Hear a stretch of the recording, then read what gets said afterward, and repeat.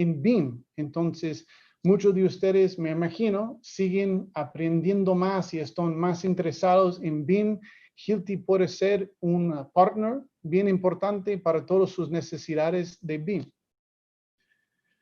También en la parte de la consultoría técnica, nosotros hemos creado grandes equipos de ingeniería locales, donde tenemos los ingenieros de terreno que pueden visitar sus proyectos y también dar todo el apoyo que ustedes necesiten. Pero también hemos creado hubs, lugares en México y también en Panamá, donde tenemos equipos de ingenieros que son disponibles para responder a sus dudas técnicas. Ellos pueden hacer apoyo con BIM, también con la librería de plugins. También en la parte de servicios, muchos de ustedes, me imagino, invierten mucho tiempo para hacer el mejor diseño posible, pero obviamente el mejor diseño solo cuenta cuando hay una buena ejecución en la obra por parte del constructor. Entonces, Hilti sí tiene la presencia de ir a cualquier proyecto y podemos apoyarles en la instalación y también en la verificación de nuestros anclajes. Lo que pueden ver abajo se llama OST, es On-Site Testing, donde nosotros, también hay otras empresas tercerizadas, pueden ir a su obra y hacer una prueba de extracción a un par de anclajes, muchos anclajes, lo que ustedes deciden que son necesarios, y al final generamos un reporte profesional donde ustedes pueden tener la confianza de lo que fue instalado, si fue según su diseño. Y al final, Hilti está cada vez más mejorando la parte de digital. Nosotros, como hoy en día, estamos participando y dando webinars técnicos y para mucha gente que no solo quieren dependerse a Hilti, tenemos algo que yo creo es bien innovador, se llama Ask Hilti. Es una plataforma donde ustedes pueden hacer preguntas a todos sus colegas. Entonces es una plataforma abierta donde ustedes pueden preguntar si alguien ha tenido un desafío, una aplicación, y ustedes reciben no solo la recomendación por parte de Hilti, pero ustedes pueden escuchar consejos, puntos de vista de otros colegas en la industria. Entonces es una excelente oportunidad para siempre estar buscando información. Y como siempre, Hilti está dedicado a las capacitaciones y la educación de todos, donde nosotros podemos aportar. Entonces, tenemos un catálogo de varias capacitaciones donde solo con contacto con nosotros podemos coordinar un seminario de anclajes, puede ser un seminario de temas estructurales, todo es gratuito y estamos a su disposición en cómo podemos apoyarles.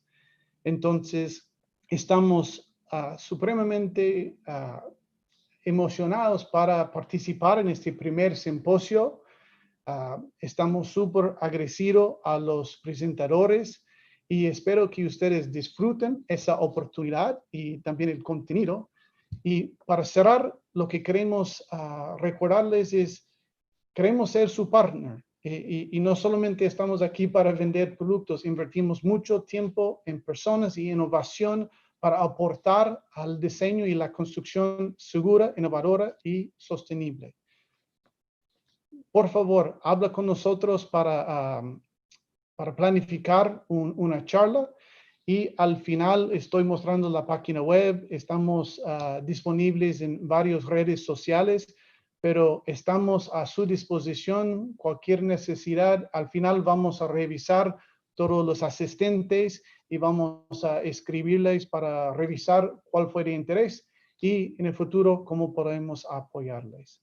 Entonces, muchas gracias por su atención.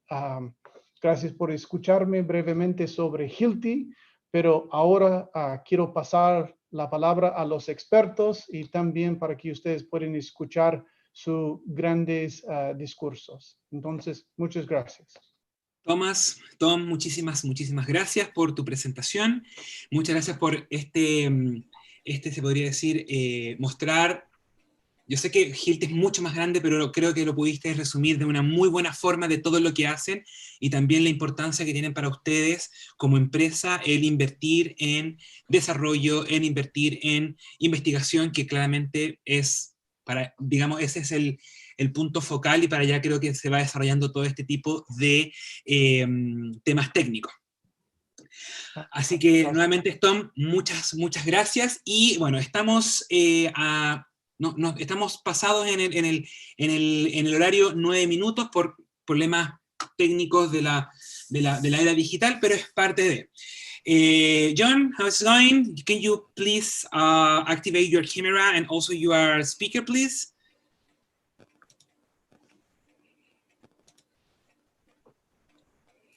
John, can you hear me?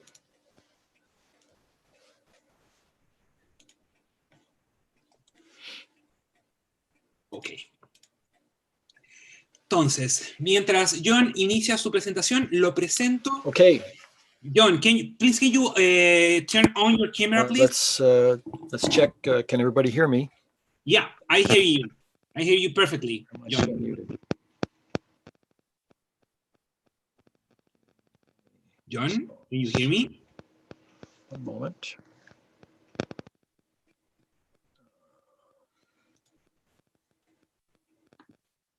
Can you hear me? John, I hear you perfectly. Can you hear me too? Let's do this. Turn that off.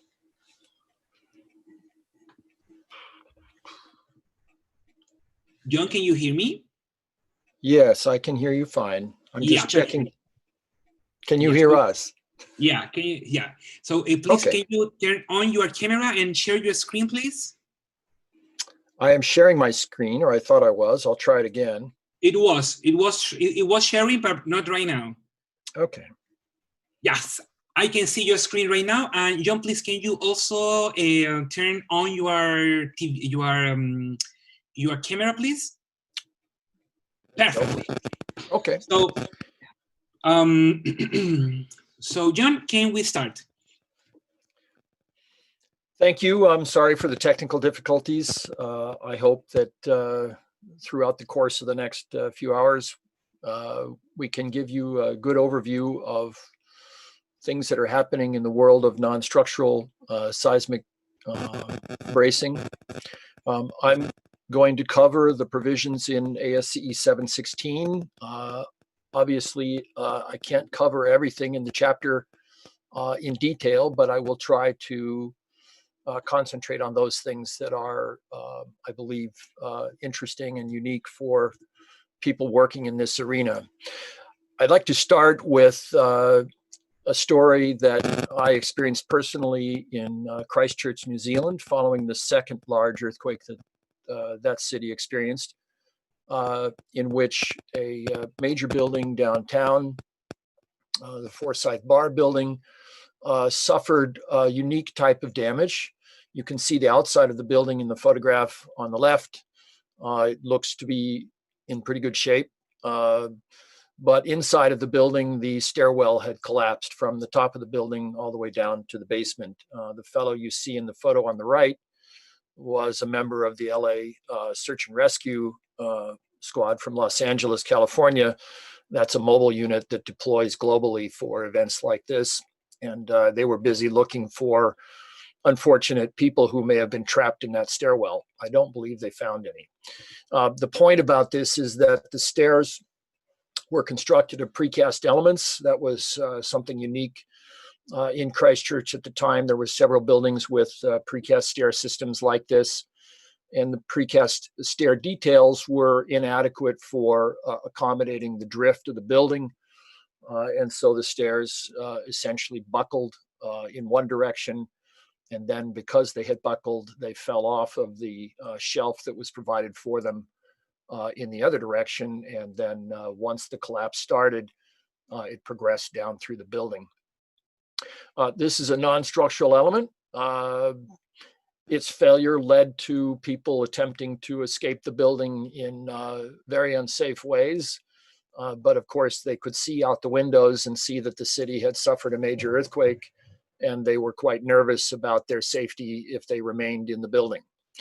So clearly a classic case of a non-structural component critical for life safety, and where the detailing simply wasn't up to the task. Let's talk a little bit about what the provisions in ASCE 7 intend with regard to the performance of non-structural components. These descriptions are somewhat subjective, obviously, but I would call them descriptions of what the code is trying to achieve. For minor events, things that would occur relatively frequently, buildings designed under ASCE 7 non-structural provisions should suffer minimal damage to their non-structural elements, and really everything should continue to function. That would include elevators and things of that type. Under moderate ground motions, there should be some damage. That's expected, and there may be even temporary loss of function of certain elements of the non-structural systems in the building, but something that could be taken care of in relatively short order.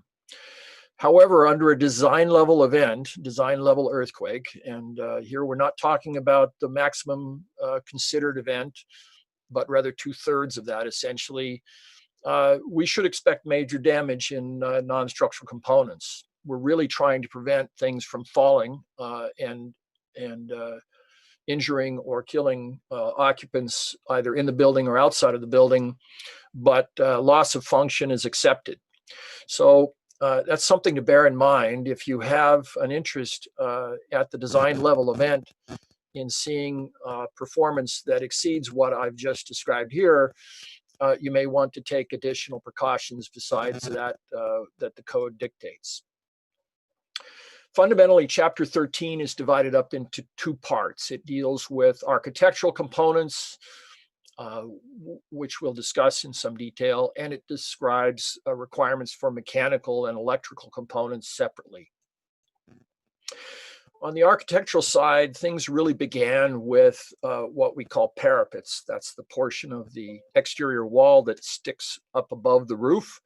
And the reason parapets became so important for this discussion, at least in California, was that many of the older masonry buildings had parapets which were extremely susceptible to collapse in even moderate ground shaking situations. And the collapse of those parapets often led to very serious damage to the rest of the building. Assuming you can see this little video, this is an excerpt from observations from the 1933 Long Beach earthquake in California, an earthquake which resulted in many changes in the way the state addressed earthquake hazard due to the amount of damage that occurred, and in particular, the observations about the type of damage where walls in particular were affected. Let me zoom ahead here. You can see the parapet damage in these shots taken of the downtown. And that damage led to an examination of the way that the government was administering construction in the state, and led to the very early provisions for earthquake safety. This photo of a high school in Long Beach really points up the problem. You can see that the parapets failed, and a portion of that wall right over the front entrance to the high school failed, resulting in a huge pile of masonry right at the entrance. So if people were attempting to run out of the building during the earthquake, clearly that would be a very lethal situation, hazardous situation. And the general thought was that if the state requires residents of the state to send their children to public buildings like this, those public buildings need to be safe.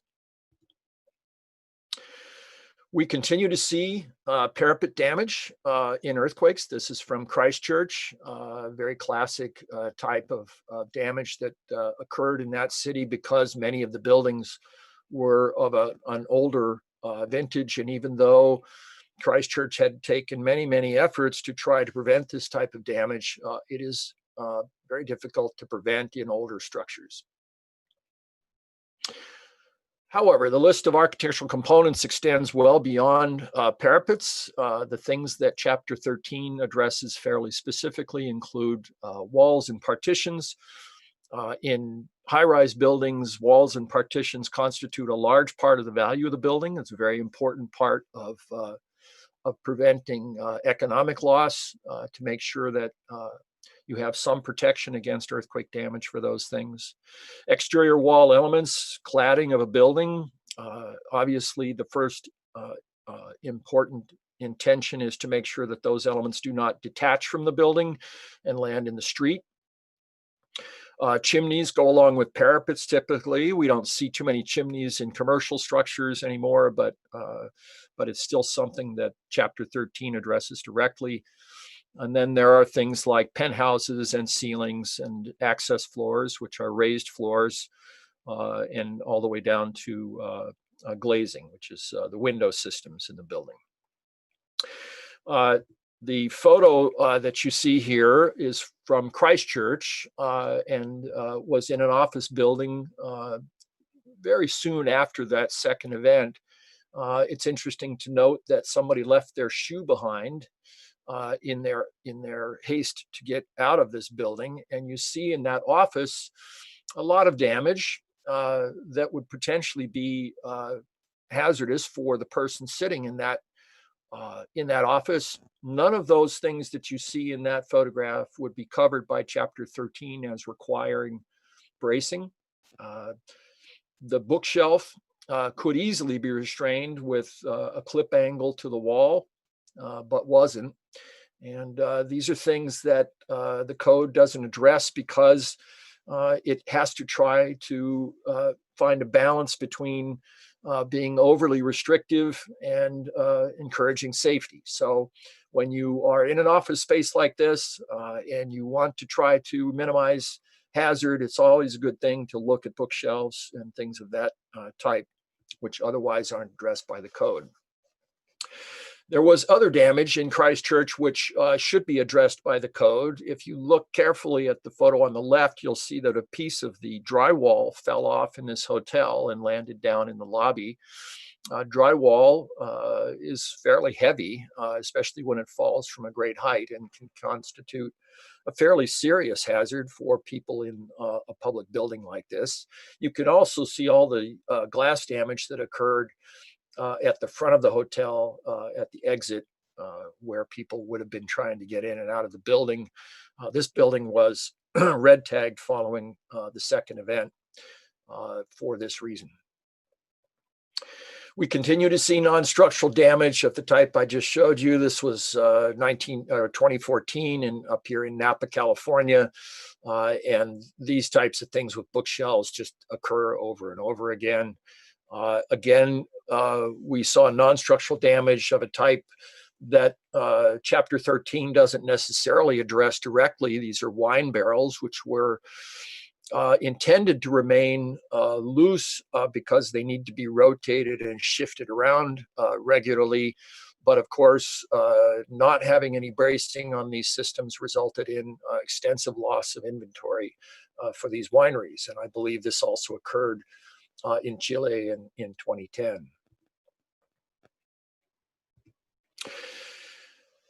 An interesting case study for me was the Court of Appeals building in Talca in Chile in 2010, which was a relatively new building. The building itself did quite well, but some significant non-structural features of the building did not. And in particular, the loss of this big element in the front entrance of the building resulted in substantial damage to the glazing system and essentially impairment of the egress systems of the building. The building was evacuated and court functions were being held in the basement of a nearby building. And this was really unfortunate since this building was otherwise pretty well designed. Okay, we've covered the fact that furniture is not addressed by Chapter 13, and that yet it could constitute a significant hazard under certain circumstances. But unfortunately, again, if you're interested in dealing with furniture, you need to find your own ways to handle those things. Mechanical components are a whole different arena for non-structural bracing because they are usually part of a fairly sophisticated system in the building, which is interconnected. And so you have the challenge of attempting to deal with individual components whose behavior may be driven by other things that they're attached to. As you see in this photo here, where a motor was simply ripped off of its mounts by the large piping system that it was attached to.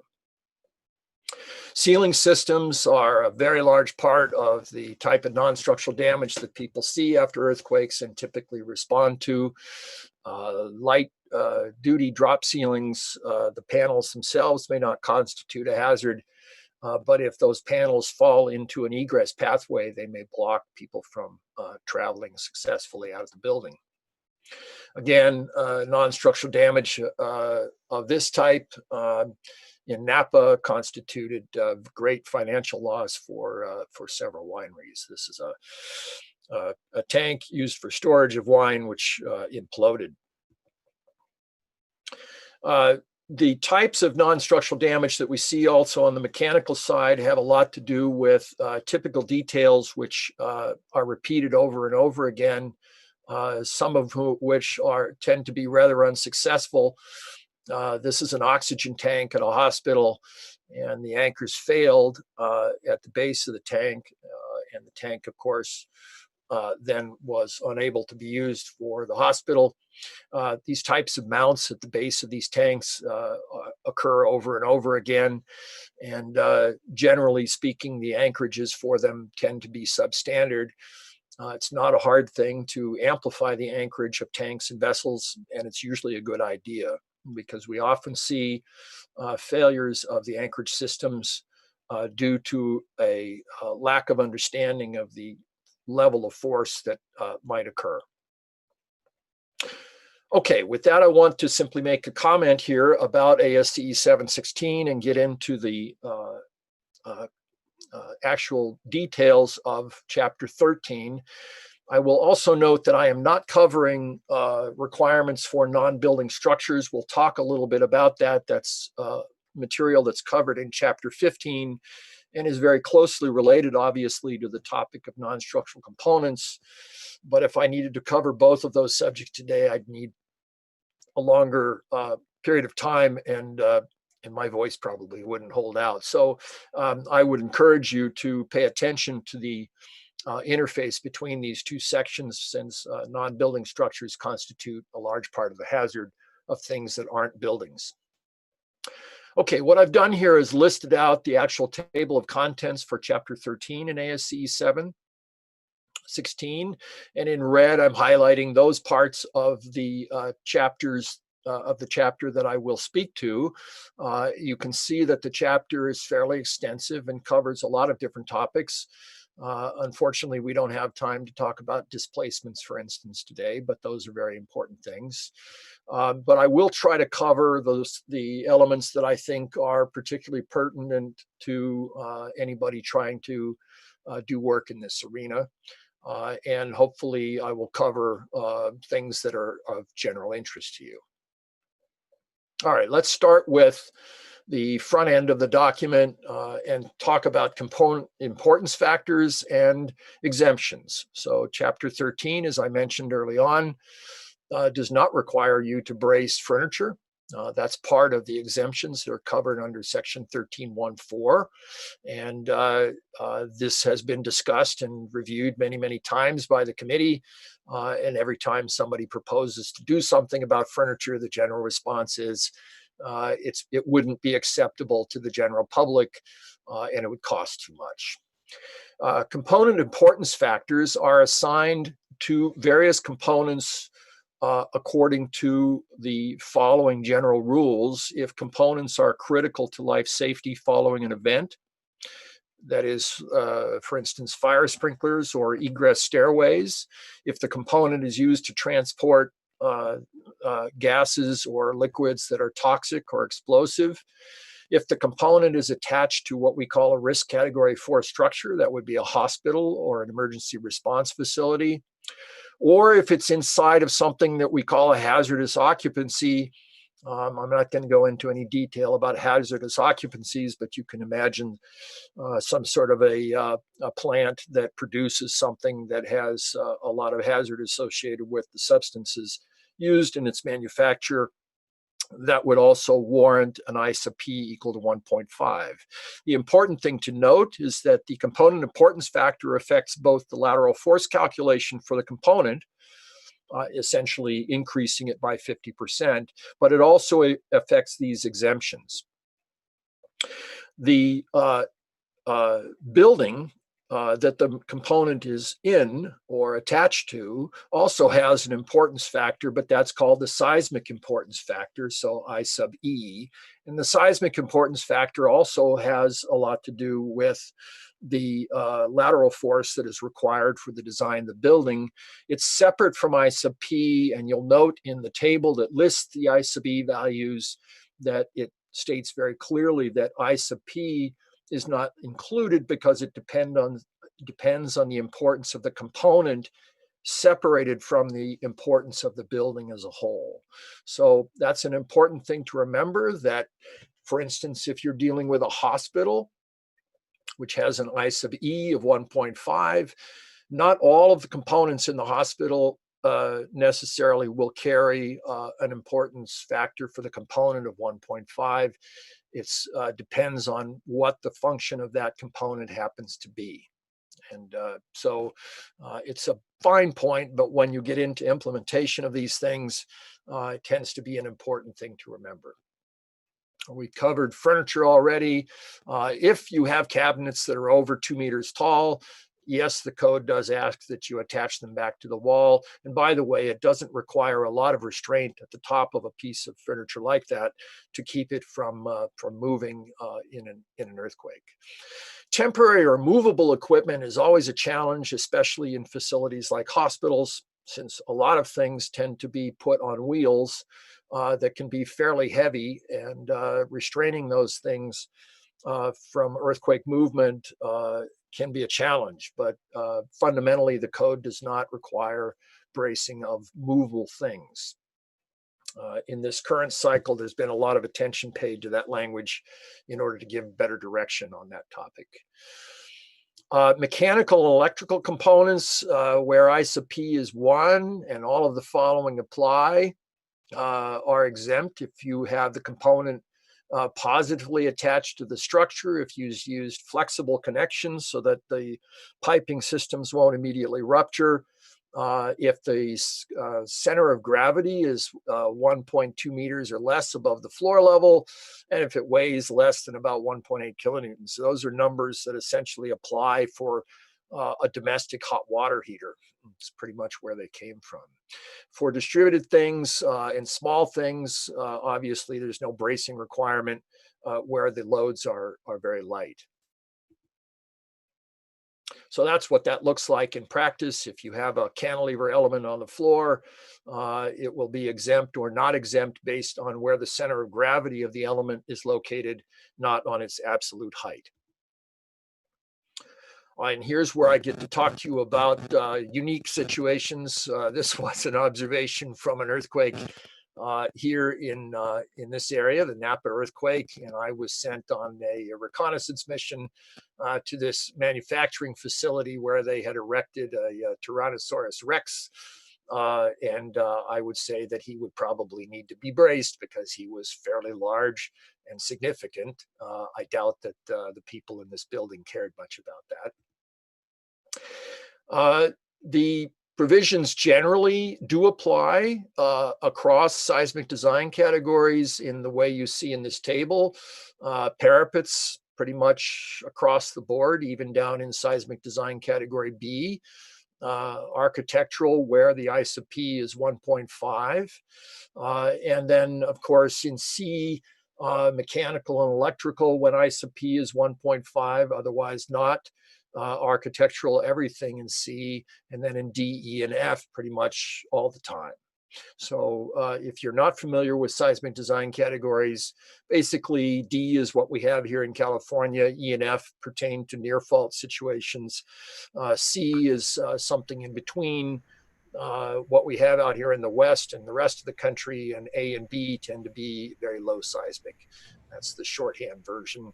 A lot of debate about what's in B and what's required in B, where we have very infrequent or small magnitude events, especially relative to non-structural components. And I would like to make the pitch here that if you have an area of relatively low seismicity, paying attention to the non-structural components is relatively inexpensive and makes a lot of sense, because they can cause an awful lot of trouble even under small ground motions that are not that difficult to avoid.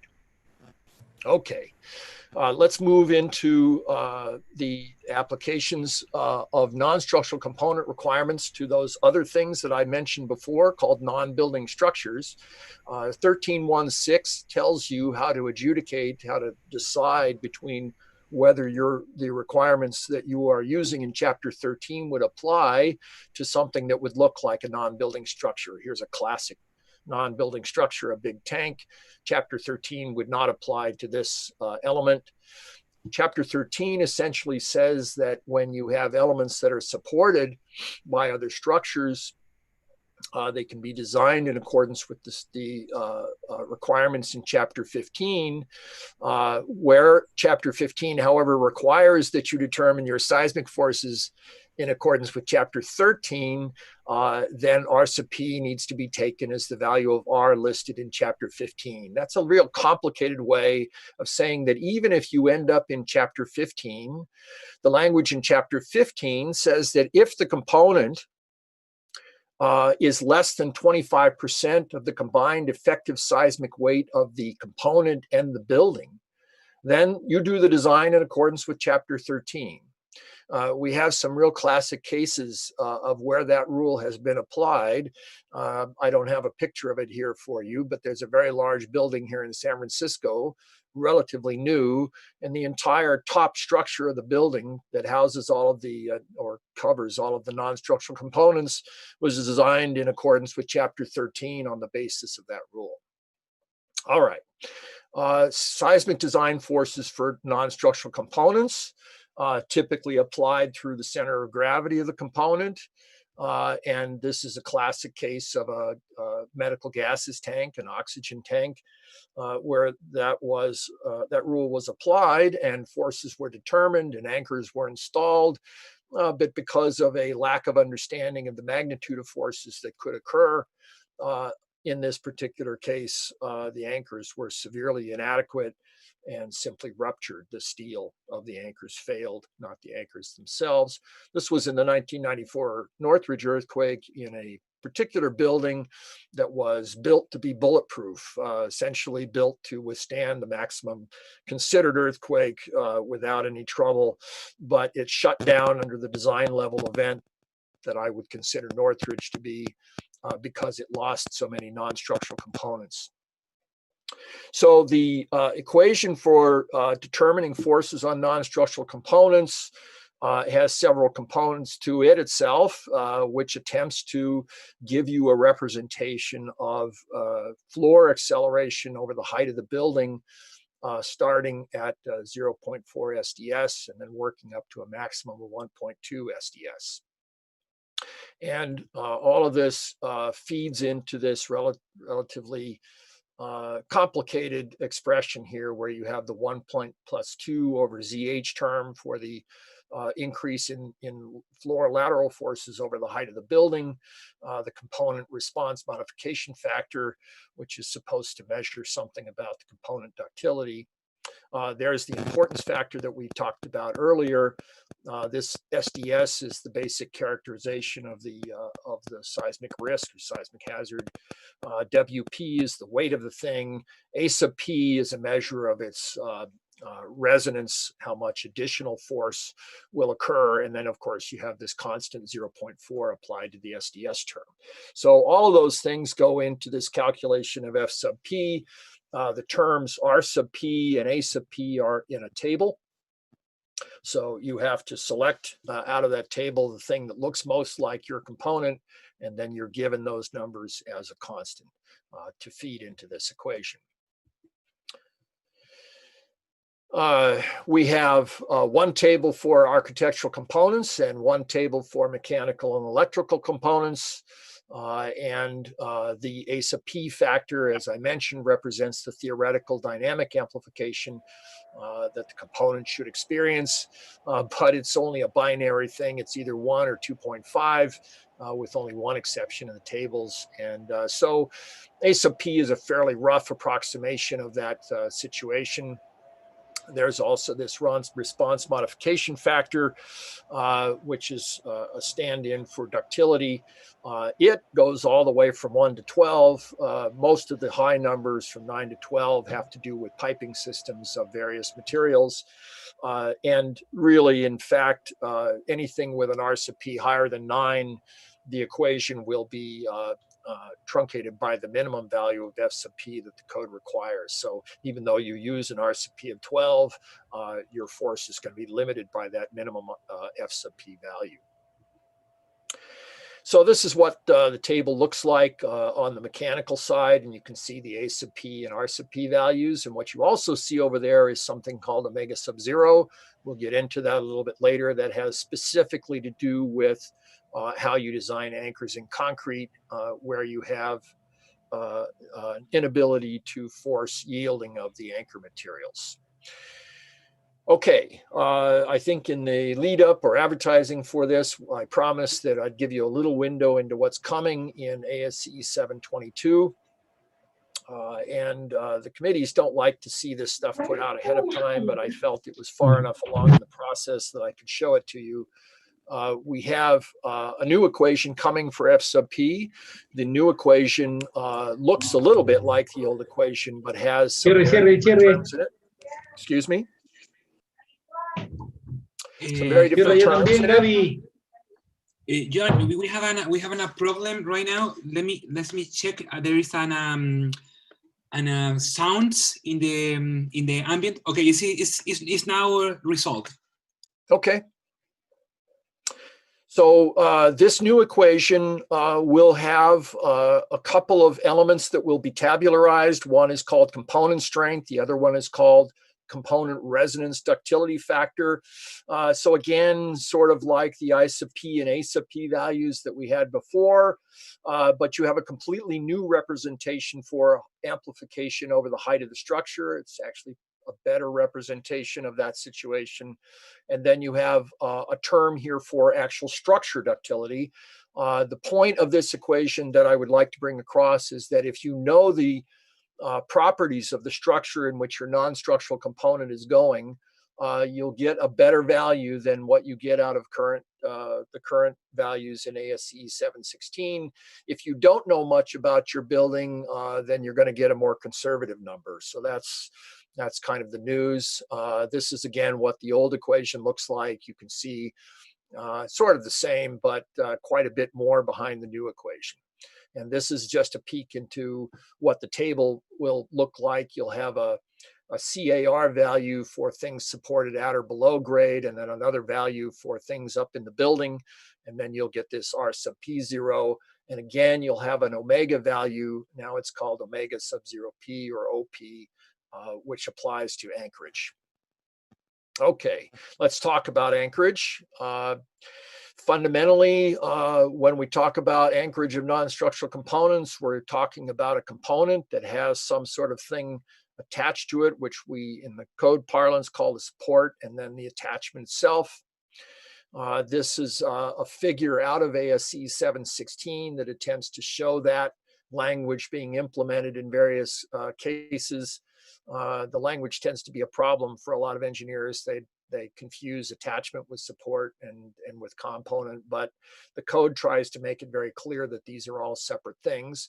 The most important part of this, obviously, is the part that delivers the force, the inertial forces out of the component into the thing that the component is attached to, and those are the anchors. You can see what this looks like in a typical distribution system. This is one where you've got fairly substantial bracing systems used to attach the piping. It's fairly massive piping. For floor-mounted things, the types of failures that occur often look like this. If you have electrical boxes, for instance, you can have a very nice performing anchor, but the component itself simply tears free from the anchor because the sheet metal ruptures around the washer of the anchor. This can be prevented quite simply by the use of a Belleville washer with the anchor. And in fact, ASCE 716 tells you that you should use Belleville washers for cases like this to avoid that kind of damage. And there's the code language that does that. A very simple thing to prevent a lot of movement in critical components like electrical cabinets of this type here. Okay, so the topic of anchor forces, as you determine them from that F sub P force that you apply to the component, has two things associated with it. One is that for the purpose of determining the anchor demands, you can't use an R sub P higher than 6. So even if your component has an R sub P of 9, when you do the calculation for anchor demands, we limit you to 6. That's primarily because the ductility of the component may have little to do with the actual forces that are applied to the anchor system. And so we try to make sure that we provide some more conservatism in the determination of forces on those anchors. And the other point of this is that when you have anchors which will result in concrete failure by virtue of the fact of their embedment depth, the strength of the concrete, the strength of the steel element, etc., those anchors need to be designed using an omega sub-zero value. Fundamentally, what the code would encourage is that you have yielding of the attachment, yielding of the support that is delivering forces to the attachment, so that the attachment, the anchor, if you will, can be designed for that yield moment. That's the ideal circumstance. And when you can make that happen, then you're in great shape. The ACI 318 code covers the topic of what happens to anchors under these various scenarios in chapter 17 of ACI 318.14, and that's consistent with 318.19, although things got reorganized a little bit. But fundamentally, it says that all anchors in structures assigned to higher seismic design categories need to meet certain provisions relative to seismic design. The ductile anchor option is shown in this language in 172343A, and this language came from observations of the 2010 earthquake in Chile, where we recognized that not only do you need a test to make sure that steel controls the design of the anchor, but that you also provide a sufficient stretch length for the anchor to perform properly. So that's a very nice thing to do, particularly for non-building structures. Is often very difficult to do with non-structural components in buildings with thin slabs. And when you can't do that, then you end up with this paragraph, subparagraph D, which instructs you to increase the lateral forces on the component by this term omega sub-zero.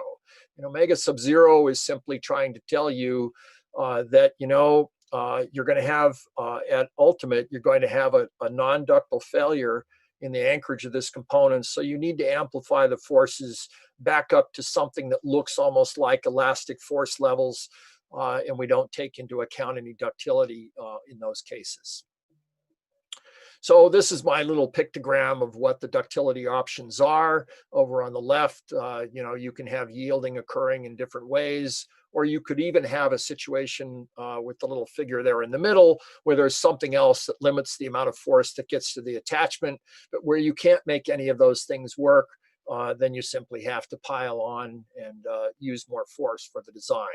And this is what the current tables look like with that omega sub-zero factor called out as either 2 or 1.5, depending on the situation. This is a fundamental change from the way things used to be done with regard to anchorage when non-ductile conditions applied. It used to be we amplified the force in the anchor itself, as opposed to amplifying the force on the component. And the thing to recognize is that when you amplify the force, the resulting force from the load combination in the anchor, you're actually amplifying the weight of the component itself. And for floor-mounted things, that helps the anchor, but isn't necessarily a good thing to do from a conservatism standpoint. And for things that are hung from above, amplifying the weight of the component isn't very good for you, period. So we've gone to this other approach where we amplify the lateral force, and you then have to use that in combination with the load combinations that apply to your situation. I want to say a little word about exterior wall elements, since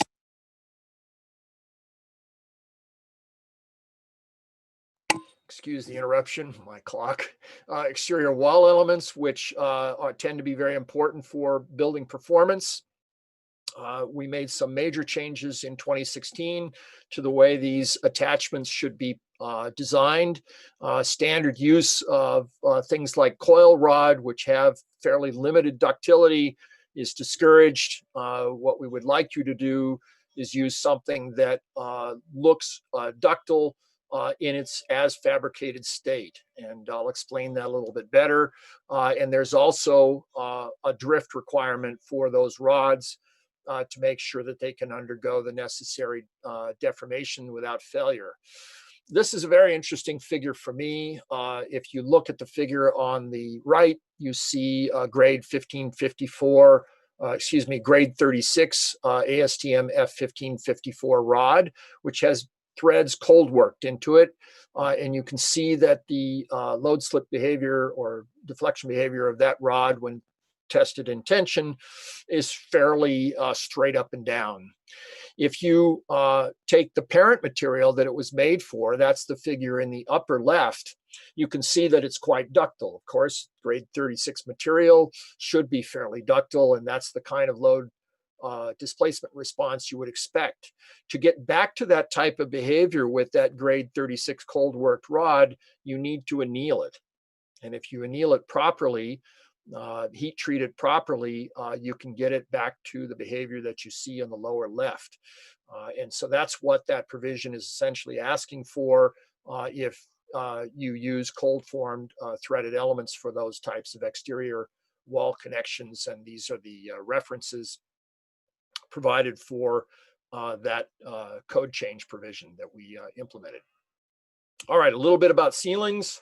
I know that in 2010 in Chile, the airport suffered a lot of ceiling damage. It was a big deal.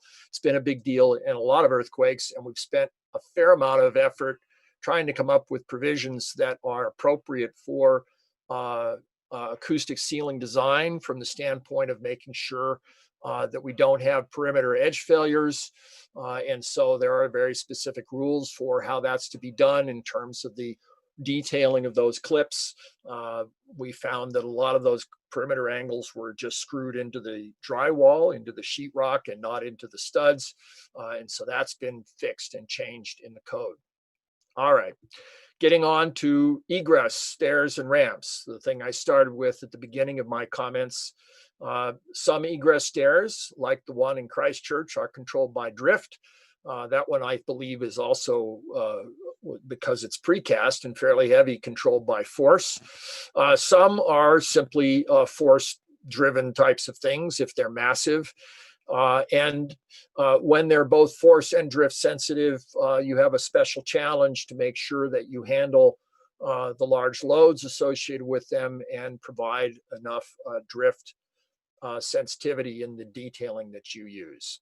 So in section 13.510, it tells you that egress ramps and stairs that are not part of the seismic force resisting system, that is not built into the actual structure itself, you have to deal with this relative displacement value, d sub pi, in terms of the detailing of that system.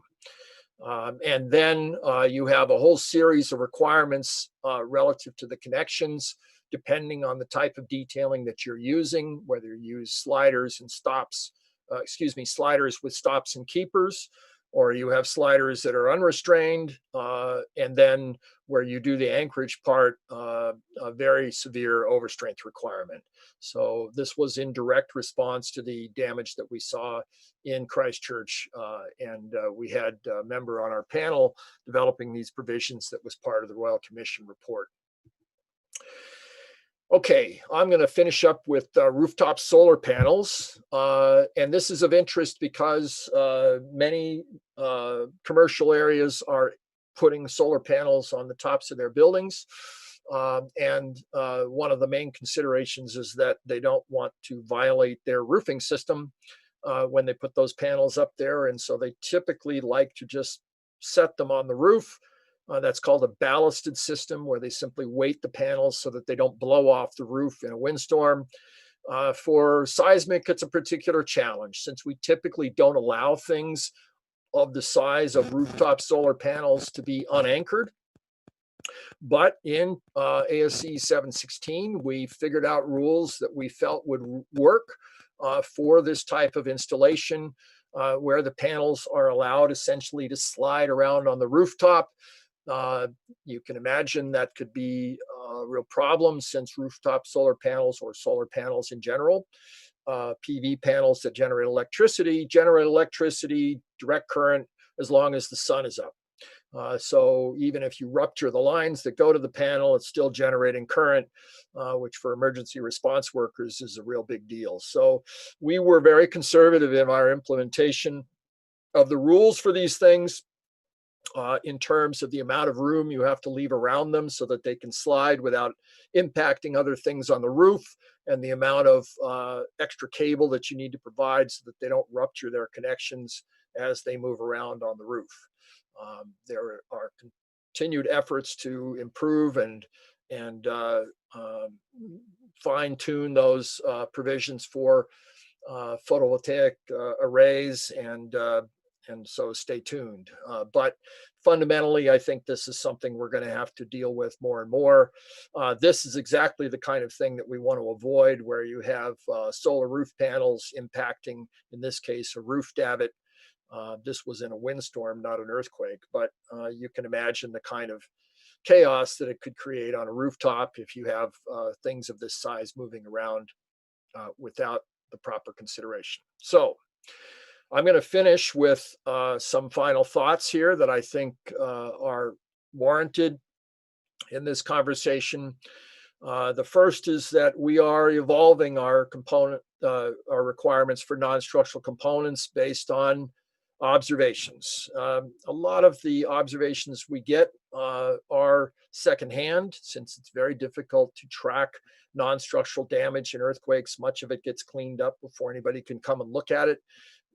Christchurch was a bit of a unique event in that regard, and that's why many of the pictures that I showed today are from that particular earthquake. But we try to learn from each earthquake as to what we can do to improve the performance of non-structural components. The reason this is so important is because non-structural elements in structures in particular cities is increasingly important for what we call infrastructure resilience. And infrastructure resilience, that is the ability of a city to get back up on its feet after a large earthquake, is critical for the economic recovery of the country. And obviously, just from a basic humanitarian standpoint, this is something that we need to pay very, very close attention to.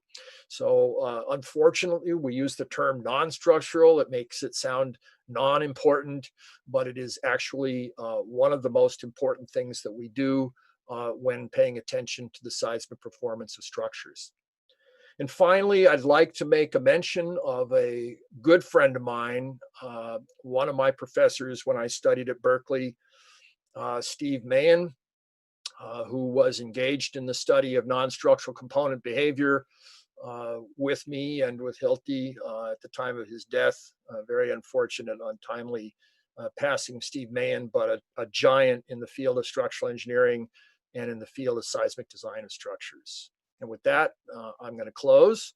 I think I'm at 48 minutes. I'm sorry, running a little bit long. I don't know if you want to truncate the question and answer period. I leave that to the organizers here. Okay, John, we already have a question which is in English. También aprovecho de indicarle a todos los espectadores que pueden hacer sus preguntas a través del panel de preguntas y respuestas, y las cuales van a ser respondidas por John, ya que tenemos la traducción simultánea. John, when start with the question into Spanish, I please that you can. I've got the English translation turned on. Is that appropriate for me to hear the question? No, yet, because the first question is in English. John, can you hear me? Yeah, now I can hear you. I turned off the English translation. I'm sorry. I'm still trying to get used to how this is going to work. The first question is in English, and it says by Ruben Quinteros. Mr. Silva said, what happens with the IP factor and the minimum horizontal force when a non-structural element is attached to a seismic insulated main structure? Isolated structures. Is that what's intended? Isolated structures? Yeah, if that was. Yeah, that's a really good question. The obvious expectation would be that if you base isolate your structure, you should have to pay a lot less attention to the non-structural components in the structure. That would be the obvious answer, but unfortunately, the code doesn't quite look at it that way. Really, the concern is that your structure may run out of space and hit the moat, the enclosure around the building, and then you'll have an impact force, and then all the non-structural components, of course, will be subject to much higher demands. I would say that's an area where the code still needs more work. Maybe Andre or Rodrigo would like to comment on that as well. It's just been an ongoing thing. I personally believe that isolating buildings, base isolating buildings, is a great way to prevent non-structural damage. And unfortunately, the code doesn't give you a lot of incentive right now to do that, but from a financial standpoint. Anyway, that's the logic as far as I'm aware of it. Andre, did you have something to add? Can I just add a comment? I think I agree with everything John was said, but also you have to keep in mind that a seismic isolation system by large isolate buildings in the horizontal direction. And some non-structural elements, suspended elements, for example, are susceptible to vertical acceleration, which in this case, base isolation would not do anything for you. And there's been some tests in Japan that demonstrated that, where buildings on isolation system on rigid base cause similar damage to ceiling systems, for example. Yeah. So we have to keep that in mind, the vertical component. Yeah. And just my speculation that the event in Chile in 2010 had a very large vertical component, at least from the observations I made down in Concepcion. Thank you, John. John, can you please go to the English, because the following questions are in Spanish? Sure. Okay. Perfecto. Entonces, la siguiente pregunta era en relación a todo el sistema de cielo falso que se nombró con respecto a el terremoto en el aeropuerto del 2010, o sea, en el aeropuerto de Chile, de Santiago, del 2010. Entonces, la pregunta va dirigida de la siguiente forma. ¿Cuál hubiese sido la mejor opción para evitar este desprendimiento de todo este cielo falso, desde el punto de vista como solución? Okay, you got me. I was not there at the time that damage was observed. I saw photographs of it, but I only arrived in the country some weeks later and just saw the reporting on that damage. So I don't have a lot of familiarity with the actual ceiling system itself. I understood that it was a ceiling system that looks a lot like the type that we use in California, with wires essentially hanging struts that then are braced at various intervals. And those types of ceiling systems are in fact very susceptible to loss of the panels. We've seen it over and over and over again. As I said, the code has made many, many changes to try to improve the performance of those systems, but they are fundamentally, by virtue of the way that they are built, susceptible to that kind of damage. So if you had a space like the airport that you wanted to have remain functional, it might be good to think about a more robust type of ceiling system. I know this is obviously an area where one gets very excited about the cost of facilities, et cetera. But obviously drop ceilings like this are important for the basic function of allowing access to all of the mechanical systems that reside above them. And so if you put in ceiling systems that are non-functional from the standpoint of accessing all of those systems and being able to maintain them, you haven't done yourself any favors. But fundamentally, I think the difficulty with those systems is that they are built to be accessed. They are built to have those panels relatively easy to remove. And when you get a lot of drift, they tend to fall out.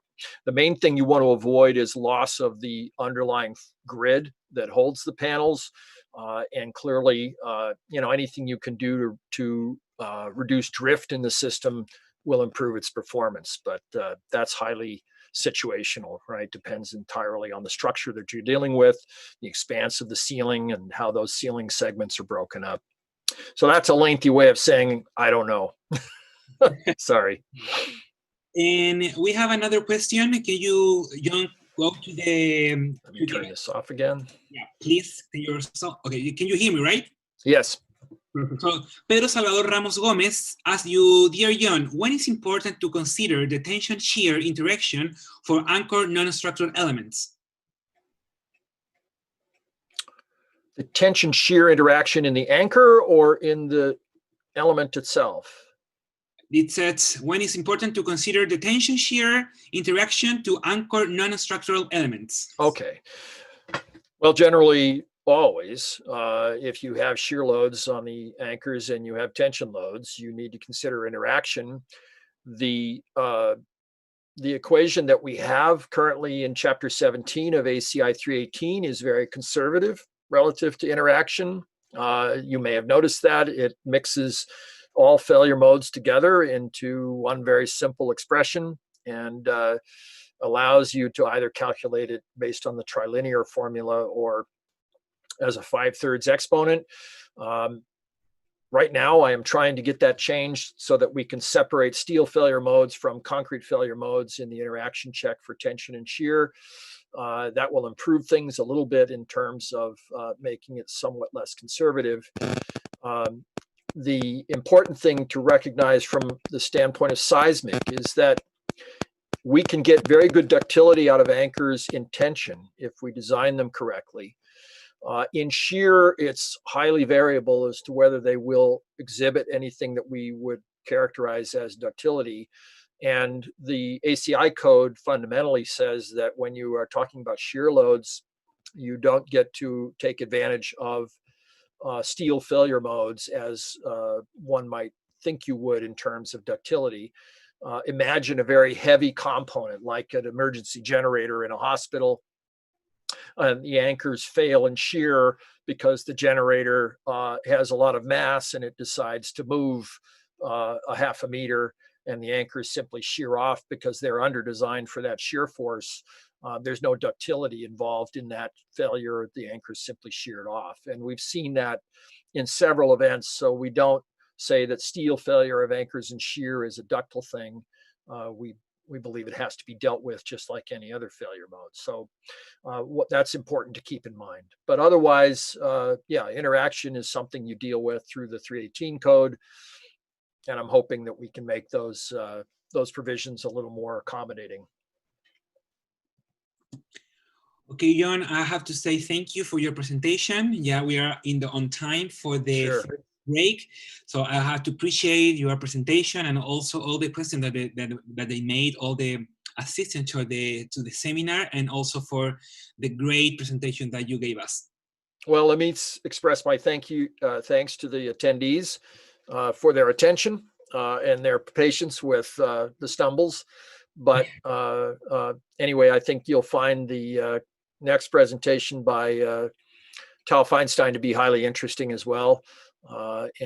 So take it away. Thank you very much, John. Y también le comento a todos los espectadores que vamos a tomar un pequeño break. Este break va a ser hasta las 15:25. Particularmente estos son en 6 minutos más, en 7 minutos más volvemos con Tal Feinstein, que nos va a hablar, que es candidata en PhD en el Departamento de Ingeniería Ambiental de la Universidad de California en Berkeley, y nos presentará investigación sobre las demandas sísmicas en componentes en componentes estructurales al piso. Así que les recuerdo, solo en 6 minutos volvemos. Por favor, manténganse en línea, y también los dejamos cordialmente invitados a que puedan ingresar a nuestra página www.ich.cl y también a expohormigón.ich.cl, donde básicamente es el congreso que hacemos de forma bianual y que vamos a estar de forma 100% online. Así que les recuerdo, en no más de 6 minutos volvemos a la presentación por parte de Tal.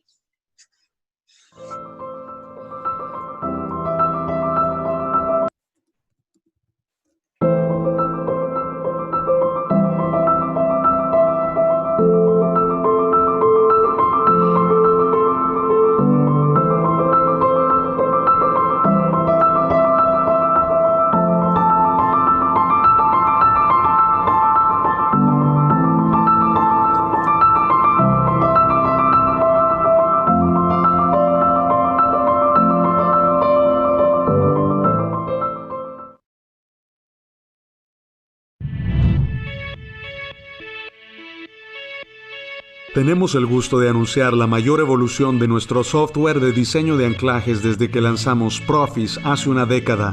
Nuestro nuevo software, Profis Engineering. Con Hilti Profis Engineering Suite, además de un increíble poder de cálculo, integramos funcionalidades que le ahorrarán tiempo, harán más eficiente su proceso de diseño y facilitarán la colaboración en su equipo. Una de las tareas que consume más tiempo es transferir manualmente cargas desde el software de cálculo estructural. Hilti Profis Engineering Suite presenta una interfaz tipo Excel que le permite importar muchas combinaciones de datos con facilidad.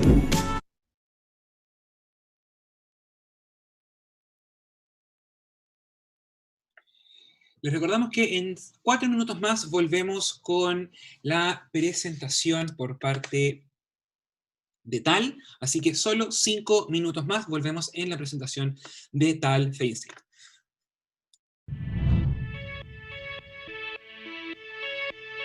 Tenemos el gusto de anunciar la mayor evolución de nuestro software de diseño de anclajes desde que lanzamos Profis hace una década. Nuestro nuevo software, Profis Engineering. Con Hilti Profis Engineering Suite, además de un increíble poder de cálculo, integramos funcionalidades que le ahorrarán tiempo, harán más eficiente su proceso de diseño y facilitarán la colaboración en su equipo. Una de las tareas que consume más tiempo es transferir manualmente cargas desde el software de cálculo estructural. Hilti Profis Engineering Suite presenta una interfaz tipo Excel que le permite importar muchas combinaciones de datos con facilidad. Genere reportes de cálculo con un encabezado y pie de página, y cuando su diseño esté completo, exporte archivos CAD y BIM directamente. Hemos actualizado completamente la experiencia de usuario para ofrecerle una barra de favoritos con su configuración preferida, plantillas de cálculo y filtros por aplicación. Otras características como notificaciones, creación de plantillas, botón de deshacer y opción de compartir en la nube le ayudan a maximizar su productividad mientras mejora la colaboración en su proyecto. Con la avanzada funcionalidad de diseño de placa base, puede diseñar de forma rápida la conexión entera de acero a concreto, incluyendo la placa, anclajes, soldaduras y refuerzos. Compruebe qué tan cerca su placa está respecto del ideal. Considere fácilmente alternativas hasta encontrar la mejor solución para su proyecto. Todo esto suma al ahorro de tiempo como ningún otro en la industria de 15 minutos por cálculo. En Hilti, nuestro modelo de negocio está basado completamente en entender a nuestros clientes mejor que los demás. Y Hilti Profis Engineering Suite es nuestro último ejemplo de compromiso en la innovación de anclajes. Conozca más sobre cómo obtener beneficios de Hilti Profis Engineering Suite. Solicite una prueba gratuita, un demo personalizado o contacte a un especialista de Profis para más información.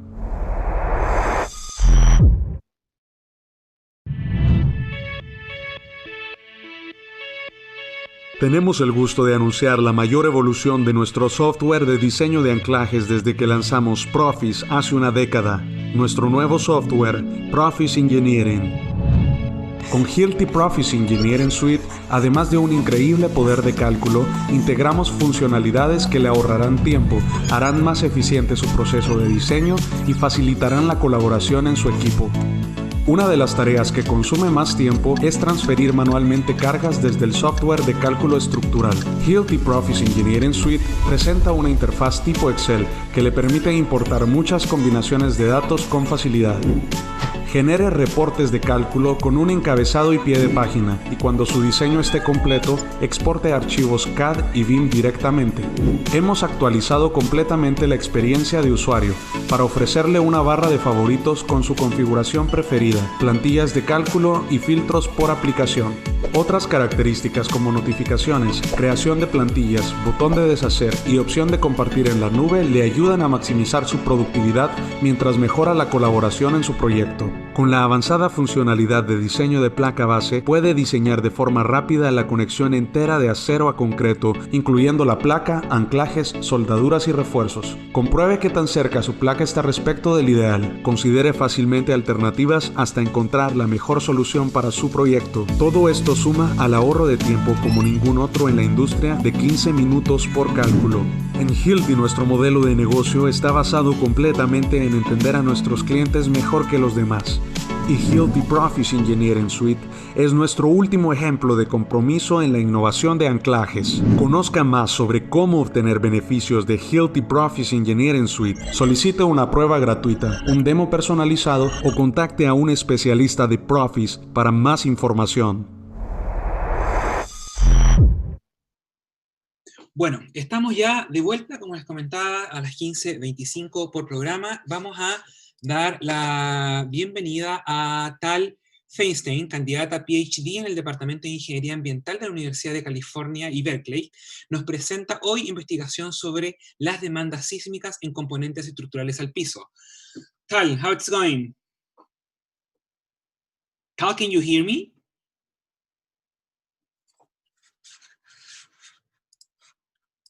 Tal, can you hear me?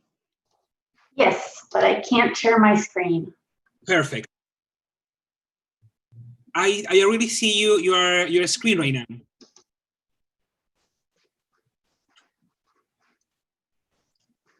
Okay.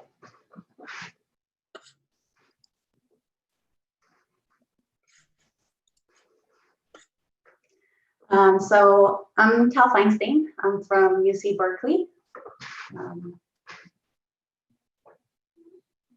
Just a second, I hear the translation and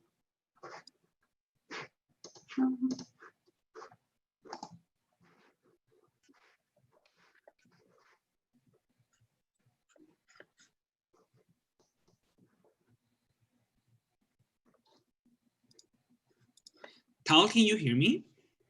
yeah, but I can also hear the Spanish translation of me. I'm just trying to for the glow shape and put it in off so you can just hear me. Okay, I had to stop sharing my screen for that. So can you enable me to share my screen again? Let me, Sebastián, por favor, ¿podrías darle la opción a Tal para compartir pantalla?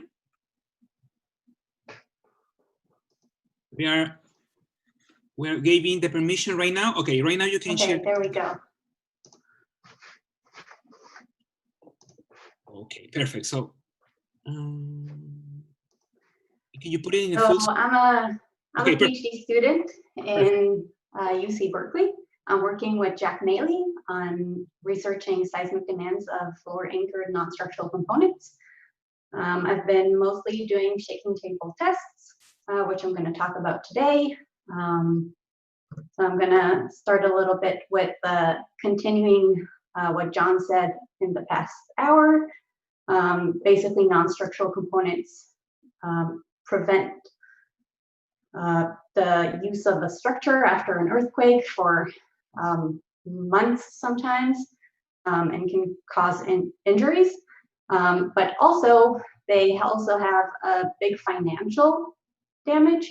So if you look at how much the non-structural component costs compared to all of the other parts of the structure, so we have the structural system, which is the smallest component of the financial cost of a building, and the non-structural component actually are most of the cost of the new building. So financially, it's really important to invest in detailing and designing of non-structural components. So my research goals were to develop design guidelines for anchoring floor mounting non-structural components, including assessing basic code equations and parameters, experiments with real equipment, experiments focused on the connection design with an idealized component, and then developing a simple analytical model, and going on into numerical study of key parameters to develop those design guidelines. And in the meantime, contribute to the development of non-structural code throughout my research. So I'm going to talk about each of these components throughout this the next 45 minutes. So as John showed you already, the seismic demand equation, F sub P in ASC 7 chapter 13, is based on 3 different elements. One is the seismic hazard in the specific location of the structure, that's 0.4 SDS. Then there's the location of the component along the floor, so the floor height, which is basically linear, going from 1 to 3 at the roof. And then there are the component properties. And A sub P is divided into 2. One would be a flexible component that would have an amplification of 2.5, based on how much amplification a flexible component might have in an earthquake. And then if it's considered rigid, it would just be 1 with no amplification. In addition, we have R sub P, which could be between 1 and 12, mostly 1 to 6. As John mentioned, the really high values are only for ductile piping systems and things like that. And we also have the importance factor that John talked about a lot, and I'm not gonna go into today. So if we look at the component properties, this is the table from ASC 7, and this is a table for the mechanical and electrical components.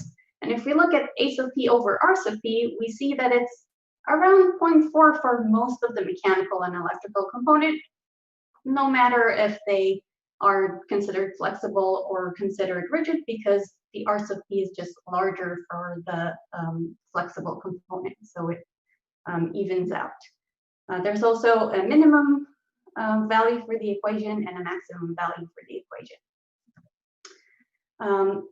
So in the past 4 years or so, there has been a committee from ATC, the Applied Technology Council, which looked at recommendation for improved seismic performance of non-structural components. They finished their work last year, and there is a report that you can find all the details. I'm going to go into a little bit of it, but they've looked at performance objectives for non-structural components to try and make the design more towards performance objectives and not just with the force equation. Review of current codes requirements, and a deeper look into the seismic demands, and a little bit about ductile design approaches. So I'm going to go more into the seismic demand study. Here we have all of the different parameters that they have looked at in this study, which I separate into 3 different groups. The ground, the building, and the component itself. So we have the ground, the peak ground acceleration, and then the building itself has 7 different parameters that they've taken into account and looked at. Not all of them has gone into their recommendation to include in the new equation. And the component has 4 other parameters. I'm going to go and look into about 4 of them that are going into the new recommendation for the code equation. And if you want to find more information about the others, you can look at the original report. So the seismic force resisting system of the building, as John mentioned, this is one of the new things that are going into the equation, and the biggest difference between the new recommended equation and the current one. So if we look at different force resisting systems, such as moment resisting frames and shear wall buildings, we see that the behavior is very different, and we have different amplification based on component properties. And that is something that is really important when you try to consider what kind of amplification you would have on your non-structural component. And if you know the type of structural system, you can take advantage of that and put it into the equation that you're considering. The component period.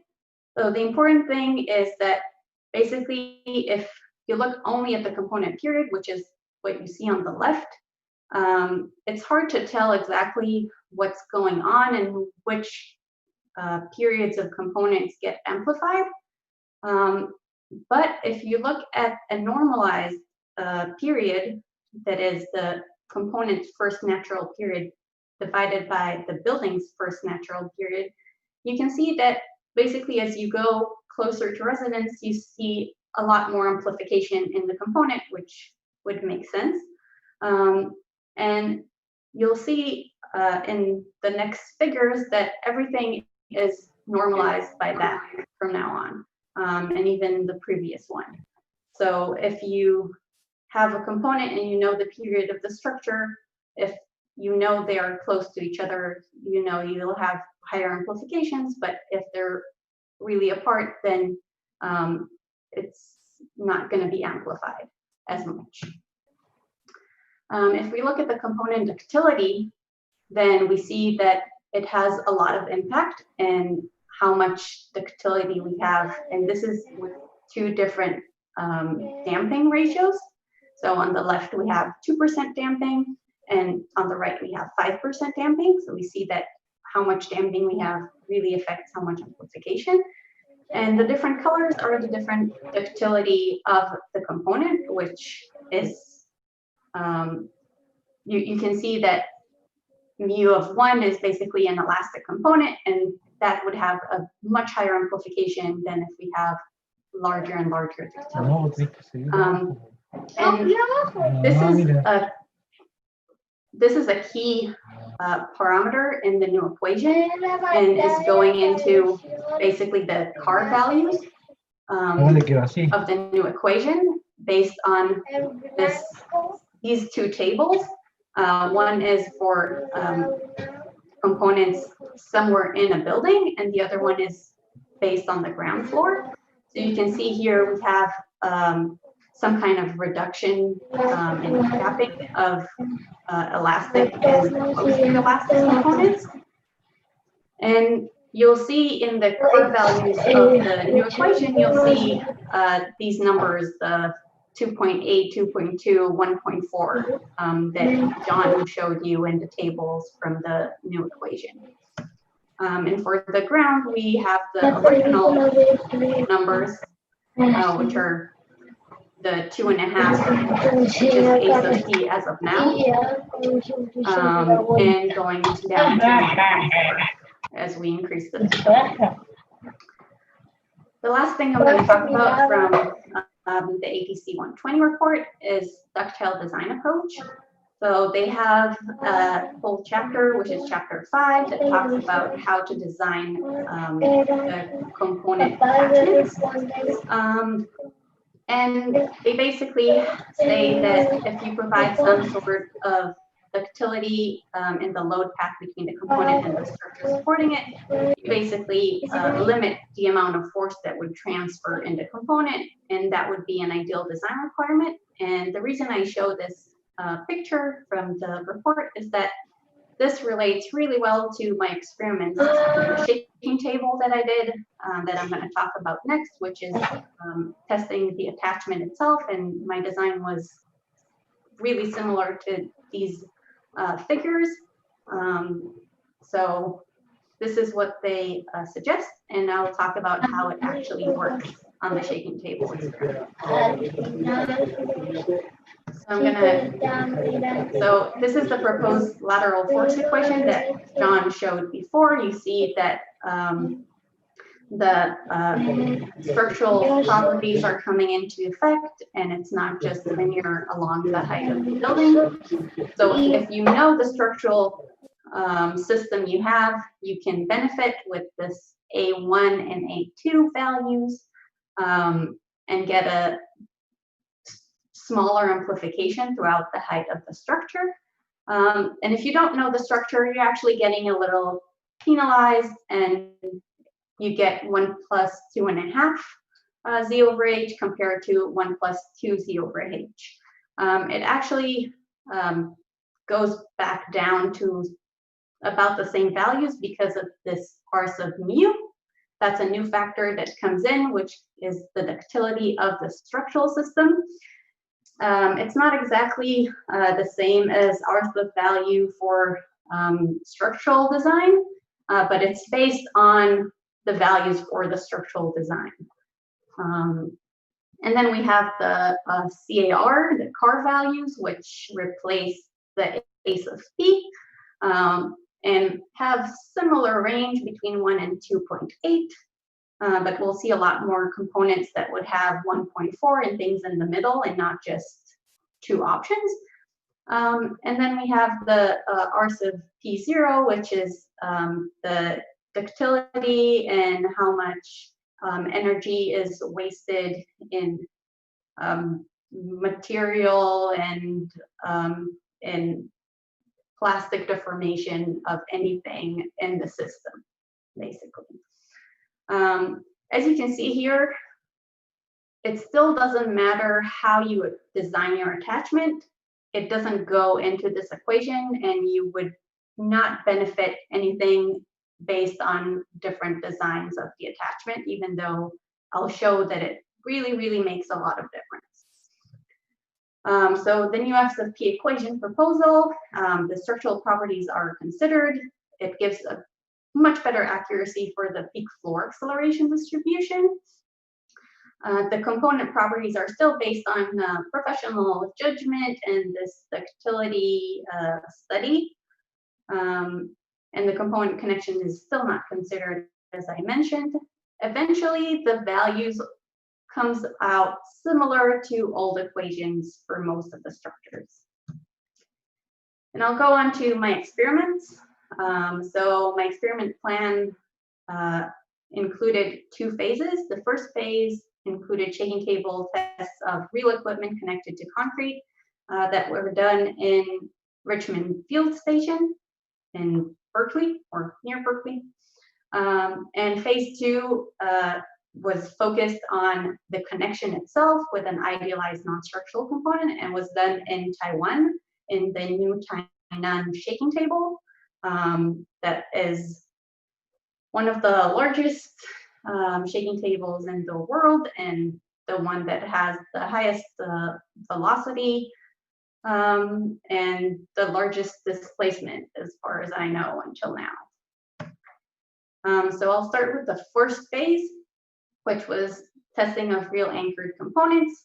It was designed to assess basic code equations, trying to figure out whether the parameters that we take into account in the F sub P equations are really the only parameters that are interesting and that matter.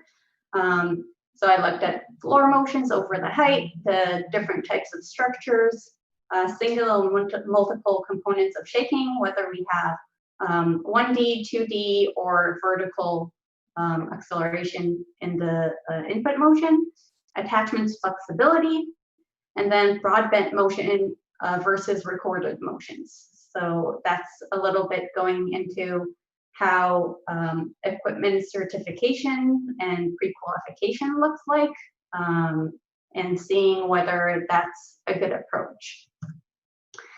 So I looked at 3 different structures for this shaking table test.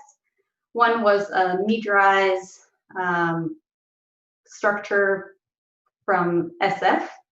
That was the HSIR building. It's a moment frame building, and it was 16 stories. And I looked at the mid-height, first floor, and the roof level.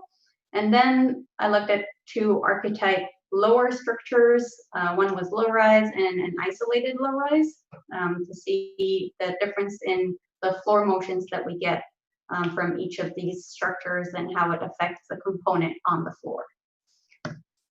The component that were tested was a big battery cabinet that was about 4,000 pounds, very heavy, connected with the manufactured connections.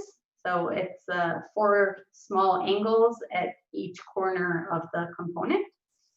And then a medical freezer, which had an additional attachment with angle-based attachment on the 2 sides. And the medical freezer was about 1,200 pounds, which was the maximum load of what we would expect in a medical freezer. So I used different type of attachments for each of the components. The battery cabinet was attached using big stiff connections to the steel plate, which is how it would be connected in a pre-qualifying tests. And then another way was attaching it to a concrete slab using post-extension anchors. Both anchors were instrumented, so I could get all of the anchor forces. And the medical freezer had 2 angle attachment with 2 different thickness sizes, and the same type of anchors. So if we look at the battery cabinet response, we can see that they basically shake around. They have some rotation. They basically stay in place. We did see a failure. If you can see in the left corner, the bracket broke or cracked. And basically it stayed in place, but that is also mostly because we don't have a lot of displacement capacity in this shaking table, and we are not sure exactly what would happen if we have larger displacement capacity and whether the component would topple over once it's not connected. The freezer response was a little different. The freezer stood on 4 casters, which behaved a little bit as isolation, and we see a lot more flopping around on the casters. At some point, the casters also lift off the slab. We see a lot more sliding that was limited by the angles. And we had similar results with both attachment for the freezer.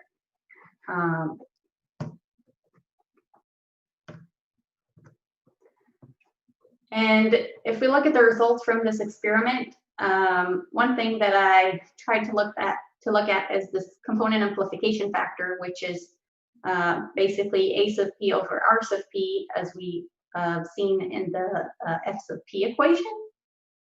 And that would be considered basically the peak component acceleration, that's PCA, over the peak floor acceleration, that's the PFA. So as you see in the figure on the right, we can divide the amplification into 2. One would be the amplification from the ground to the floor, that would be the PFA over PGA, and then the amplification of the component from the floor amplification. This is kind of a simplistic way to look at this, and it's not exactly correct.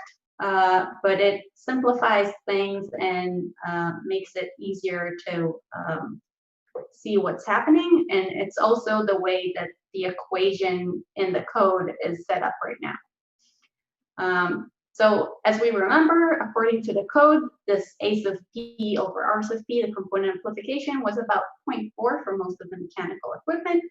And now we'll see the results from my experiment, which you can see the 0.4 line on the bottom right of each of the figures. And you can see the results from all of my experiments. And the top one is the results from the battery cabinets. You can see that's always higher than 1, so we always have amplification. And it gets up to 3.6, I think, depending on the input motion that we put in.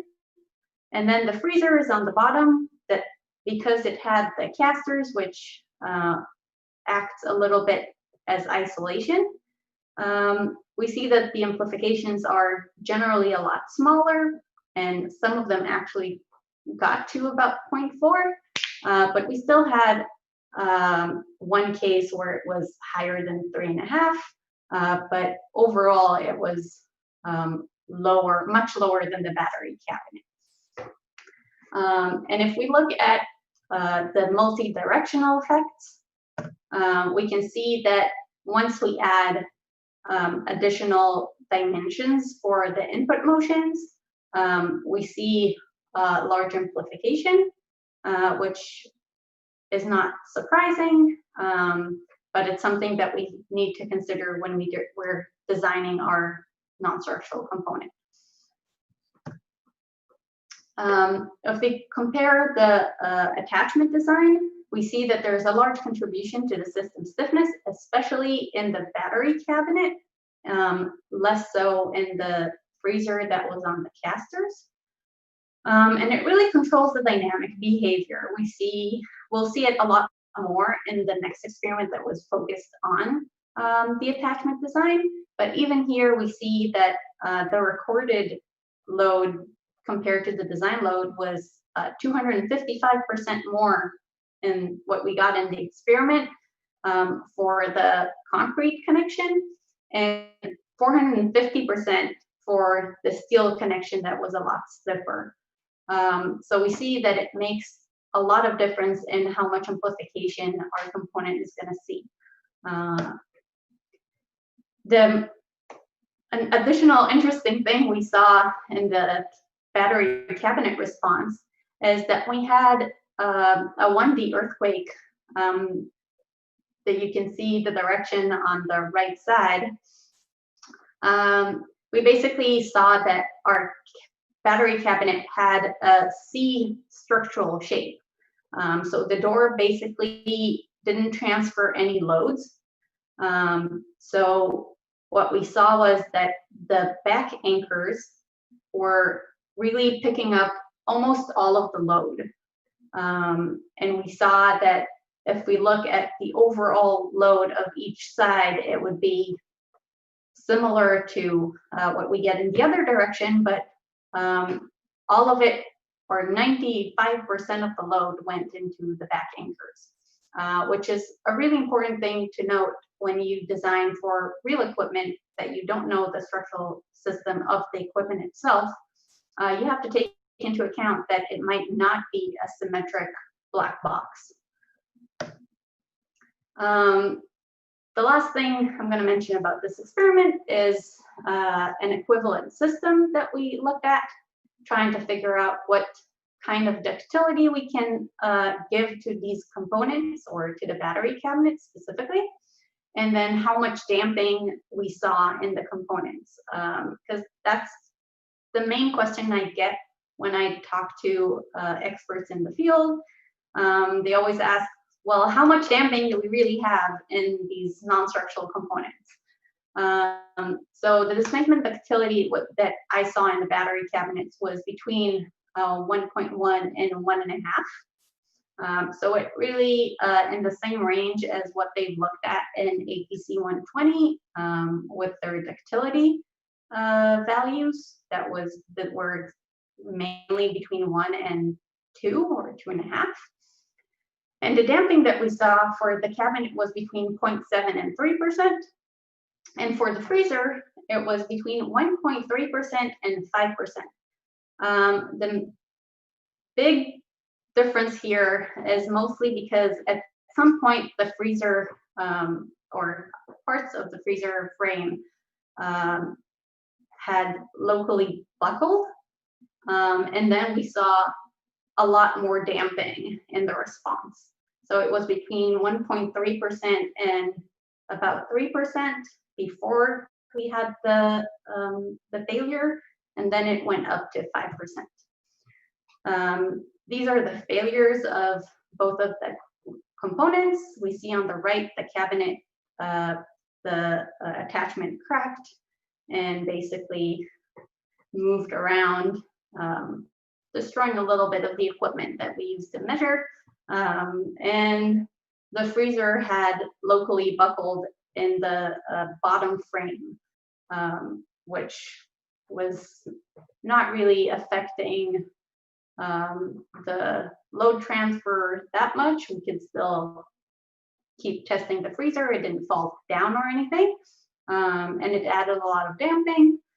But we didn't really check that the freezer was working after, because it wasn't working to begin with during the tests.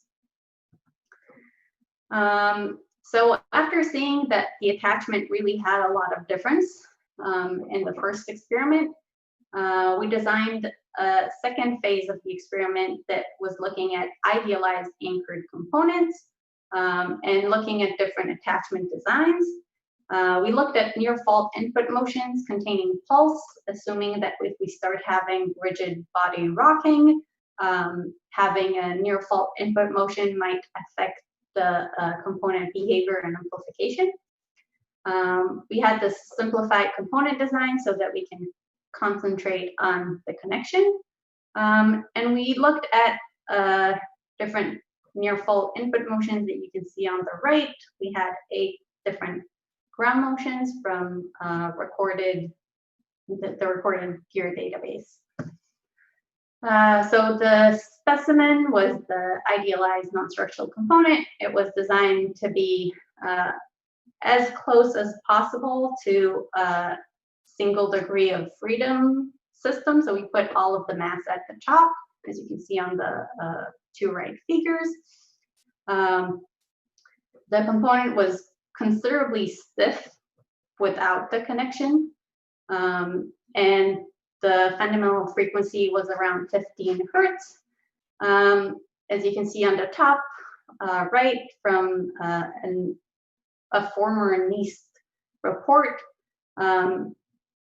that's not where most components are, but with the attachment, it lowers the frequency a lot, and we get closer to the other frequencies. The total weight was about 700 kilograms, and it was 1.8 meter tall, so that we can see exhibit the behaviors of rocking and a slender component. So the focus was the connection design. We based the design on steel angles, similar to what we had in the freezer. It was designed to be the weakest element. The general design you can see in the slide.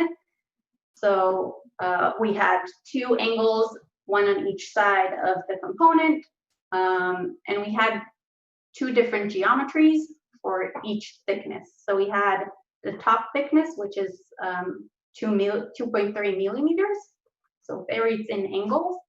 And then we had on the bottom more of like a 1/4 inch, 7 millimeter steel angles. Both had long geometry, so the distance between the anchor point and the component was longer than what would be original design. So I'm going to talk a little bit about the instrumentation because I'm going to show videos and it's hard to tell what's the component and what is there to measure.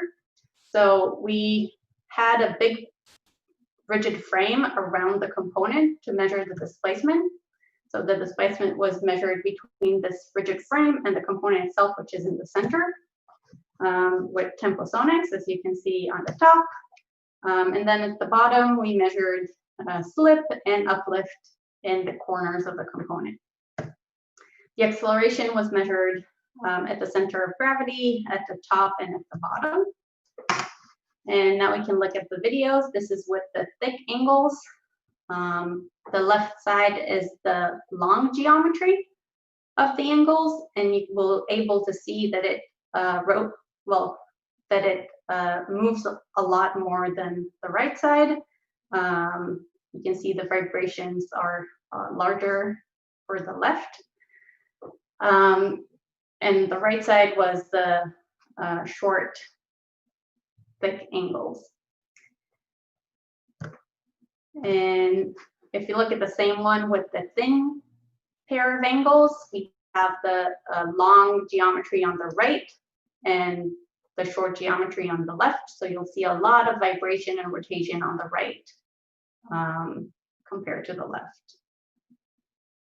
And you can also be amazed at how much displacement this shaking table can do, which is really amazing. And I recommend anyone to go there and try to get the opportunity to see that shaking table at work.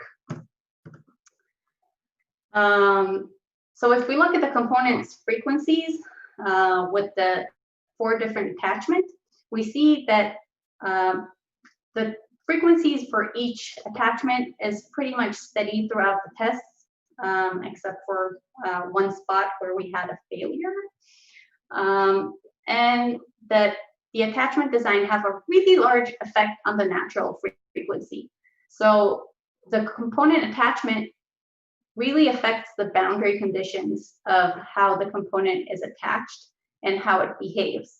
So even in elastic behavior, we see this change in frequency, which is really, really important and not really considered in any of the codes today. So here we see that the connection cracked, and basically we see that the frequency increases a lot once the angle starts to basically be a lot shorter for the connection. We also saw a lot of rigid body rotation, which is what explains the very big difference between the different attachment and the frequencies that we see. So this is, let's mute this. So you can see how it bounces around. This is a 1D motion. So we still see a lot of rotation. That's on the bottom. This is the thin angles with the long geometry. And if we look at the results, we can see that if we compare the top displacement to how much rotation we have from the bottom uplift, we see that for the thick, short angles, we have about 10% of the displacement at the top coming from this rotation. With the thick, long, it goes up to 20. And with the thin angles, it goes up to 95 of the displacement at the top comes from rigid body rotation. So we see the dynamic behavior really changes a lot compared to what kind of connection we put there. And it's really a full range of the responses that we get from these 4 designs of angles. And if we look at how much amplification we have in the long geometry compared to the short, so we had a lot of, we thought initially that if we have a longer design, we can have a bigger plastic hinge rotation and we'll have more ductility, and then it would basically limit the amount of force a little, and we'll have a better behavior or lower amplification of the component. But what we actually saw was the other way around, and all of these blue histogram bars show that the cases where the long geometry had higher amplification than the short one. So in most cases, the long geometry ended up resulting in higher amplification. That is mostly because we basically increase the period of the component. And because the component period is considerably low to begin with, we basically go up the response spectrum to where we'll have the higher amplification of a component. So it makes a lot of sense. But what we learn is that the attachment has a really significant impact on the force demand and the dynamic behavior. It changes the boundary conditions and causes rigid body rotation and natural period shift, stiffness change, and it might actually get higher force amplifications with a more ductile design. So maybe it's not ideal design for everything like suggested in the report. The next step was getting a numerical model that would capture everything that we saw in the experimental shaking table tests. So basically, we have a component that's elastic. That's what I had in my tests. And next step would be taking into account a non-elastic component too. And it had its own mass, period, height, and base. And then at the two edges of the base, we have springs that account for the whole connection behavior. So it would be the angles plus the anchor behavior. It's all kind of packaged in that attachment spring. And what we see is that we have some kind of rotational response that appears in the beginning. And when we have uplift, we have additional rotational response in the components.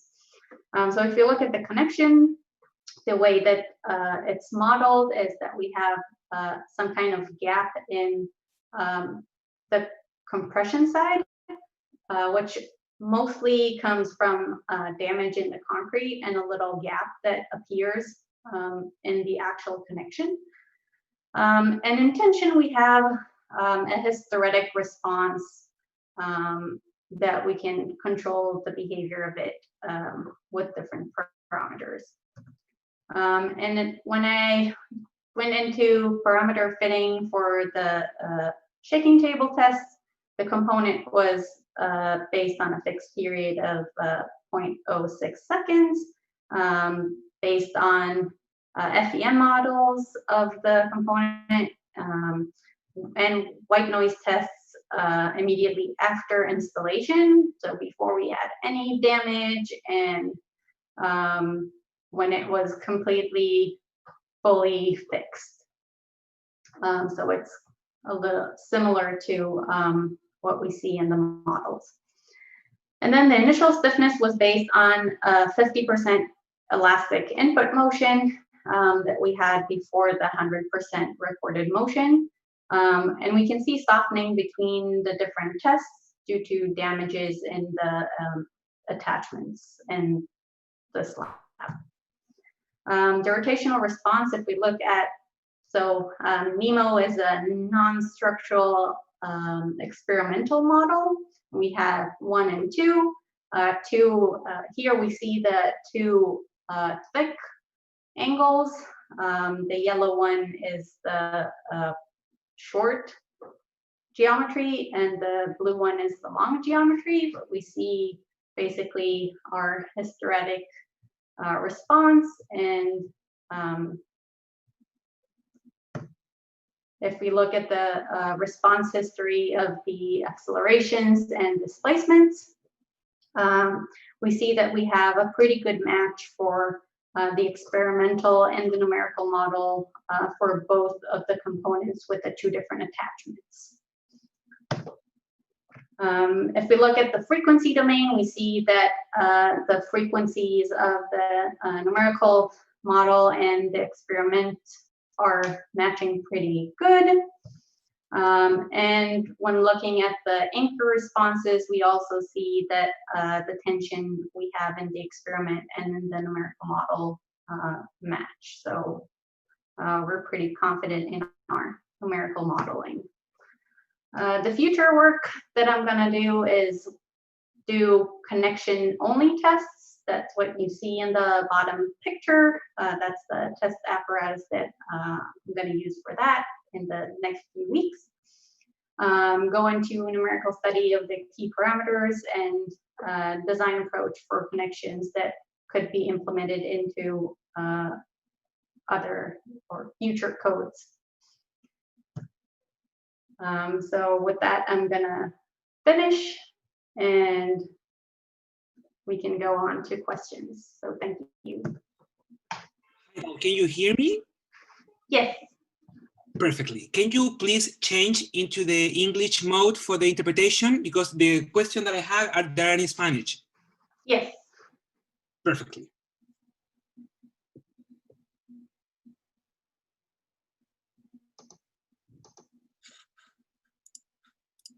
Are you ready? Yes. Ok, la primera pregunta es con respecto a la conexión de diseño. ¿Cómo es el diseño de Shaking Table Experiment 2? ¿Podrías, por favor, explicar nuevamente ese experimento? The which one? Okay. Yes. So, okay, can you let me share my screen again so I can show the picture? Ok. Sebastián, ¿podrías por favor darle la opción de compartir pantalla nuevamente a Tal?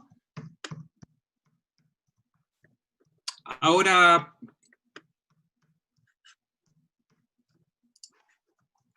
Now you can share, Tal. Okay. So basically on the right, you can see the non-structural component that we designed to have all of the mass at the top. And it's basically a really small brace frame. And we had two of these specimens together on the shaking table with two different types of attachments.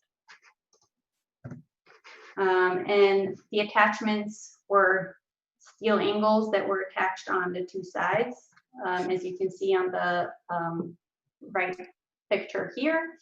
The input motion was basically 1D, 2D, and 2 horizontal plus the vertical, based on recording of previous earthquakes from the peer database. So we had all combinations so that we can use the data from the smaller shaking table input motion for the elastic behavior, and also account for 1D versus with the additional 2 horizontal plus vertical to see how that affects the behavior, but also to have the 1D so that we can have a better basis for a simple model to begin with. Gracias, Tal. La otra consulta... I hope that answers the question. Tenemos otra pregunta en relación a la respuesta de rotación. Y la pregunta es, ¿cómo es el comportamiento de la estructura en base a esto? Sobre todo a los pernos.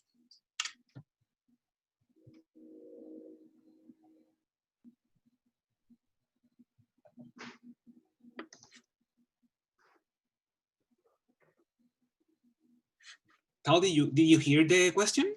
So the way I modeled the rotation is basically with this gap, or there are two types of rotational behaviors that I'm modeling. The first one is through this gap in compression, which allows the component to basically rock in place a little bit because of damages in the concrete slab and the component, and basically a little bit of, well, when the component relaxes a little bit. And then the other additional rotation is when we start having large uplifts And then the rotational center basically shifts a little bit to the side. And we have the rotation around the edge of the component instead of around the center. But that's the two ways that I capture the rotational behavior in the modeling. Okay, Tal.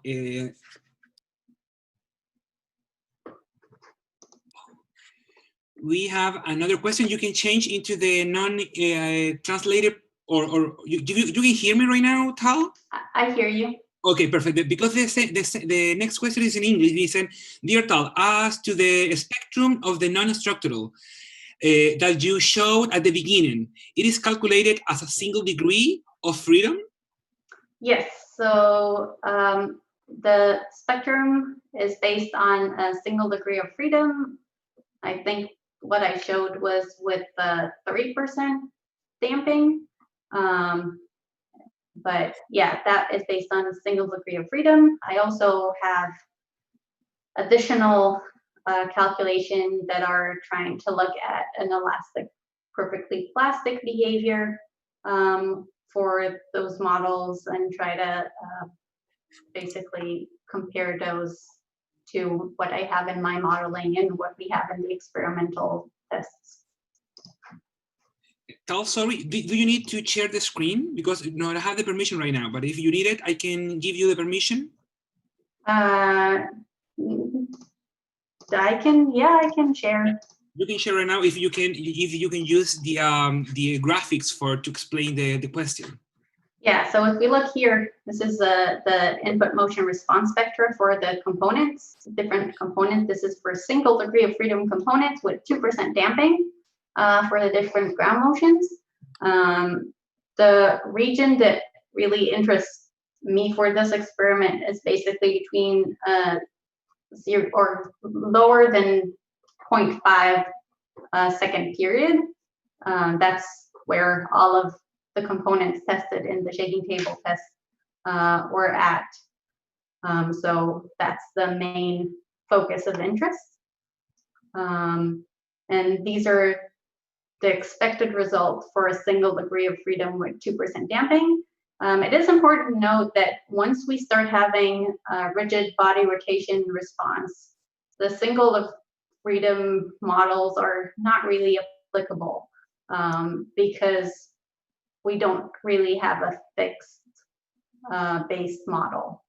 But all of the numerical models for non-structural components in previous studies and in studies for the APC 120 report, they're all based on fixed-based models, which are not really what we get in real responses and real testing.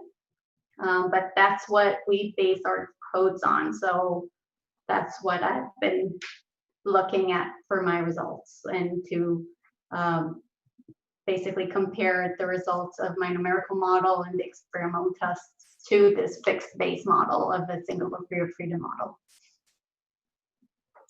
Okay, and the last question for the same assistant is what would it be your recommendation to account for this attachment influence issue in the current FP equation? So one way is to add basically an exemption from the current code force equation that lets you model your specific connection and get the actual amplification you would get from that connection. So that would be one thing, and using nonlinear modeling to get that response. The other thing is basically going into a similar table-based values and just taking into account what type of connection you're using and what it does to that specific component. So if you have really rigid connections and you try to put on ductile components, it actually might amplify your response in some on ground motion, on the ground, or even in certain structures, depending on whether you basically go closer into resonance with the structural period. So as I mentioned before, the important thing is trying to get the ratio between the component period and the structural period. And if the connection you're designing is getting you closer to that structural period, you're actually causing harm and not making your design better. So that's something that you can take into account there. Can you hear me? Yes. Yeah, perfectly. So we have the last question, and it says for Felipe de Carrats.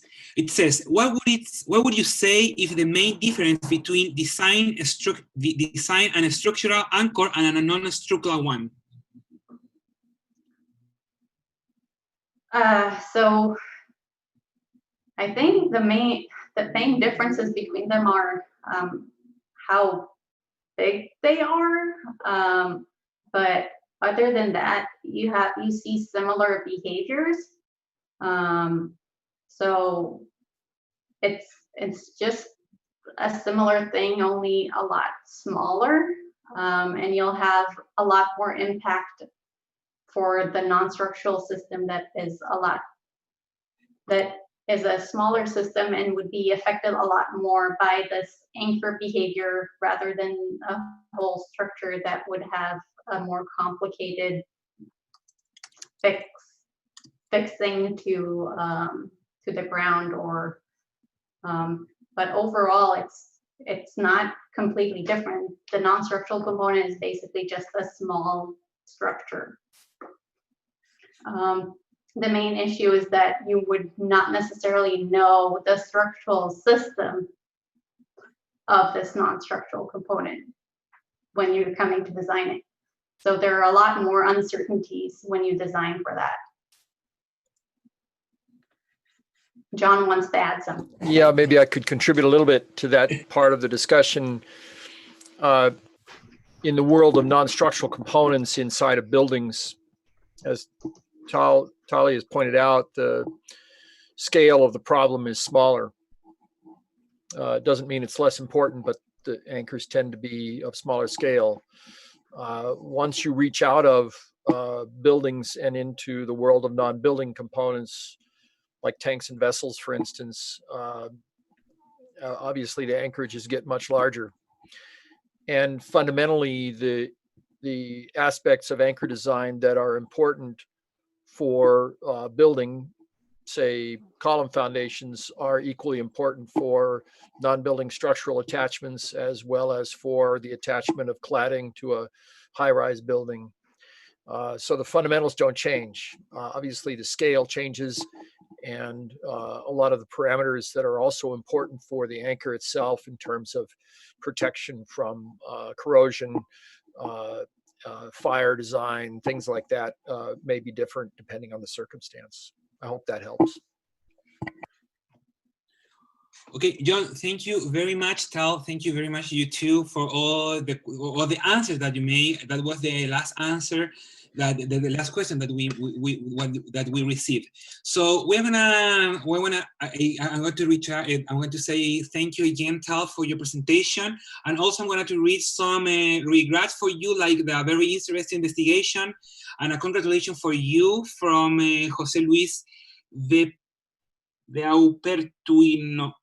Jose Luis from one of the assistants for the seminar. So we're gonna make a break for no more than 5 minutes, and we are start with perdón en inglés.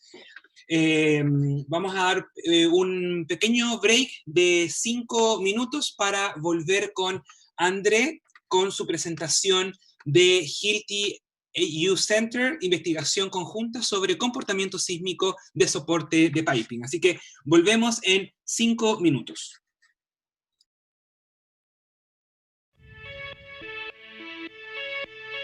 Tenemos el gusto de anunciar la mayor evolución de nuestro software de diseño de anclajes desde que lanzamos Profis hace una década.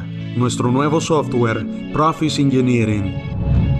Con Hilti Profis Engineering Suite, además de un increíble poder de cálculo, integramos funcionalidades que le ahorrarán tiempo, harán más eficiente su proceso de diseño y facilitarán la colaboración en su equipo.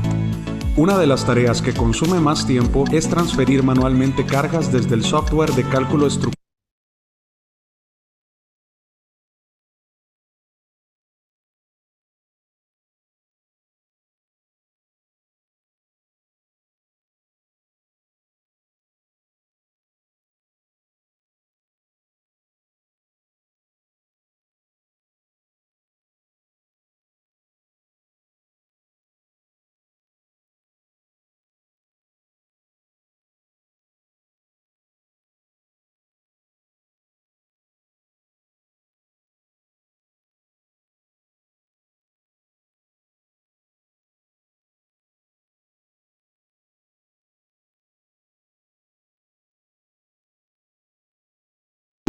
Hilti Profis Engineering Suite presenta una interfaz tipo Excel que le permite importar muchas combinaciones de datos con facilidad. Genere reportes de cálculo con un encabezado y pie de página, y cuando su diseño esté completo, exporte archivos CAD y BIM directamente. Hemos actualizado completamente la experiencia de usuario para ofrecerle una barra de favoritos con su configuración preferida, plantillas de cálculo y filtros por aplicación. Otras características como notificaciones,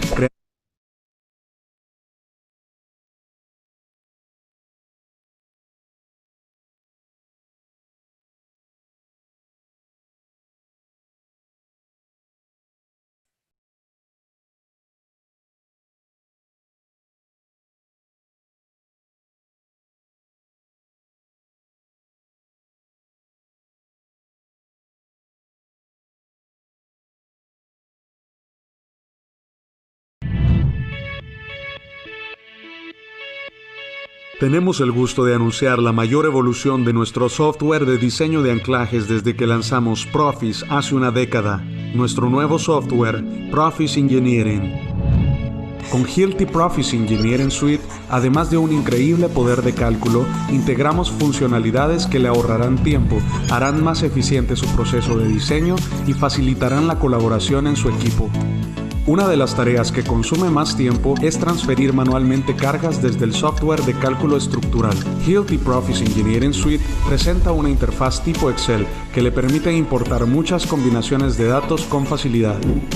Genere reportes de cálculo con un encabezado y pie de página, y cuando su diseño esté completo, exporte archivos CAD y BIM directamente. Hemos actualizado completamente la experiencia de usuario para ofrecerle una barra de favoritos con su configuración preferida, plantillas de cálculo y filtros por aplicación.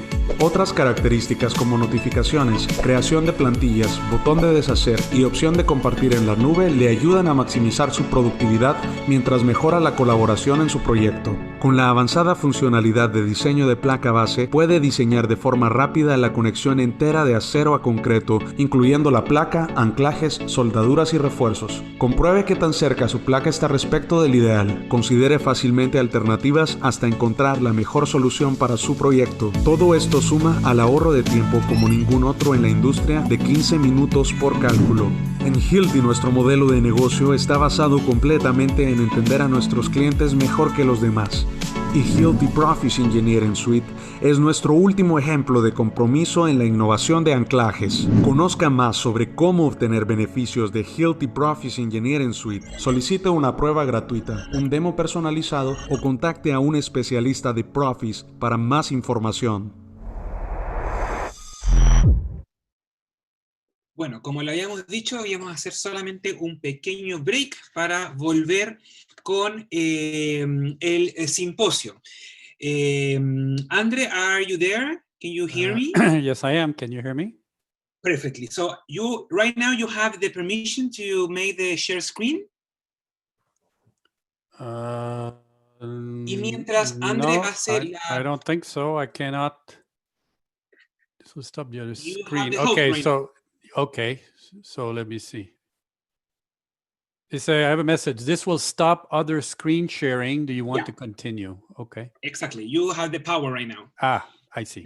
I feel very powerful suddenly. Yeah, you're the powerful one. So, before beginning, vamos a presentar a André Filatraut, presidente de SNOP, International Association for the Seismic Performance of Non-Structural Elements, PhD en Ingeniería y profesor de la Universidad del Estado de Nueva York en Buffalo, Nueva York, Estados Unidos, y del Instituto para Estudios Avanzados de Pavia, Italia. Hoy nos presenta Hilti Youth Center, investigación conjunta sobre el comportamiento sísmico para soporte de piping. So now, Andrew, you have all the power and you have all the time to make your presentation. Thank you. You can hear me, correct? Yeah, I hear you. Thank you. Okay, well, thank you very much for inviting me to participate in this very unique event. My name is André Filatro. I'll talk a little bit briefly about myself. I'm a professor of structural engineering at the School for Advanced Studies in USS in Pavia in Italy.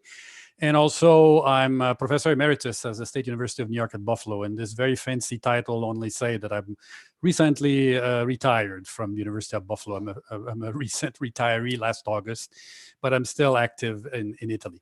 So this presentation, we're going to switch gears, switch thinking, and talk about first another type of non-structural element typology, essentially suspended piping restraints installations. And when I was asked to make this presentation at this seminar, since the seminar was co-organized by Hilti, I couldn't find a better opportunity to talk about this recent cooperative research between Hilti and the European Center for Education and Training in Earthquake Engineering, U-Center, that was recently completed on the seismic performance evaluation of suspended piping restraint installations. So before I start, this project involved a lot of people from the U-Center side, and this is the left side here. These are all the people at U-Center, and particularly I'd like to acknowledge Dr. Daniele Peroni, who is now an assistant professor at University of Salento, and also at USS Pavia, who acted as the coordinator, the technical coordinator on the U-Center side, and on the Hilti side, on the right-hand side. Again, many people were involved. There were essentially groups at the headquarters in Schaan, in Liechtenstein, groups from the restraint group, a group from the fire stop groups, and also members of the anchor groups. And we also collaborated with some field engineers in Italy. So Hilti Italia was also involved in the project, and I had the great pleasure to serve as the principal investigator of this project. So the research motivation for this project, this is a cooperative project between industry and academia, was to try to understand better the performance of suspended piping systems. Hopefully you can see the video on the right-hand side here. I always like to show this video to indicate the problem associated with failure of piping system. This is a video that was taken following the January 17th, 1994, there's a typo here, it's not 2020, but 1994 Northridge earthquake, by a staff of a hospital in the Los Angeles area showing the problematic. The building was a fairly recent design at the time of the earthquake, no problem structurally, and because of piping essentially flooding, the emergency room of the hospital had to be evacuated. So we saw many of these examples during earthquakes in the past years. 1994 Northridge earthquake, many hospitals were influenced by damage to piping system, particularly sprinkler piping system. Damage were essentially usually, of course, systems that were not properly anchored, properly braced, but also some issues with smaller pipes and so on. Same thing occurred again in Santiago, and I mentioned this one obviously because this seminar is in Chile. In the Santiago International Airport was mentioned several times in the earlier presentations. There was problem with ceilings, but also with piping system, particularly sprinkler piping system. So we've seen damage in the past. Some of them damage into braced system, like at the airport in Santiago. And Hilti really had an incentive to look into these systems for which they manufactured and designed. So the research motivation is the realization that we need to understand better the seismic performance of this suspended piping restraint installation, and with the goal of improving their design. Again, we can say that more or less to all kinds of non-structural elements, typology, there's very limited research. When we compare with the bulk of research done on structural engineering, very limited research on suspended piping restraints and installations.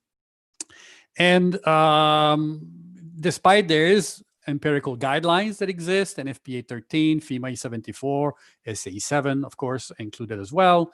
There's not really a lot of available experimental data to understand the real performance of these piping joints and also the restraints installation. And finally, Hilti had an interest also to develop simple numerical model, particularly at the components level, to avoid the need to conduct subassembly tests once you want to understand and develop parameters for the, say, hysteretic response of these systems.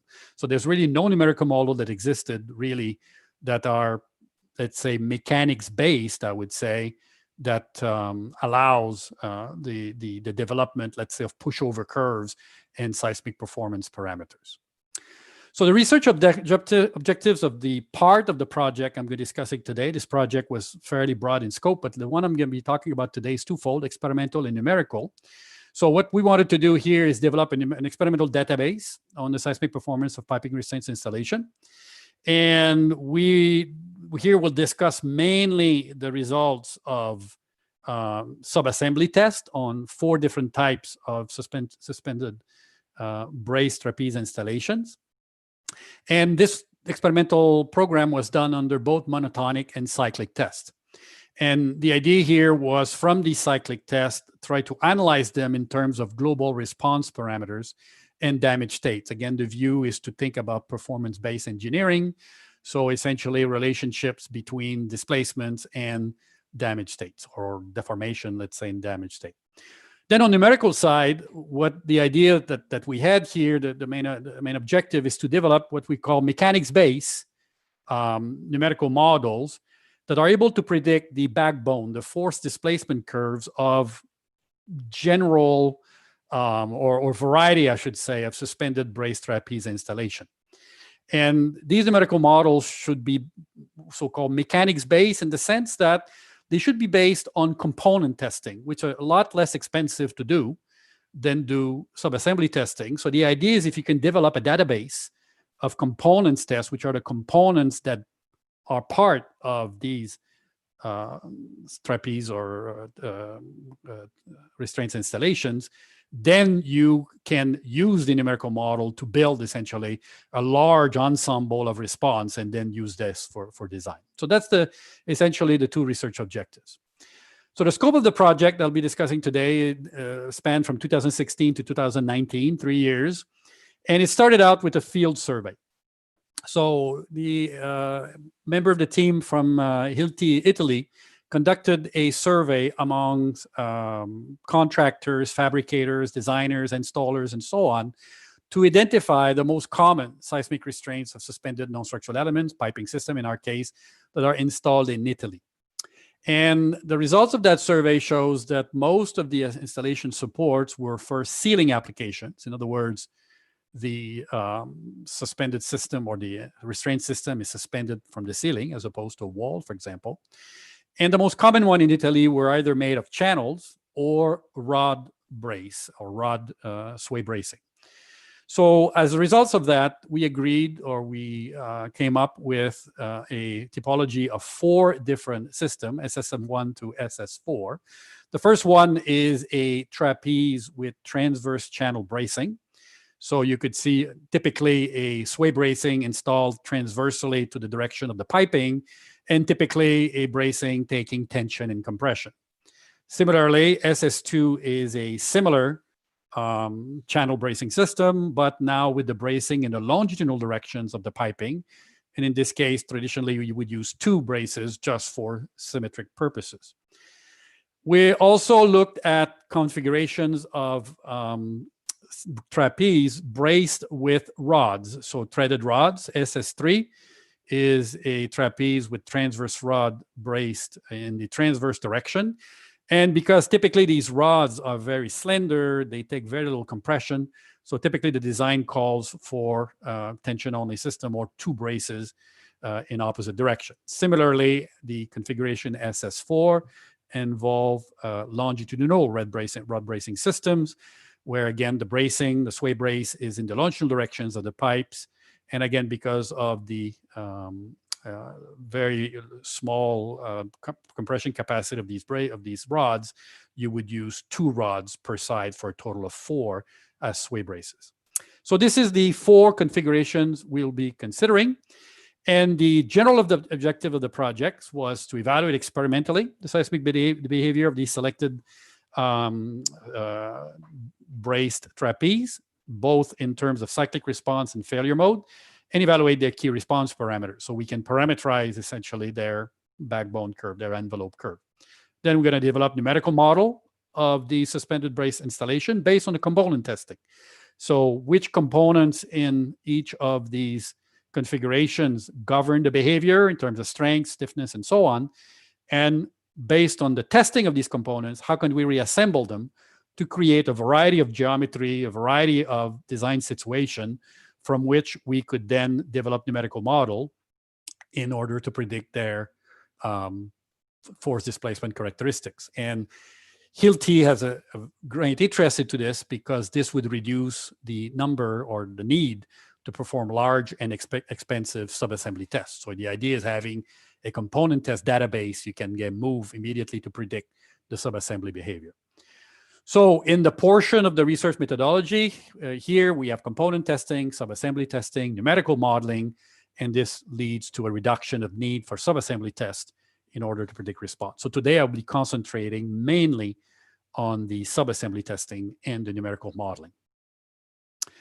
So I want to give you first a few details of the configuration. First, we're going to talk about the channel brace trapeze. So the channel brace trapeze, all of them had a drop height of 800 millimeters from the anchorage at the slab to the center lines of the horizontal support.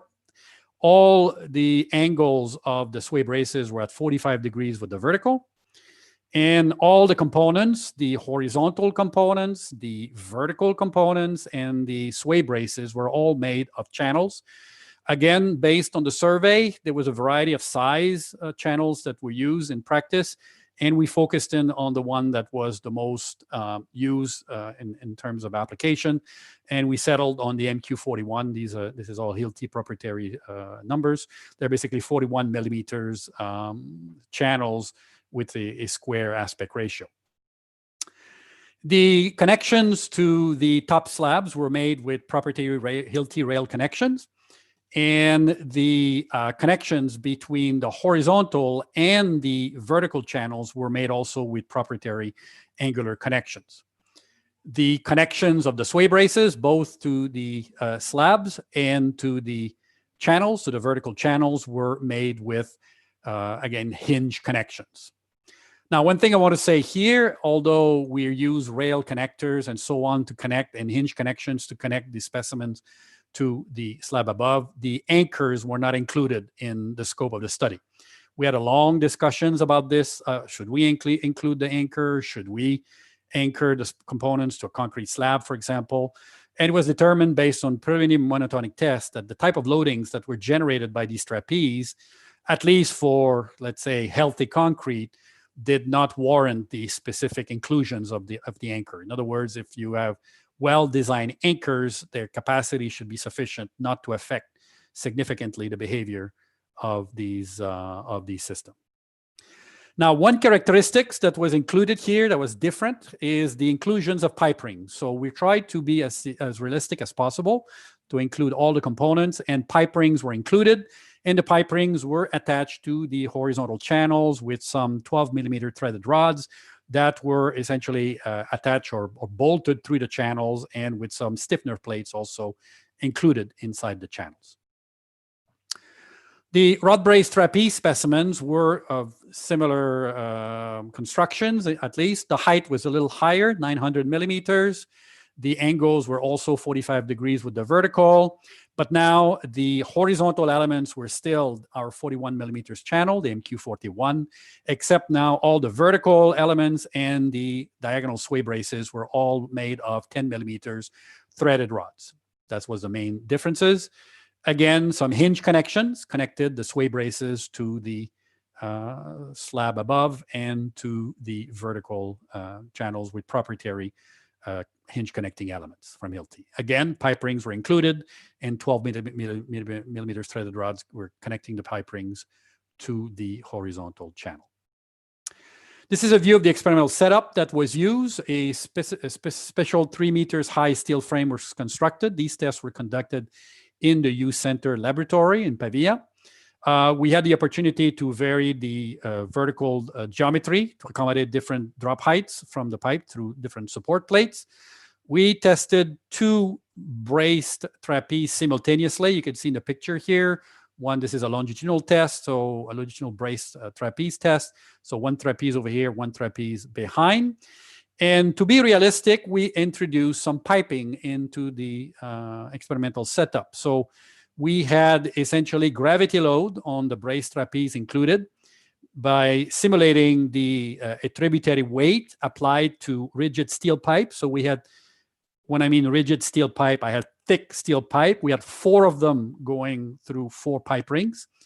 And we considered the weight of these pipe plus added plates to consider the typical gravity loads on the braced trapeze coming from a typical design spacing, I believe was about 2 meters spacing. So we put additional mass.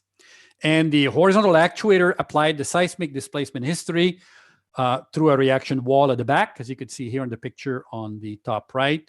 And one particularity of this study compared to others that were made available in the past is the loads was applied directly to the pipes that were attached to the braced trapeze installations by means of stiff pipe rings and short threaded rods. In other words, we're trying to simulate really the inertial force, the bulk of the mass coming from the pipe, the filled pipes, and the loads going through the pipe, then through the pipe rings, then to the vertical rods, and then to the trapeze. So we try to be as sort of realistic as possible in terms of the experimental setup. Here on the picture on the bottom right here, we're showing only 1 pipe just for clarity, but in every test we had 4 pipes in parallel, and sometimes test longitudinally or transversely. This is a photograph on the left of the experimental setup in the U Center laboratory. The specimen is somewhere in the middle here, kind of difficult to see, maybe a close-up. This is a close-up of the first transverse channel braced trapeze, SS1, under test. So you recognize the vertical trapeze, vertical channels, horizontal channels. The pipe rings are over here. You see the threaded rods, the pipes going across, same configurations for the back trapeze there. And the actuator is actually pushing. We can see a little bit here, the loading plates on the wall pushing on the pipes. So the experimental program involved a 1 monotonic test and 2 cyclic tests per configuration for a total of 12 tests. So the monotonic tests were there first to evaluate the strength, the expected maximum load, expected displacement capacity, and then cyclic test follows, 2 cyclic tests. You could see here, there's a little star for one of the transverse rod brace trapeze. The vertical rod included some restrainers. These are restrainers that are there to prevent buckling of the vertical rods. So only one of the specimen included them, the others did not. And this allowed us to see a difference if the rod restrainers would make a difference in improving or changing the behavior. The loading protocol was the FEMA 461 loading protocol. This is a well-known protocol specifically designed as part of the ATC 58 projects to test specifically non-structural elements. It consists of a sequence of repeated displacement control cycles and a stepwise increasing deformations with 2 cycles per amplitude. Roughly, the ratios of amplitudes used in these tests were about 1.4. And the failure was defined when we saw 20% decay of the maximum load. Horizontal load was observed. So when we reach the peak load, if there's a decay following at 20%, we declare that a failed specimen. So I'm going to go now to a list of, or to a presentation of the experimental results in terms of the hysteretic response of both cyclic tests of each specimen type, and also describe a bit of the failure. So this is specimen SS1. This is the transverse channel brace configuration. You could see the load deformations for both specimen. The positive side here on the right-hand side represent, or I should say on the top, represent compression. So we started the test by pushing against the braces, the sway brace, and then returning on tension. So compression is positive here, tension is negative. And you can see a fairly well-developed hysteretic response. We did not see any brittle failure, which is good news.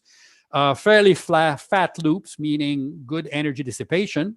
But as you could see, also the response is slightly lower in compression than in tension, but you could see clearly a first strength degradations roughly around, say, 15, 20 millimeters. And this is directly related to the yielding. So the first damage we saw essentially was the significant yielding of the channel hinge that connects the diagonal sway brace to the vertical channel. So you could see here with the white arrow, this element was essentially in line first. And now by pushing on it, particularly on the compression side, you could see that it's severe yielding and the channel is actually pushed back inside essentially the vertical channels.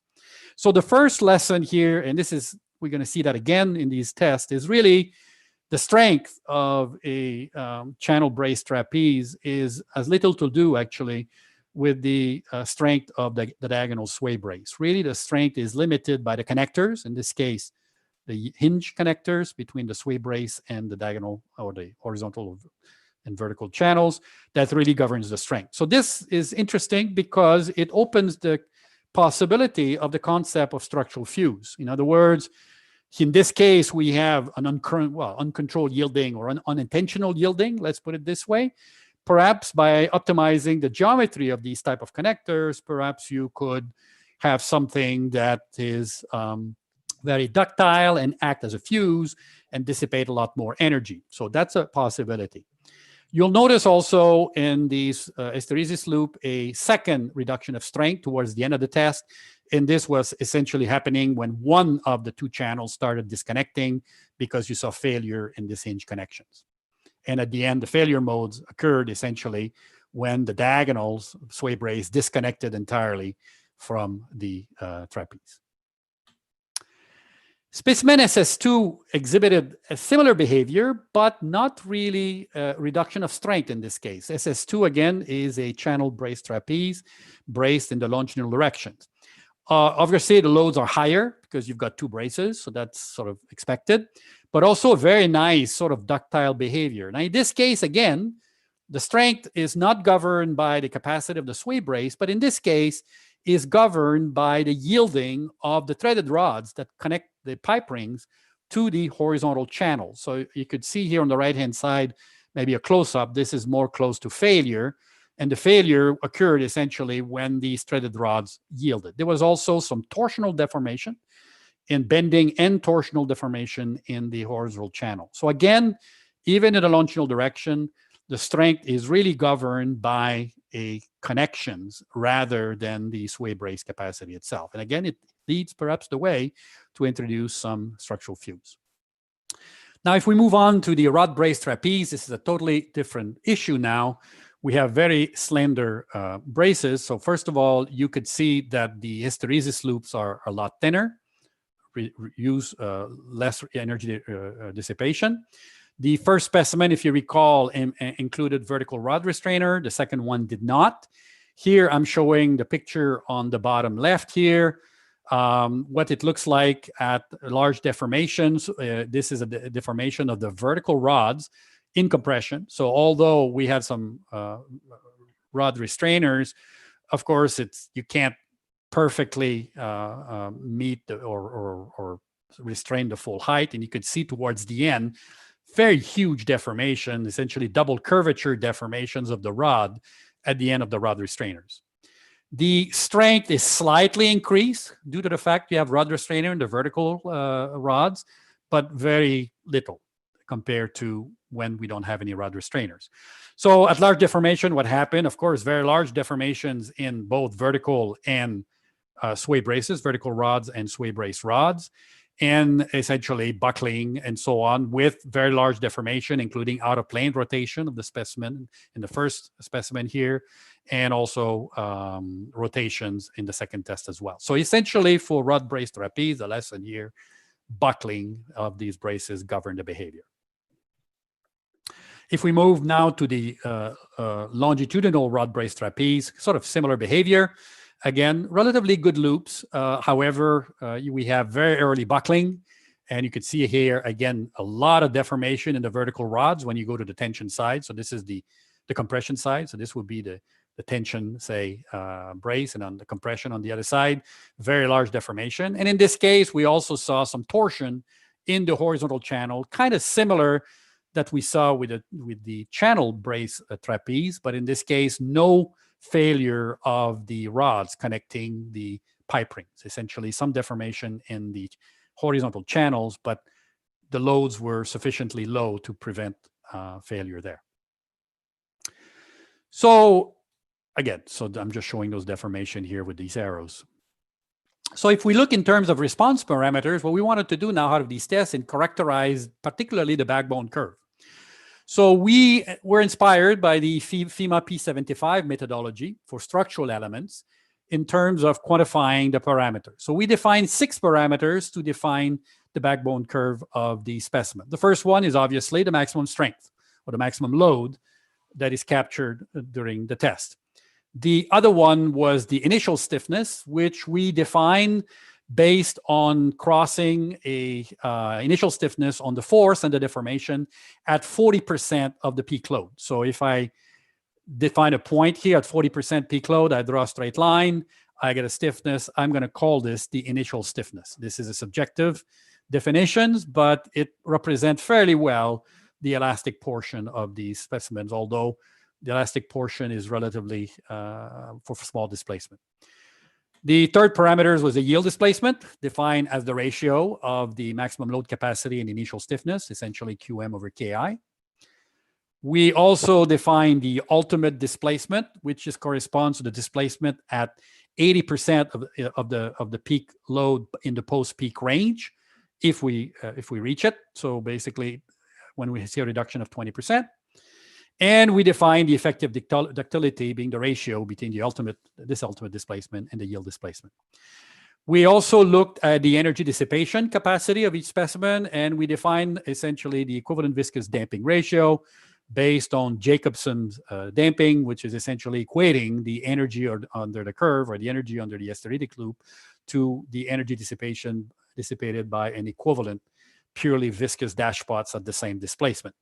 And here, to characterize this equivalent viscous damping ratio, is we did that for every cycles of each test and computed a mean value of damping ratio, just to give us a comparative value between specimens.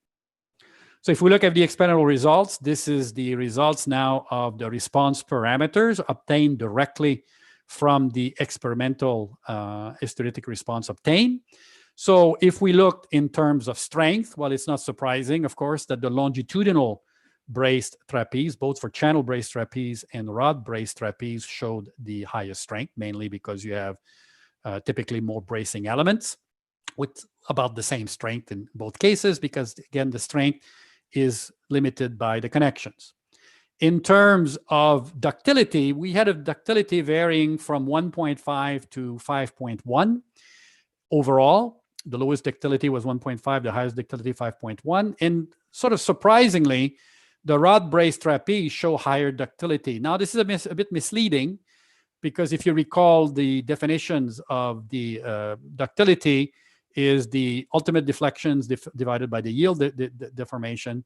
Well, the yield deformations was typically smaller for rod braced trapeze. For example, in this one, 6 millimeters, 5 millimeters, and so on.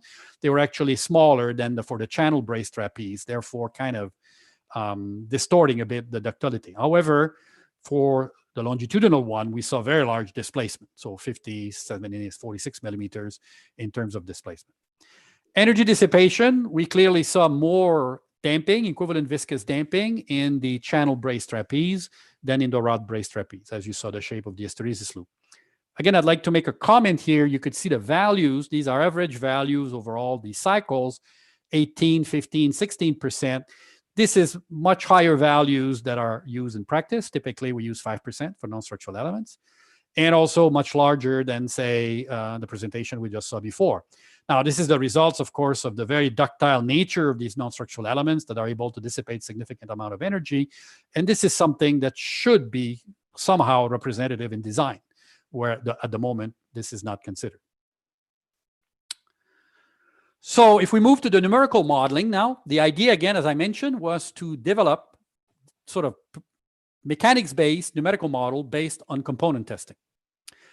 So we wanted to develop this model and then assess the prediction capability of the numerical models when we integrate these components model into subassembly models. So the idea here is we would do component test. We will characterize the component test with simple elements or simple models or even finite element models, and then incorporate that into subassembly models, numerical models, to predict the force displacement curves without the need to conduct additional subassembly testing. And if we're able to achieve that, then we meaning Hilti, will be able to come up with much better design parameters, design values, without the need to test every single geometries. So it was quite clear at this point that components drives the behavior. So we've identified 6 components across the 4 typology of brace trapeze that we or Hilti tested at their facilities. So this is a table of the 6 components. So the first one is the vertical rail support that connects essentially the channels for the channel brace configurations to the slab. We also tested the angular connections, the angles that connecting the vertical channels to the horizontal channels. We also tested the hinge connectors that in both brace channels and rod brace channels connected the diagonal sway brace to the vertical and horizontal channels, or vertical rods and horizontal channels. We also tested the hinge that connecting the diagonal and the vertical channels for the rod brace, and we also tested the pipe rings, so tested the rods and so on.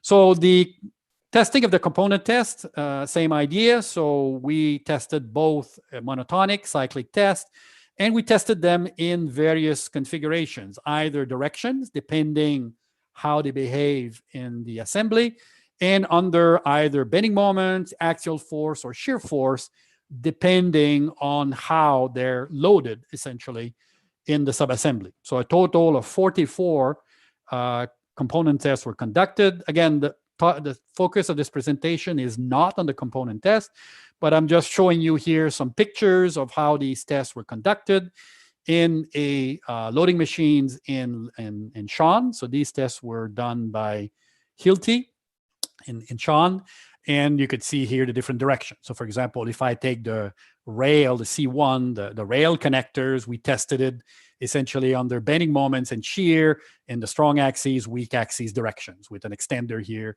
and doing some cyclic tests. Then having these component tests, then numerical models were developed. So detailed mechanic-based numerical models were developed for these 6 components.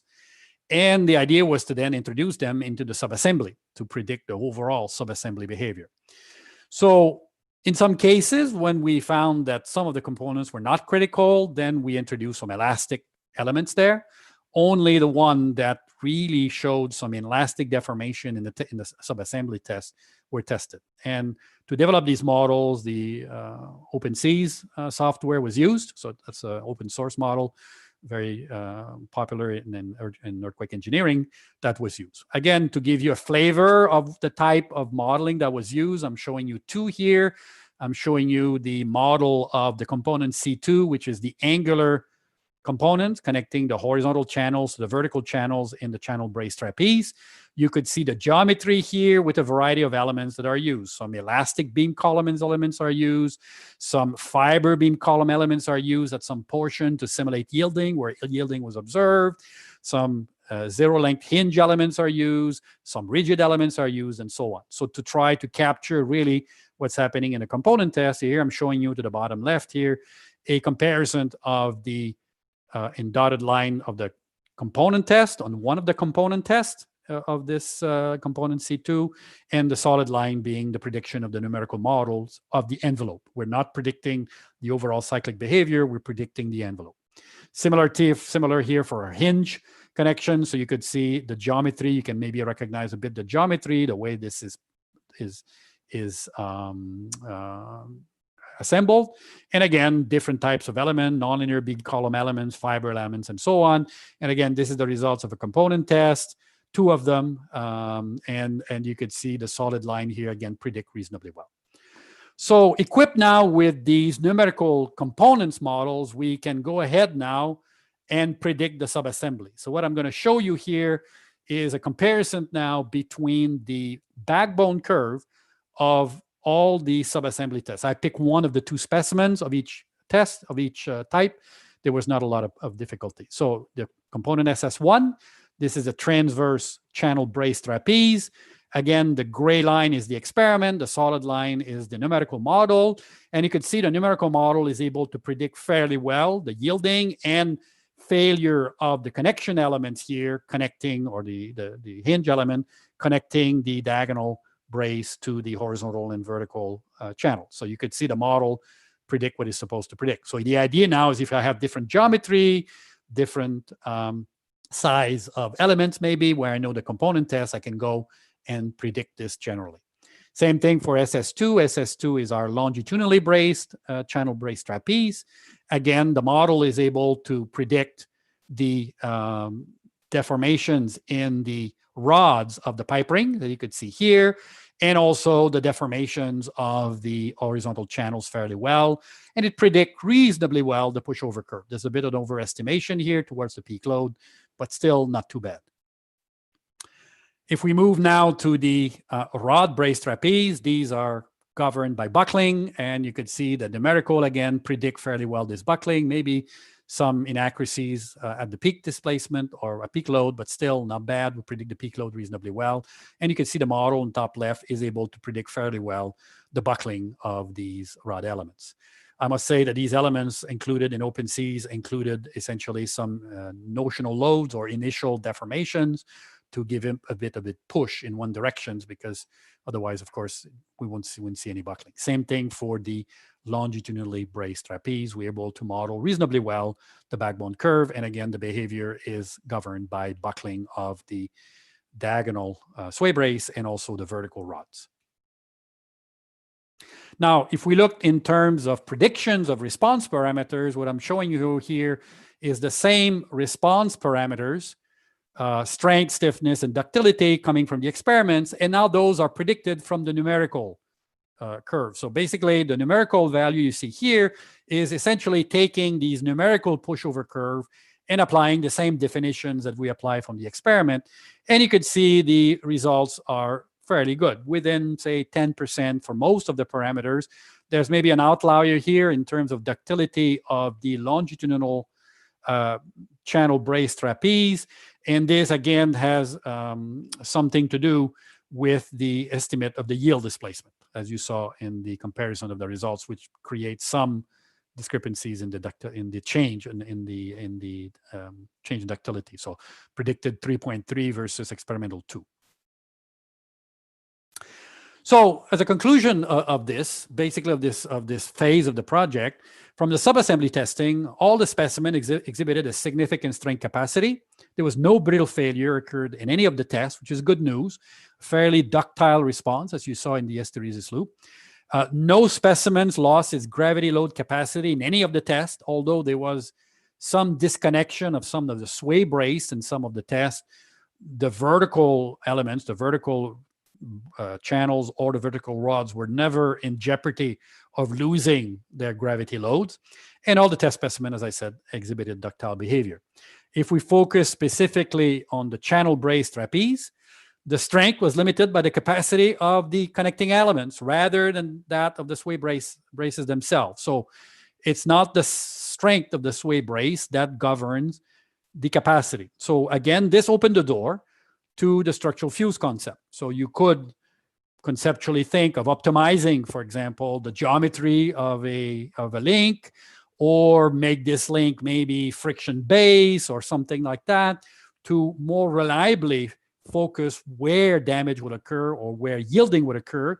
And you can even think about replacing these elements. So you could think about these elements becoming structural fuse like we do in structural engineering, where we have access to those and we can replace them. For the rod brace trapeze installations, as we saw, the strength was limited by the buckling capacity of the sway bracing and the vertical rods. So it's a little bit more problematic now to predict this. However, the behavior was still quite good. One thing we noticed that I should have probably wrote here as well is the effect of the rod restrainer and the vertical rods did not fundamentally change the behavior. We still managed to get some inelastic buckling, and elastic deformation in the ends of those rods. Perhaps it's a little better because you have a little bit more energy dissipation, as you saw into the little fatter loops when rod restrainers were included. From the numerical side, well, the mechanics-based component numerical models that were developed here could reproduce accurately the monotonic response of the tested components for the entire range of imposed displacement. As you saw, at least for two of these components, I showed you the pushover curves was very well matched at the components level. And then when we introduced these numerical models for the components at the subassembly levels, then we're also capable of predicting the monotonic response accurately. And this was very important for Hilti because this numerical framework can be now used to predict the response parameter of suspended brace trapeze installations without having to conduct a lot more expensive and tedious subassembly testing. And this is very important for Hilti to develop a lot more reliable strength and design values for their system. So to learn more, the two aspects of this presentations is a summary of two publications, recent publications in the Bulletin of Earthquake Engineering, and I give the two references here for those of you who are interested. The first one is related to the experimental program, the second one on the numerical program. So particularly the numerical, I didn't give everything here in terms of component testing, but you can refer to those. Now, I was asked also by Rodrigo Retamales, which is right here on this photo. Maybe some of you know Dr. Retamales. He's a very, I think, well-known engineer in Chile. He was my former PhD student at University of Buffalo many years ago, and he worked on non-structural components. He asked me to talk about SPONS, and I was also, I think, introduced as the president of the International Association for the Seismic Performance of Non-Structural Elements. So SPONS acronym stands for Seismic Performance of Non-Structural Elements. This is an association that is headquartered in Pavia at the U Center, actually.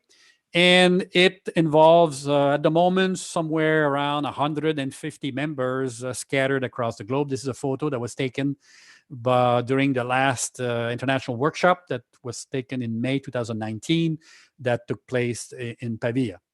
So the objectives of the SPONS Association is not to conduct research, but basically to identify, establish priorities, and promotes both research and education in the area of non-structural elements. When we started the association, the vision that we had, and this is maybe was a bit, I don't know, presumptuous, be kind of the EERI of non-structural elements. So many of you know very well the Earthquake Engineering Research Institute.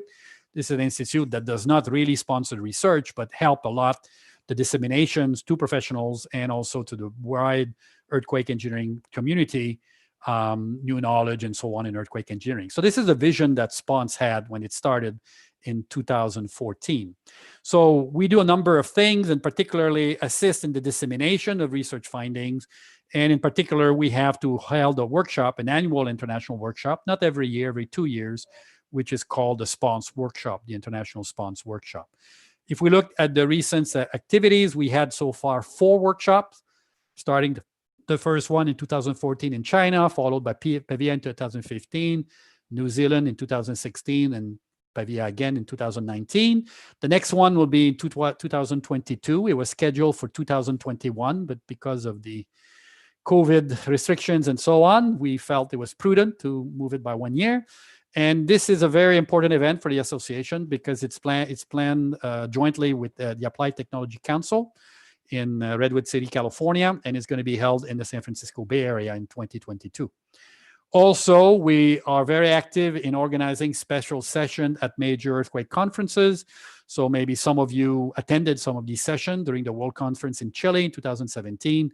We had, I believe, a full day of sponsored session related to presentations related to the seismic performance of non-structural elements. The SPONS has a newsletter every quarters or so, 3 times a year roughly. We have a newsletters to our members that give an idea of what's going on in the field. I have the pleasure to serve at the moment as the president of the SPONS Association. So I always say a message at the beginning. So SPONS newsletter is available. And also, which is very interesting, this is a recent development, SPONS has just completed an associations with the Journal of Earthquake Engineering, where JEE, the Journal of Earthquake Engineering, is now the official journal of the International SPONS Association. And this is done through a mechanism for submitting, reviewing, and publish papers on the seismic performance of non-structural elements, where we have a SPONS associate editors responsible for the review of SPONS-related manuscript submitted to the journal. We felt that was very important. We proposed that to JEE. They were very enthusiastic in making this agreement, because often when you submit papers or scientific publications related to the journal of, or to the seismic performance of non-structural elements, often reviewers are difficult to find. The associate editor is not an expert in non-structural elements, very few are. And now we have at least a journal where we have a dedicated associate editor that is an expert on non-structural elements. And also, if you become a member of the SPONS associations, you have a professional discount to subscription to the journal if you're interested. Now, coming back to membership, and I'm going to close on this. I have about 2 minutes on my clock. The SPONS associations have 4 types of memberships. We have membership for research organization, typically university, research center, industrial organizations, manufacturers, and so on. Designers in construction, professional organizations, practicing engineers, consulting firms, and so on. And you could also become members as an individual. We have a membership drive. The website is very simple, www.spons.eu. So if you go to this website, you're going to see a membership category. And I encourage you, any of you that are interested in this topic, the membership is free. So you don't pay annual dues, you don't pay nothing. You're basically being put on the list of members, and then you're linked essentially through a numbers of professionals in different fields. So we have, for example, a forum on the websites where anybody could ask questions, could be a design questions, could be whatever, and other members could help out. So we really have a wider community dedicated to non-structural elements. And if you need any further information, there's an email also, info@spons.edu. So I spent 5 minutes to be a salesman here, but I thought it was important, since all of you are interested in this topic, to hear about the association. And with this, I will leave you with my famous slides, and I apologize if there's any architects in the audience. Thank you, and I will wait for some questions now, Milenko. Am I correct? Yeah, Andre, but the first question is in English, so just play here in the same channel to make the question that I have in English. Okay, go ahead. I'm not going to do anything. I'm just going to wait. Okay, so Pablo Gutierrez asks, thinking about the behavior of the pipe itself, do you know if there is any recommendation in the literature to limit the lateral seismic deformation of the pipes, as a spacing of transverse brace largely depends on this? Yeah, that's a very good question.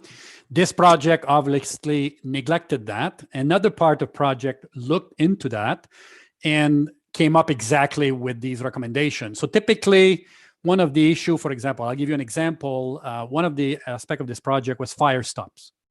So these pipes often cross the boundaries, cross the walls, or grow across other buildings, and you have to put a fire stop. So fire stop is very brittle materials. And the question is, what's happening at the fire stop? So you have deformation in the pipe, the fire stop materials can deform.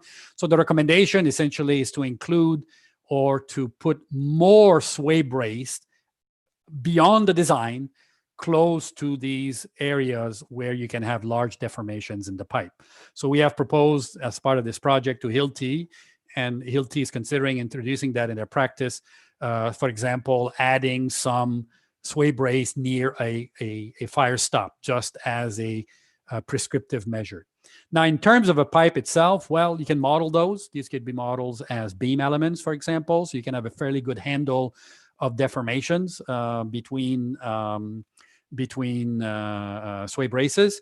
The issue is obviously some joints. So what's happening in the joints, if you don't have a welded connection, you may have some problem in the joints. And there is some data in the literature, actually, a NICE project in the United States that was involved in actually took a look at essentially the deformation capacity of these joints. And from these deformation capacity, you can formulate maximum, let's say, deflections that the pipe should not exceed between sway brace trapeze. So there is some information that could be used, not in a codified way per se, but there is some information.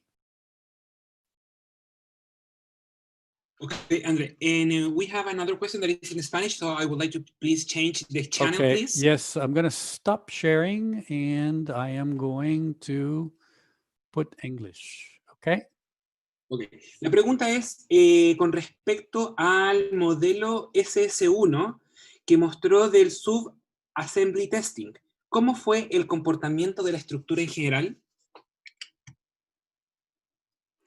So I'm assuming by structure, you mean the subassembly itself. So if I go back to that slide that particularly show this one, if I can just quickly find it. My SS1 is this one. No, sorry, this one. I'm assuming by saying the behavior of the structure, you're saying the overall assembly, because we did not test the supporting structure here. You could see that the behavior is fairly good. I mean, we have fairly fat hysteresis loop until this connector gave up. So the weakest link in this assembly was essentially the yielding and twisting, and you can see it's highly deformed here. This is towards the end of the test that eventually caused a strength drop or a force drop into the behavior. So again, I want to reiterate my message here. If you could formalize or you could optimize these connectors here into a particular geometry, maybe hourglass geometry, or I don't know, something like that, and have it as the energy dissipation elements at a reasonable cost, like the cost similar to the hinge that is used here, you can improve behavior probably and dissipate and have a nice energy dissipation, while all the other elements possibly could be easily designed. Ok, esta es la última pregunta, Andre. Okay. Okay, so thank you. So I will call this. And again, thank you very much for having me. And thank you, Andre, for your presentation. It was very interesting, and I know that the two questions that were very specific about your topic that you shared with us today. Thank you. Ok, entonces vamos a dar solo 5 minutos, aproximadamente 5 minutos, menos de 5 minutos de break para volver con nuestro último relator, nuestro último presentador, Rodrigo Artrosa, que es PhD en Ingeniería Estructural de la Universidad de California, San Diego, y vicedecano académico de la Facultad de Ingeniería y Ciencias Aplicadas de la Universidad de los Andes, que nos presentará demanda sísmica en elementos no estructurales y equipos montados sobre estructuras. Así que solo un par de minutos, vamos a ver un video con lo que estamos viendo de Hilti y volvemos con Rodrigo Artrosa.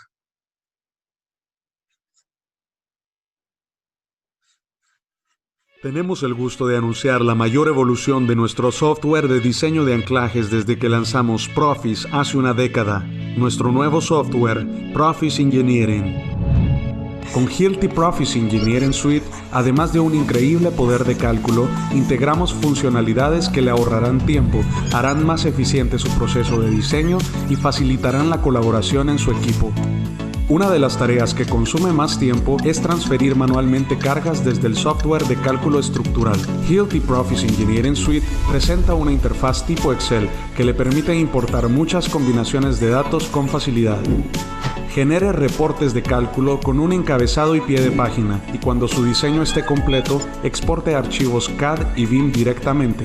Hemos actualizado completamente la experiencia de usuario para ofrecerle una barra de favoritos con su configuración preferida, plantillas de cálculo y filtros por aplicación.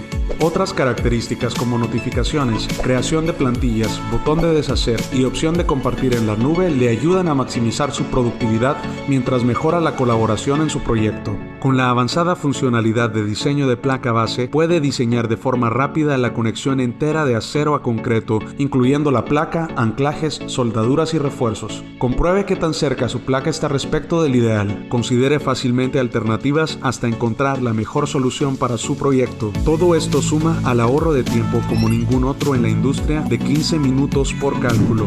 En Hilti nuestro modelo de negocio está basado completamente en entender a nuestros clientes mejor que los demás. Y Hilti Profis Engineering Suite es nuestro último ejemplo de compromiso en la innovación de anclajes. Conozca más sobre cómo obtener beneficios de Hilti Profis Engineering Suite. Solicite una prueba gratuita, un demo personalizado o contacte a un especialista de Profis para más información.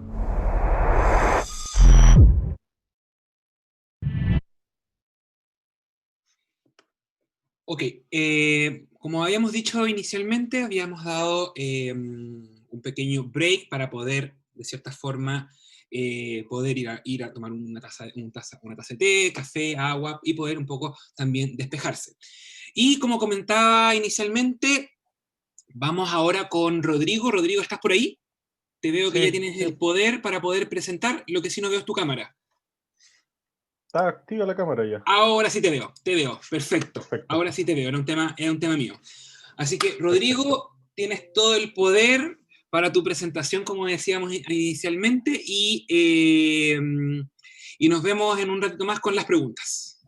Perfecto, muchas gracias, Milenko. De nada, Rodrigo. Bueno, primero, agradecer a todos los asistentes por su participación en este interesante simposio, y después felicitarlos también por la energía, porque ha sido una tarde bien larga, así que muchas gracias también por estar hasta esta hora acá junto a nosotros. Yo soy profesor asistente de la Facultad de Ingeniería y Ciencias Aplicadas de la Universidad de los Andes, y como adelantaba Milenko, hoy día les voy a presentar temas asociados a demanda, ¿de acuerdo? Primero, agradecer a Hilti y al ICH, lógicamente, por la organización de este simposio, por esta iniciativa, y a la gente que colaboró también en gran parte de lo que voy a mostrar hoy día, básicamente el grupo con que trabajé en la Universidad de California de San Diego, y también algunas cosas que hice previo a la realización de mi doctorado con el profesor Refuerzo en la Universidad de Chile, también algunos resultados que obtuve hace algunos años atrás con alumnos que trabajaron conmigo. Entonces, básicamente la presentación la tengo dividida en tres partes. Primero, una pequeña introducción, que algo ya se ha hablado, lógicamente, en las presentaciones anteriores. Y después, básicamente, tengo una división, primero donde se verán demandas para elementos no estructurales o elementos secundarios sensibles a aceleraciones. Posteriormente, elementos que son sensibles a drift o a deformación de entrepiso. ¿Ya? Entonces, primero, algo se ha mencionado ya anteriormente de la importancia que tienen los elementos no estructurales o secundarios, también como se le llama. Primero que son bastante complejos de analizar porque son bien diversos los tipos que ellos tienen. Ya hemos visto en las presentaciones anteriores lo que mostró Andrés Filiatro asociado a equipos suspendidos, en el fondo, y también lo que mostró Tal previamente en equipos anclados. Entonces ahí hay una variedad muy grande de estos elementos no estructurales que incluye elementos arquitectónicos, también contenidos, equipos mecánicos, eléctricos y también equipos que estaban asociados muchas veces a procesos cuando no hablamos solamente de edificios habitacionales o de oficinas, y nos movemos también para el mundo de los proyectos industriales, que también vamos a ver que es muy importante el diseño de estos componentes. Una segunda cosa que también lo mostró Tal es que el porcentaje de la inversión o los costos directos asociados a los elementos no estructurales y a los contenidos presentes en los edificios son mucho más altos comparativamente con el costo directo que tienen los elementos estructurales que forman parte de un sistema. ¿De acuerdo? La falla, lógicamente, o el daño o el colapso que tienen estos elementos también representa un riesgo para las personas. Ahí John mostró un caso muy explícito en el caso del terremoto en Nueva Zelanda. Y lógicamente la falla, ¿de acuerdo?, de estos elementos representa también o impacta de gran manera la funcionalidad o la operación que nosotros tenemos en nuestra estructura, ¿de acuerdo? Y eso es algo muy, muy, muy relevante. Aquí puse estas dos fotos justamente para enfatizar un poco este aspecto. Las estructuras básicamente existen para el uso que ellas tienen, ¿ya? En la figura de mano izquierda muestro básicamente una oficina, ¿de acuerdo? Donde muchas de las cosas que se ven en esta figura, en estas fotos, corresponden efectivamente a elementos no estructurales, como pueden ser las ventanas, los tabiques divisorios, los cielos falsos, los mismos contenidos y el equipamiento que está, en este caso, equipamiento computacional.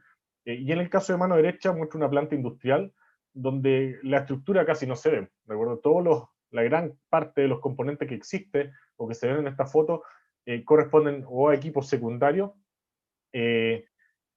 o a elementos, ¿de acuerdo? Que no forman parte de la estructura resistente de lo que nosotros vemos directamente en el diseño estructural, ¿de acuerdo? Por eso es muy importante estudiar el comportamiento y las cargas a que se verán sometidos este tipo de elementos durante eventos sísmicos. Adicionalmente, como ya se mencionó también, las demandas sísmicas que sienten estos componentes están amplificadas por la respuesta estructural, ¿ya? Porque muchas veces ellos se ubican en el nivel superior de la estructura y no a nivel del suelo, ¿de acuerdo? Y otro aspecto muy relevante es que su daño se inicia muchas veces a niveles de deformación, lo vamos a ver también experimentalmente más adelante, a niveles de deformación que son mucho menores que los que inducen daño estructural, ¿de acuerdo? Básicamente por las materialidades que tienen estos componentes, muchas veces tienen comportamiento frágil, ¿de acuerdo? Y por otra parte existe todo un grupo muy extenso y muy importante de los elementos no estructurales que son sensibles a aceleraciones. Y en general, en la parte de diseño de las estructuras civiles, nosotros no nos enfocamos mucho en lo que son las aceleraciones porque el daño estructural está más asociado a las deformaciones relativas, por lo tanto a los drifts de entrepiso en general, ¿ya? Por lo tanto, el tema de las aceleraciones no impacta muchas veces en el comportamiento estructural, pero sí en el comportamiento de los componentes y en los elementos no estructurales. Y por otra parte, vamos avanzando en lo que es la ingeniería sísmica hacia lo que es el diseño por desempeño, y para poder tener un desempeño correcto de nuestro sistema estructural, también tenemos que asegurar que el desempeño de estos elementos no estructurales también es satisfactorio, ¿de acuerdo? Y eso, lógicamente, los elementos no estructurales en ese sentido representan un eslabón muy importante del desempeño y del comportamiento resiliente que tienen nuestras estructuras. En general, se clasifican en dos grandes grupos, lo que son los elementos sensibles a aceleraciones, que son los que vamos a abordar mayormente en esta presentación. Acá hay distintos ejemplos que también se han mencionado algunos en las presentaciones anteriores, entonces no voy a entrar tanto en detalle. Y también tenemos un grupo importante que son sensibles a las derivas de entrepiso o a los drifts, ¿de acuerdo? Que eso también voy a mostrar algunos casos más adelante. Entonces, primero pasando a los componentes sensibles a aceleraciones, primero para entender el problema, a través de esta figura quiero esquematizar la respuesta de nuestro sistema completo, incluye la respuesta acoplada entre lo que es el suelo de fundación, la estructura soportante y el equipo, o el elemento no estructural propiamente tal, ¿de acuerdo? Si nosotros primero consideremos que nos olvidamos del suelo, que eso está incluido en la amenaza, ¿de acuerdo? O en el espectro que solicita la estructura, vamos a tener un sistema como el que presento arriba, donde tenemos la estructura acoplada con el elemento no estructural. Por lo tanto, la respuesta que tengo acá en verde, que correspondería a la respuesta del elemento no estructural, tendría que ser en teoría, ¿de acuerdo?, calculada considerando la aceleración externa y este sistema que considera tanto la estructura soportante como el elemento no estructural, ¿de acuerdo?, de forma conjunta, ¿ya? En general, el análisis se hace con un enfoque de desacoplado, como se muestra abajo, donde yo obtengo la respuesta de la estructura, ¿de acuerdo? Que está acá, el input está en azul, el output de la estructura está en morado, y ese output de la estructura yo lo considero como el input o como la solicitación a mi elemento no estructural o a mi equipo montado sobre la estructura. Entonces es un enfoque desacoplado que muchas veces es válido, pero también hay que tener en consideración que si la interacción dinámica, sobre todo si la rigidez que puede aportar eventualmente el componente de una estructura significativa, puedo tener errores significativos en ese enfoque. Entonces, para ejemplificar un poco también el tema de las demandas de aceleración, consideremos que tenemos una estructura que tiene una solicitación de una historia de tiempo en su base. Lógicamente, este registro sísmico medido a nivel del suelo va a tener asociado un espectro de respuesta, ¿de acuerdo?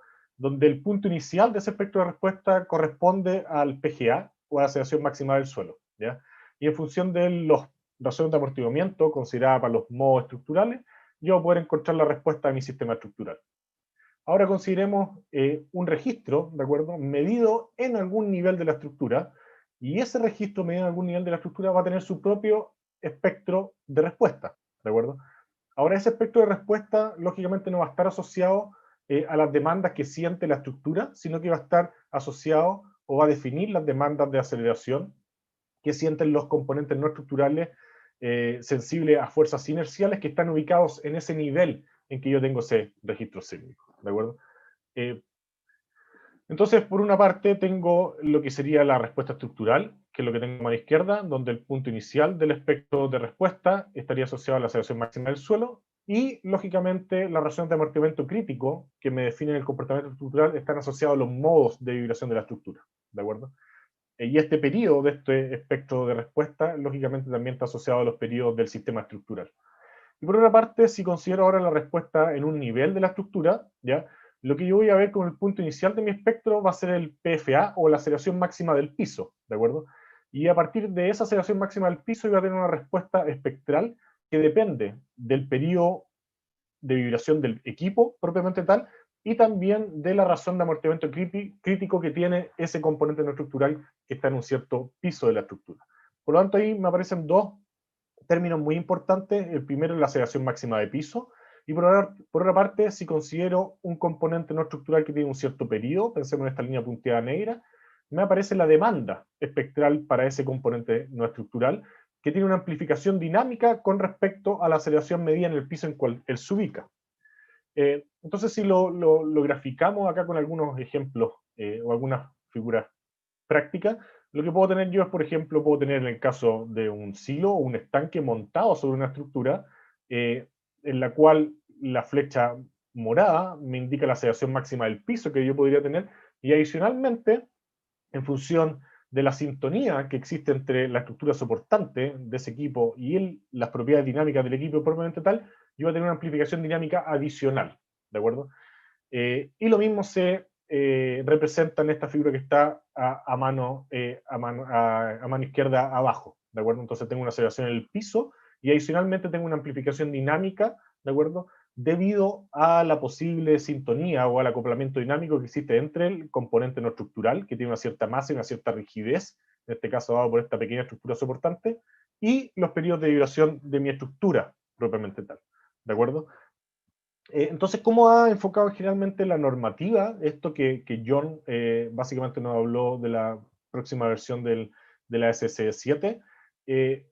Como muy bien mencionaba John, el terremoto de Long Beach del año 33 fue el que básicamente indujo que se empezaran a introducir ya expresiones en la normativa para el diseño de los elementos secundarios o elementos no estructurales. Ya desde el VC, desde el año 35 en adelante, han evolucionado las expresiones que permiten determinar las fuerzas de diseño, las fuerzas laterales de diseño para los elementos no estructurales, ¿ya?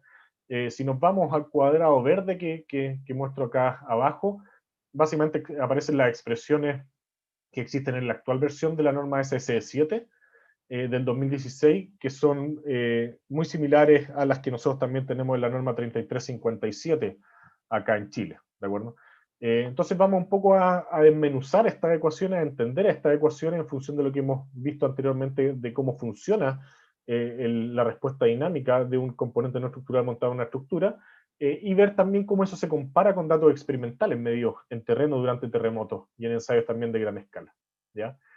Entonces, si nosotros empezamos a estudiar cómo está compuesta esta expresión que me permite calcular el FP, que es la fuerza horizontal de diseño de mi componente no estructural o de mi equipo montado sobre estructura, tengo un coeficiente o un término que corresponde al 0,4 SDS, que como bien explicó Tal, corresponde a la aceleración máxima del suelo, ¿de acuerdo? Después tengo un segundo término, que es el 1 más 2Z sobre H, que me dice cómo se amplifica la aceleración máxima del piso en la altura de mi edificio, ¿de acuerdo? Partiendo de un valor 1, lógicamente, a nivel del suelo, que corresponde al PGA, y en la actual norma SC7 llegando a un valor de 3, ¿de acuerdo? Como amplificación máxima de la aceleración de piso a nivel del techo, ¿de acuerdo? Entonces, Esos dos términos básicamente lo que representan es lo que yo introduje previamente, que sería el PFA o la aceleración máxima de piso, ¿de acuerdo? Adicionalmente tengo que representar este factor de amplificación dinámica que conversamos recién, que me permite a mí amplificar las demandas sísmicas de mi componente no estructural en función del acoplamiento dinámico que existe entre el mismo componente y la estructura en el cual él se apoya, ¿de acuerdo? Y esa amplificación dinámica viene representada en la normativa a través del coeficiente A sub P, ¿de acuerdo? Que como bien mencionaba, ese coeficiente A sub P puede tomar distintos valores. En el caso de la norma chilena existen expresiones, para el caso de la norma 2369, de ese factor A sub P en función de la razón de periodo entre la estructura soportante y el periodo del elemento no estructural, y en la norma 3357 y en la norma SC7 vienen coeficientes dados para los elementos rígidos o bien para elementos flexibles, ¿de acuerdo? Que era justamente el 2,5 y el 1 que mencionaba Tal en su presentación previamente. Y adicionalmente, tengo el factor de importancia, que John discutió bastante a través de, en particular de ese factor, y tengo el R sub P, ¿de acuerdo? El R sub P corresponde al factor de modificación de la respuesta, ¿ya? O de cierta manera que me permite a mí representar la capacidad de disipación de energía que tendría o que yo aceptaría para el comportamiento de ese elemento no estructural. Y lógicamente todo esto en conjunto viene a corresponder a un coeficiente sísmico que multiplicado por el peso de este elemento no estructural me va a determinar su fuerza lateral de diseño. ¿De acuerdo?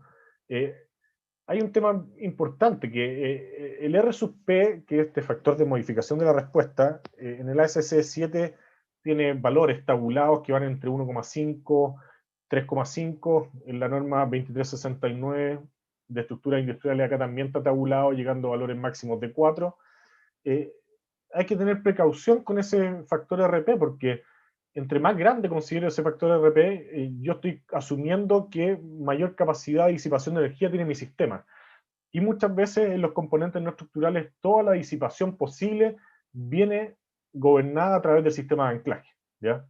Entonces tengo que asegurar efectivamente que ese sistema de anclaje es capaz de disipar la energía, y segundo, tengo que decidir si yo efectivamente quiero aceptar daño en el sistema de anclaje o no, cosa que también está muy asociada a, si tengo daño en el sistema de anclaje, a tener que paralizar la operación de mi estructura, de mi sistema, para repararlo, ¿de acuerdo? Entonces, ese factor hay que ser muy precavido de cuál es la importancia que tiene el equipo en la operación de la estructura para definir bien cuánto permito yo que tenga un comportamiento no lineal muchas veces el sistema de anclaje. ¿De dónde vienen básicamente el origen de estas expresiones? Esto se remonta a unos trabajos que lideró Robert Bachman en los años 90, donde ahí se definió inicialmente que lo que salía antes en la SC7 y que actualmente todavía tenemos en la 2369, que la variación en la altura varía linealmente con un valor máximo de 4, ¿ya? Veces la aceleración máxima del suelo, el 1 más 3z sobre h, y después eso se redujo a 1 más 2z sobre h. Y esa variación lineal básicamente venía de un set de datos experimentales medidos en edificios instrumentados, básicamente en Estados Unidos. Sin embargo, lo que es importante mencionar es que muchas de esas aceleraciones medidas correspondían a aceleraciones máximas a nivel de suelo bastante bajas, ¿ya? Acá se muestra un gráfico donde se observa claramente una dispersión gigantesca, ¿de acuerdo? Cada uno de estos puntos es un estudio actualizado del año 2003, donde cada uno de estos puntos corresponde a un edificio instrumentado, ¿de acuerdo?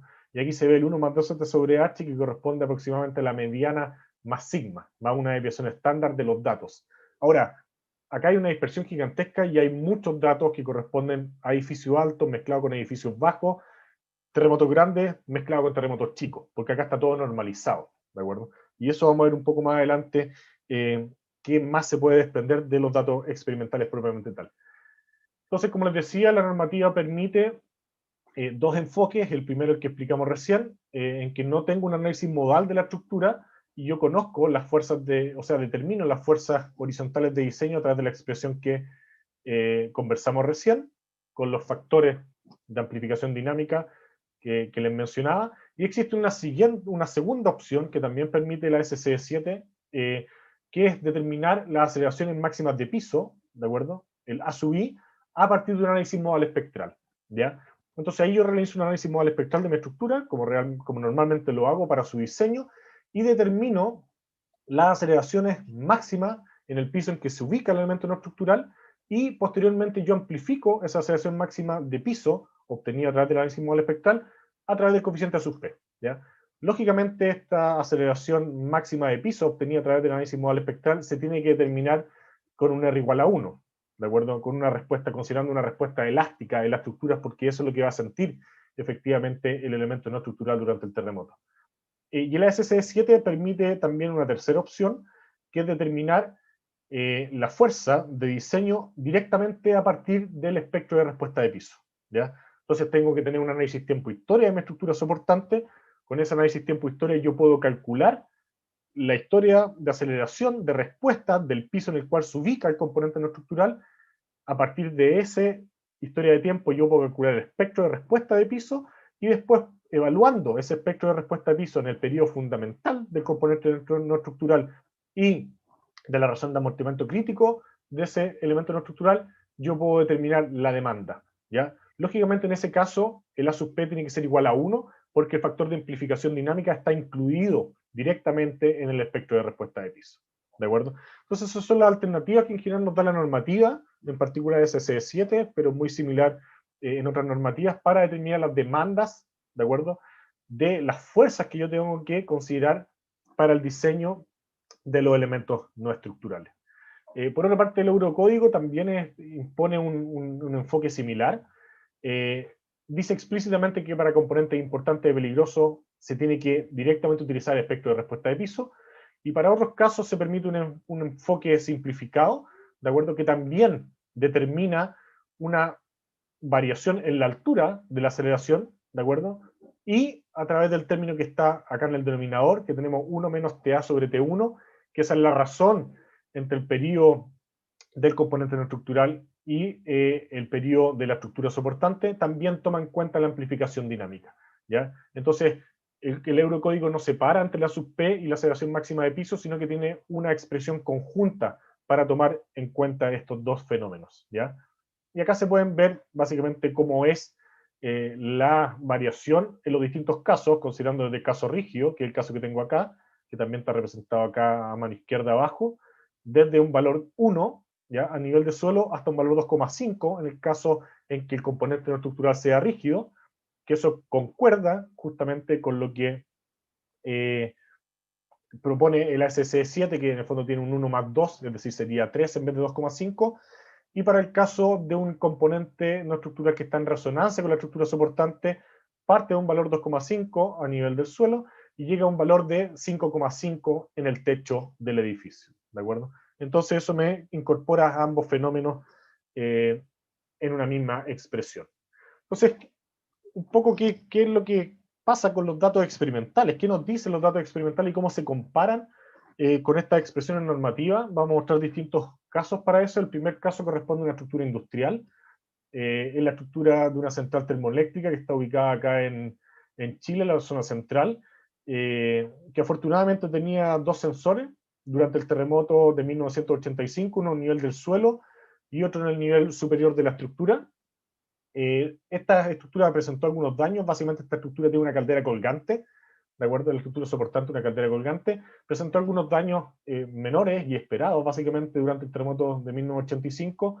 Y algo también importante es que se hicieron ensayos de vibración ambiental para obtener el periodo fundamental de vibración de esta estructura, que fue aproximadamente medido como 0,8 segundos, ¿ya? Un dato que es importante. Entonces, si uno se va a ver después la respuesta registrada durante el terremoto de 1985, acá lo que tengo a mano izquierda en color azul es el espectro de respuesta medido al nivel del suelo. En color rojo, la misma dirección este-oeste, el espectro de respuesta ahora medido en la parte superior de la estructura, ambos para una razón de amortiguamiento crítico del 3%, ¿ya? En el gráfico de la zona intermedia tengo exactamente lo mismo, pero para la dirección norte-sur. Y algo muy importante de ver, primero podemos analizar cuál es la amplificación de la aceleración máxima del suelo, ¿de acuerdo? Cómo se amplifica hacia la parte superior de la estructura. Entonces vemos que en la componente oeste-oeste existe un PFA, una aceleración máxima del piso normalizada por el PGA, ¿de acuerdo? Que está asociado al término 1 más 2z sobre h que vimos anteriormente, de un valor máximo de 3,4. Pero cuando uno analiza el registro propiamente tal, se da cuenta que ese 3,4 corresponde a unos spike, a unos pics muy claros en la respuesta, y esos pics se produjeron porque esta caldera colgante impactó, ¿de acuerdo?, en los stoppers sísmicos, y eso produjo que hubiesen aceleraciones máximas en el nivel superior de la estructura muy altas, pero muy concentradas también, ¿ya? Por otra parte, en la dirección norte-sur, la razón de la aceleración máxima en el nivel superior, dividido por la aceleración máxima del suelo, alcanza un valor 2,6, que es menor que este valor 1 más 2z sobre h que tiene la normativa, ¿de acuerdo? Si uno analiza el espectro de respuesta de piso y lo normaliza por el PGA, ¿de acuerdo?, en el fondo va a poder encontrar el efecto del A sub P, que es el factor de amplificación dinámica que conversamos anteriormente. Como dijimos, ese factor de amplificación dinámica podría tener un valor máximo, de acuerdo a la norma americana, de 3 por 2,5, ¿de acuerdo? Y para el caso de la norma chilena varía entre 6,6 y 8,8. ¿Y qué es lo que vemos? Que muchas veces sobrepasamos considerablemente ese valor máximo que nos propone la normativa. Ahora, en este caso en particular, existe un fenómeno que es muy interesante. Si uno se da cuenta, eso se produce alrededor de un segundo, de un periodo de un segundo. Si uno analiza qué es lo que pasa alrededor de un segundo, uno observa los espectros de nivel del suelo que ese periodo de un segundo existe. ¿Qué es lo que pasa? Que el periodo del suelo donde está fundada esta estructura es justamente un segundo, ¿ya? Y por otra parte, la estructura soportante por microvibraciones tiene un periodo estimado de 0,8 segundos, el cual se elonga un poco durante el terremoto y también alcanza un valor de periodo de vibración muy cercano a un segundo. Entonces lo que se nos está produciendo en este caso en particular, se nos está produciendo un efecto de doble resonancia entre el periodo del suelo, el periodo de la estructura, y lógicamente eso repercute en la respuesta de cualquier nivel de mi sistema y por lo tanto tiene una implicancia muy grande en términos de las fuerzas de diseño para los elementos no estructurales que estarían ubicados en particular en esa estructura, ¿ya?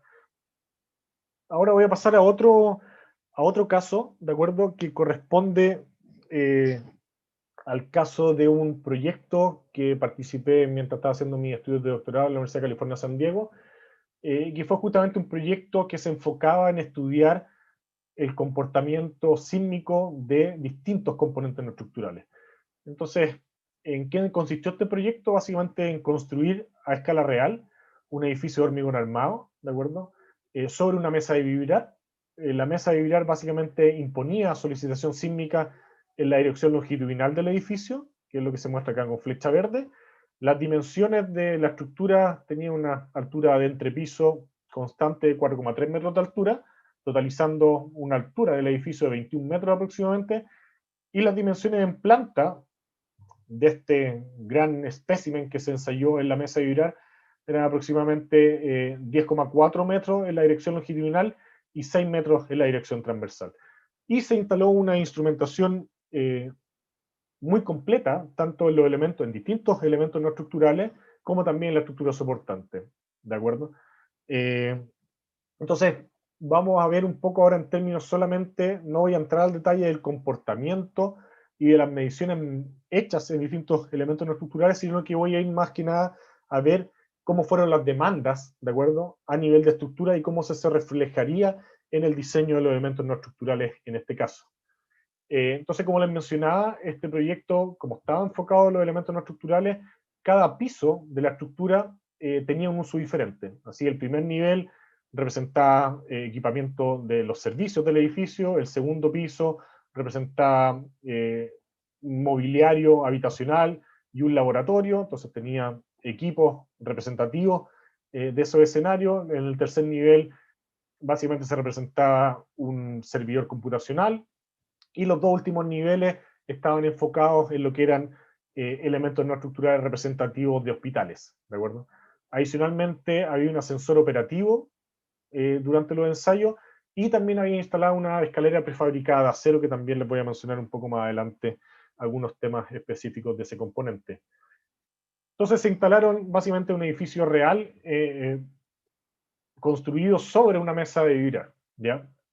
Distintos tipos de fachada, había una torre de enfriamiento que también se instaló en el techo del edificio, que también la estudiamos en mucho detalle, sistemas de ventilación, de aire acondicionado, el ascensor que les mencionaba previamente, cielos falsos, sistemas eléctricos, equipos mecánicos, la escalera metálica que les mencionaba, sistemas de piping y tubería, mobiliario, servidores computacionales, tabiques divisorios, etc. O sea, básicamente el edificio era un edificio representativo de una condición real de campo, pero que fue construido sobre esta mesa de vibrar para imponerle solicitaciones sísmicas de distinta intensidad y ver cómo era el comportamiento de los componentes no estructurales y también de entender de mejor manera cómo era el acoplamiento dinámico entre la estructura soportante y los componentes no estructurales propiamente tal. Entonces, el protocolo de ensayo consistió en dos partes. Inicialmente el edificio se ensayó aislado sísmicamente. Toda la primera parte que está en esta tabla resaltada en color verde corresponde al protocolo de ensayo con el edificio con aislación basal. Básicamente se instalaron 4 aisladores elastoméricos en las 4 esquinas del edificio y se procedió a ensayar el edificio con 7 registros sísmicos, ¿ya? Los primeros 3 registros corresponden a un nivel bajo, ¿de acuerdo?, de solicitación, básicamente sismo operacional, y los últimos 4 registros corresponden a registros reales, medidos justamente en zonas de subducción en Chile y en Perú. Posteriormente se levantó el edificio, se sacaron los apoyos elastoméricos, se ancló el edificio a la mesa de vibrar y se aplicaron 6 ensayos sísmicos de acuerdo con el edificio en base fija. Los 2 primeros de ellos, los mismos operacionales anteriores, los ensayos 3 y 4, de acuerdo que son FB3 y FB4, los mismos registros que se ocuparon en el caso del edificio aislado, correspondientes a los registros de ICA, del terremoto de Pisco del 2007, y finalmente los 2 últimos ensayos, FB5, que corresponde al terremoto de diseño, y FB6, que corresponde al terremoto máximo creíble, ¿de acuerdo? Entonces esta fue la secuencia de ensayos dinámicos con que se utilizó para este experimento, para este proyecto. Acá un poco para poner en contexto las respuestas globales de la estructura. Lo que vemos en color verde a mano izquierda son las respuestas para el edificio con aislación sísmica en la base, y con fondo amarillo a mano derecha la respuesta del edificio fijo en su base. Los 2 gráficos superiores representan la distribución de aceleración máxima de piso en la altura del edificio. Claramente en el edificio aislado se ve el efecto de los aisladores sísmicos de manera muy notoria.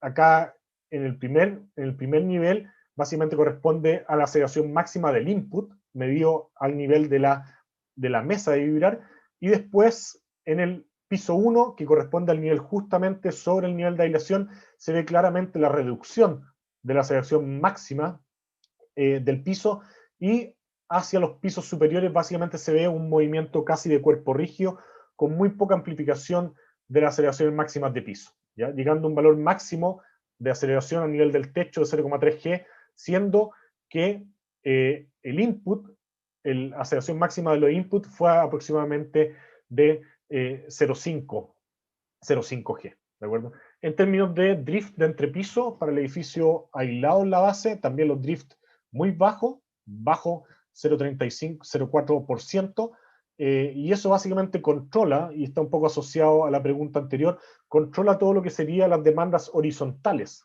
¿de acuerdo? Aquí se verían sometidos los elementos no estructurales sensibles a aceleración y los elementos no estructurales sensibles a deriva o a deformación relativa de entrepiso.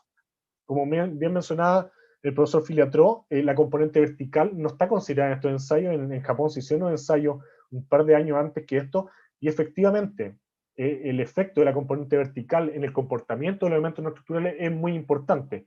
Inclusive muchas veces que hay aisladores elastoméricos, existe una amplificación de la aceleración vertical en la estructura. Entonces hay que tener mucho cuidado también con ese tipo de temas cuando tenemos aislación sísmica, con el tema de la componente vertical del movimiento. Por otra parte, si vemos la respuesta estructural para el edificio en base fija, en términos de aceleración en la altura del edificio, vemos básicamente que se amplifican en general, y principalmente para los 3 primeros ensayos, que son los que están acá mostrados con color más naranjo, existe una tendencia más o menos lineal de amplificación en la altura. Sin embargo, si nos vamos al morado, a los 2 colores más morados que están en los extremos de este gráfico, vemos que la distribución de la aceleración máxima de piso ya no tiene un comportamiento lineal, e inclusive en algunos niveles deamplifica en comparación con la aceleración máxima impuesta en la base del edificio, ¿ya? En el caso del edificio en base fija, los niveles máximos de aceleración de piso alcanzaron un G, ¿de acuerdo?, durante el evento de diseño. En términos de derivas de entrepiso, las derivas de entrepiso fueron altísimas. Durante el terremoto de diseño se llegó a aproximadamente 2,5% de drift de entrepiso, y en el último ensayo, en el terremoto máximo creíble, se llegó a una deriva de entrepiso de 6%, ¿ya?, que es altísima. Eso básicamente implicó que el estado de la estructura, después de ese ensayo, básicamente quedó en una condición de colapso incipiente, con fractura en muchas de las barras de las vigas que tomaban la carga lateral sísmica. Acá hay algunos videos, justamente los ensayos. A mano izquierda está el ensayo del edificio aislado con aislación basal.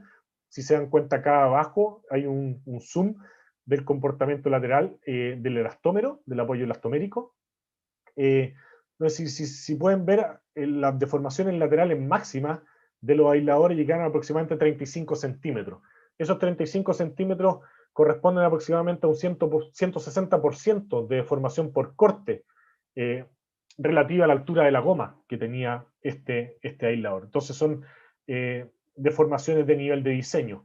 Por una parte, en los videos de mano derecha está el comportamiento de la estructura durante el último ensayo con el edificio fijo en su base.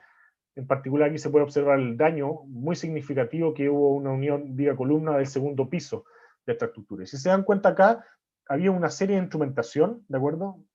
Acá se ven algunos sensores dispuestos justamente en los elementos no estructurales. Entonces, los tabiques divisorios, los cielos falsos, los sistemas de tubería, todos tenían instrumentación.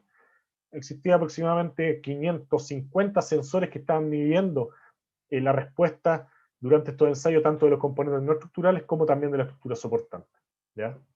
Entonces, daño muy extenso y muy grave en el caso de la estructura en base fija, y deformación o demandas sísmicas laterales básicamente absorbidas por el sistema de aislación durante los ensayos con aislación basal. Si nos vamos un poco a estudiar las demandas, que nos vamos a concentrar en el edificio en base fija, en esta figura de arriba muestro justamente el edificio BNCS, que es como se le llama a este edificio de este proyecto. Están en distintos colores, distintos ensayos, desde FB1, que es el primer ensayo con el edificio en base fija, hasta FB5, que corresponde al terremoto de diseño, ¿de acuerdo? No el máximo creíble, sino el de diseño, para el edificio, que como se puede ver, es muy cercano justamente al espectro, ¿ya?, de diseño utilizado para este edificio. Acá al medio puse los PGA, medido en cada uno de estos ensayos, ¿de acuerdo?, que variaban entre 0,18 para la FB2 hasta 0,64 para el caso del FB5, y en la figura de mano derecha se observa la amplificación o la variación de la aceleración máxima de piso normalizada con respecto a la aceleración máxima del suelo, ¿ya? Y eso se compara con lo propuesto por la norma SS7, que sería este coeficiente 1 más 2 sobre h. Se puede observar claramente que durante prácticamente todos los ensayos, todas estas aceleraciones estuvieron bajo o estuvieron cubiertas por la expresión normativa. Sin embargo, cuando me voy al terremoto de diseño, como veíamos anteriormente, la amplificación en la altura es muy baja. En algunos pisos incluso existe deamplificación. Y en el caso del techo, la amplificación llega solamente aproximadamente a un 1,5 veces la aceleración máxima medida a nivel de la mesa de virar o a nivel del suelo. Si uno analiza estructuras que hayan estado bien instrumentadas durante varios eventos sísmicos, en particular se puede encontrar con este edificio, que es el edificio Holiday Inn, también ubicado en California, que es un edificio real, lógicamente, que estuvo instrumentado durante muchos eventos sísmicos, y en particular hay eventos significativos como el terremoto de Norwich, que estaba muy cerca del epicentro, donde en la base se mide una aceleración de 0,37 G, ¿ya? Así hay otros eventos sísmicos, de acuerdo que hay 3 más, donde también hay datos experimentales para poder estudiar el comportamiento de esta estructura en términos de las demandas impuestas sobre los elementos no estructurales, ¿ya? ¿Qué es lo que se observa? Que cuando los PGA son muy bajos, las amplificaciones de piso pueden ser significativas, incluso sobrepasando ampliamente el 1 más 2z sobre h, ¿de acuerdo? Sin embargo, cuando me voy a eventos más de mayor intensidad, como el caso del terremoto de Norwich para este edificio, de nuevo veo que las amplificaciones en la altura son moderadas, ¿de acuerdo? Si voy ahora a analizar el factor de amplificación dinámico, el A sub P, que definimos anteriormente, que es básicamente el espectro de respuesta de piso normalizado por la aceleración máximo de piso, tengo en el panel de arriba, en la fila de arriba, el caso del edificio BNCS para 3 ensayos sísmicos, en el panel de abajo, en la fila de abajo, para este edificio del Hotel Holiday Inn, de acuerdo, para 3 terremotos diferentes. ¿Y qué es lo que observo? Básicamente el límite que me impone el ASC7 es un valor de 2,5. Entonces todo lo que tengo en colores azules o verdes están bajo ese valor 2,5 y todo lo que está desde rojo hacia el amarillo son valores que superan ese límite, ¿ya? ¿Qué es lo que se observa? Tanto para el edificio BNCS también como el del Van Nuys, el Hotel Holiday Inn, es que muchas veces sobrepaso, ¿de acuerdo?, ese valor de 2,5 y lógicamente en el rango de periodo en que se sobrepasa ese factor de 2,5 está asociado a los periodos de vibración de la estructura. En este caso, para los primeros 2 ensayos, está aproximadamente en torno a 1 segundo, que corresponde al periodo fundamental del edificio BNCS. Ahora, cuando me voy yo a eventos extremos, de acuerdo con intensidades mucho mayores, ¿qué es lo que veo? Veo primero que el comportamiento de la estructura ya deja de ser lineal, por lo tanto ya no veo un pic tan marcado en la zona de 1 segundo, sino que debido a la elongación del periodo de la estructura, debido a la no linealidad, ahora empiezo a meter energía en periodos superiores también, pero adicionalmente empieza a aparecer un fenómeno que es muy importante, que los periodos superiores de la estructura empiezan a tener una importancia mayor en el comportamiento y los factores de amplificación dinámico para el elemento no estructural se empiezan a ver sobrepasados también en la zona de periodos bajos, que está asociado a los periodos o a los modos superiores de vibración de la estructura. Y eso es muy importante porque muchas veces nuestros componentes no estructurales y nuestros equipos están justamente en la zona de periodos bajos, ¿ya? Algo muy similar se ve en el caso del edificio Holiday Inn. En particular se ve claramente la participación de los modos superiores durante el terremoto de Norwich, que fue el terremoto de mayor intensidad y que indujo daño en la estructura. Entonces ahí también las demandas sobre elementos no estructurales se pueden ver muy aumentadas. La norma también, como dijimos anteriormente, me permite hacer un análisis modal espectral. En el caso del edificio BNCS teníamos mucha información, por lo tanto hicimos ese ejercicio. En particular consideramos 3 modos, ¿de acuerdo? Las propiedades de estos modos básicamente las obtuvimos nosotros a partir de datos de microvibraciones medidos en el mismo edificio y fuimos capaces de esa manera de realizar un análisis modal espectral, ¿de acuerdo? Entonces, a partir de las propiedades modales que nosotros teníamos medidas antes de los ensayos sísmicos, nosotros pudimos realizar un análisis modal espectral con el cual pudimos estimar la variación de las aceleraciones máximas en la altura para los distintos eventos o para los distintos ensayos sísmicos, ¿ya?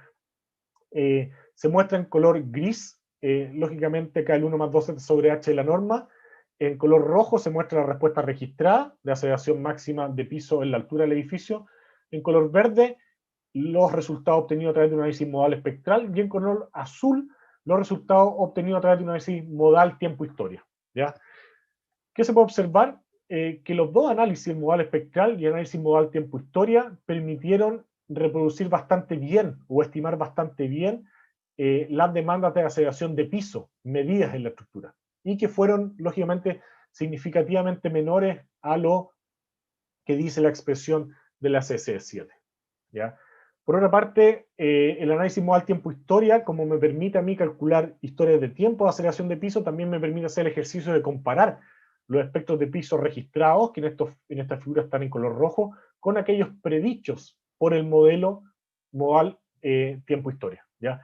También se observa que en distintos niveles de la estructura, cada una de estas columnas corresponde al segundo, al quinto y al nivel del techo del edificio, y las filas corresponden a 3 ensayos, el primero, el cuarto y el quinto ensayo, donde recordemos que el quinto ensayo es el evento de diseño, me permiten comparar justamente los aspectos de respuesta a piso. ¿Qué es lo que se obtiene nuevamente? Que la respuesta predicha, ¿de acuerdo?, por análisis modal tiempo-historia, es muy similar a la respuesta registrada por los acelerómetros ubicados en los niveles de la estructura.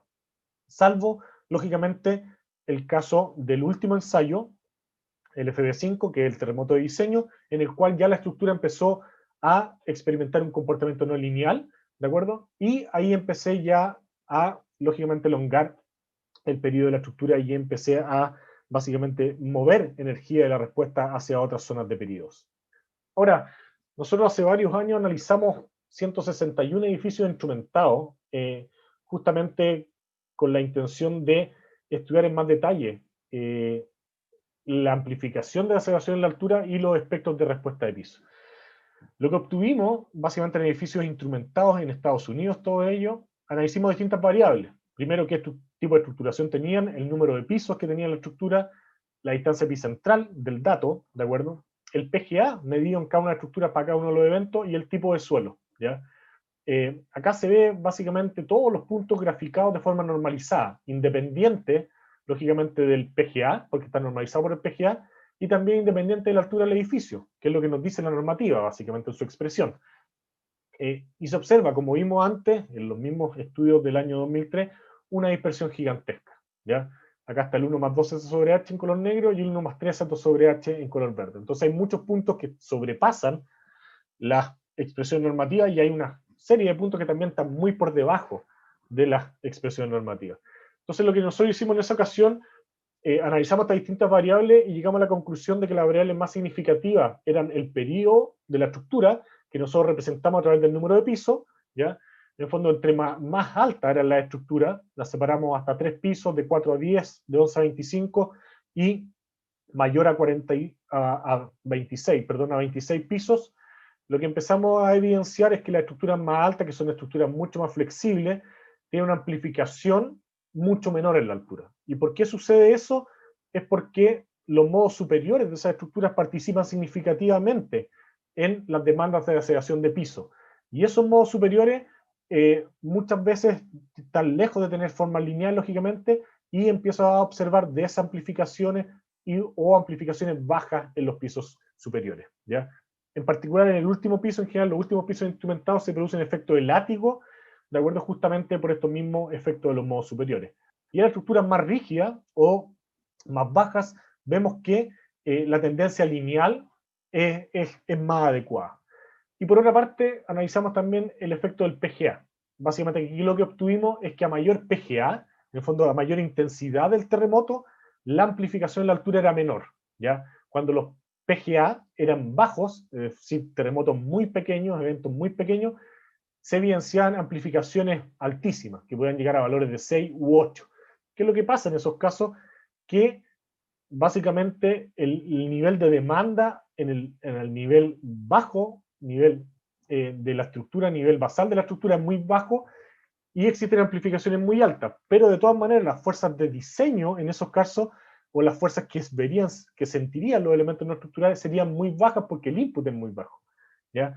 Entonces a partir de eso nosotros en ese tiempo propusimos unas expresiones justamente que permitían considerar el efecto del número de pisos y del PGA y proponer una expresión que era un poco más genérica y que en general calzaba bastante bien con los datos que utilizamos, estos 161 edificios instrumentados que ocupamos básicamente para realizar este estudio. Pasando ahora brevemente a lo que tiene que ver con elementos sensibles a desplazamiento, la normativa en particular SC7 y la 3357, que es la norma chilena de elementos no estructurales, tiene prescripciones prácticamente idénticas, donde limita básicamente la deriva de entrepiso para controlar el daño de los elementos no estructurales sensibles a drift, ¿ya?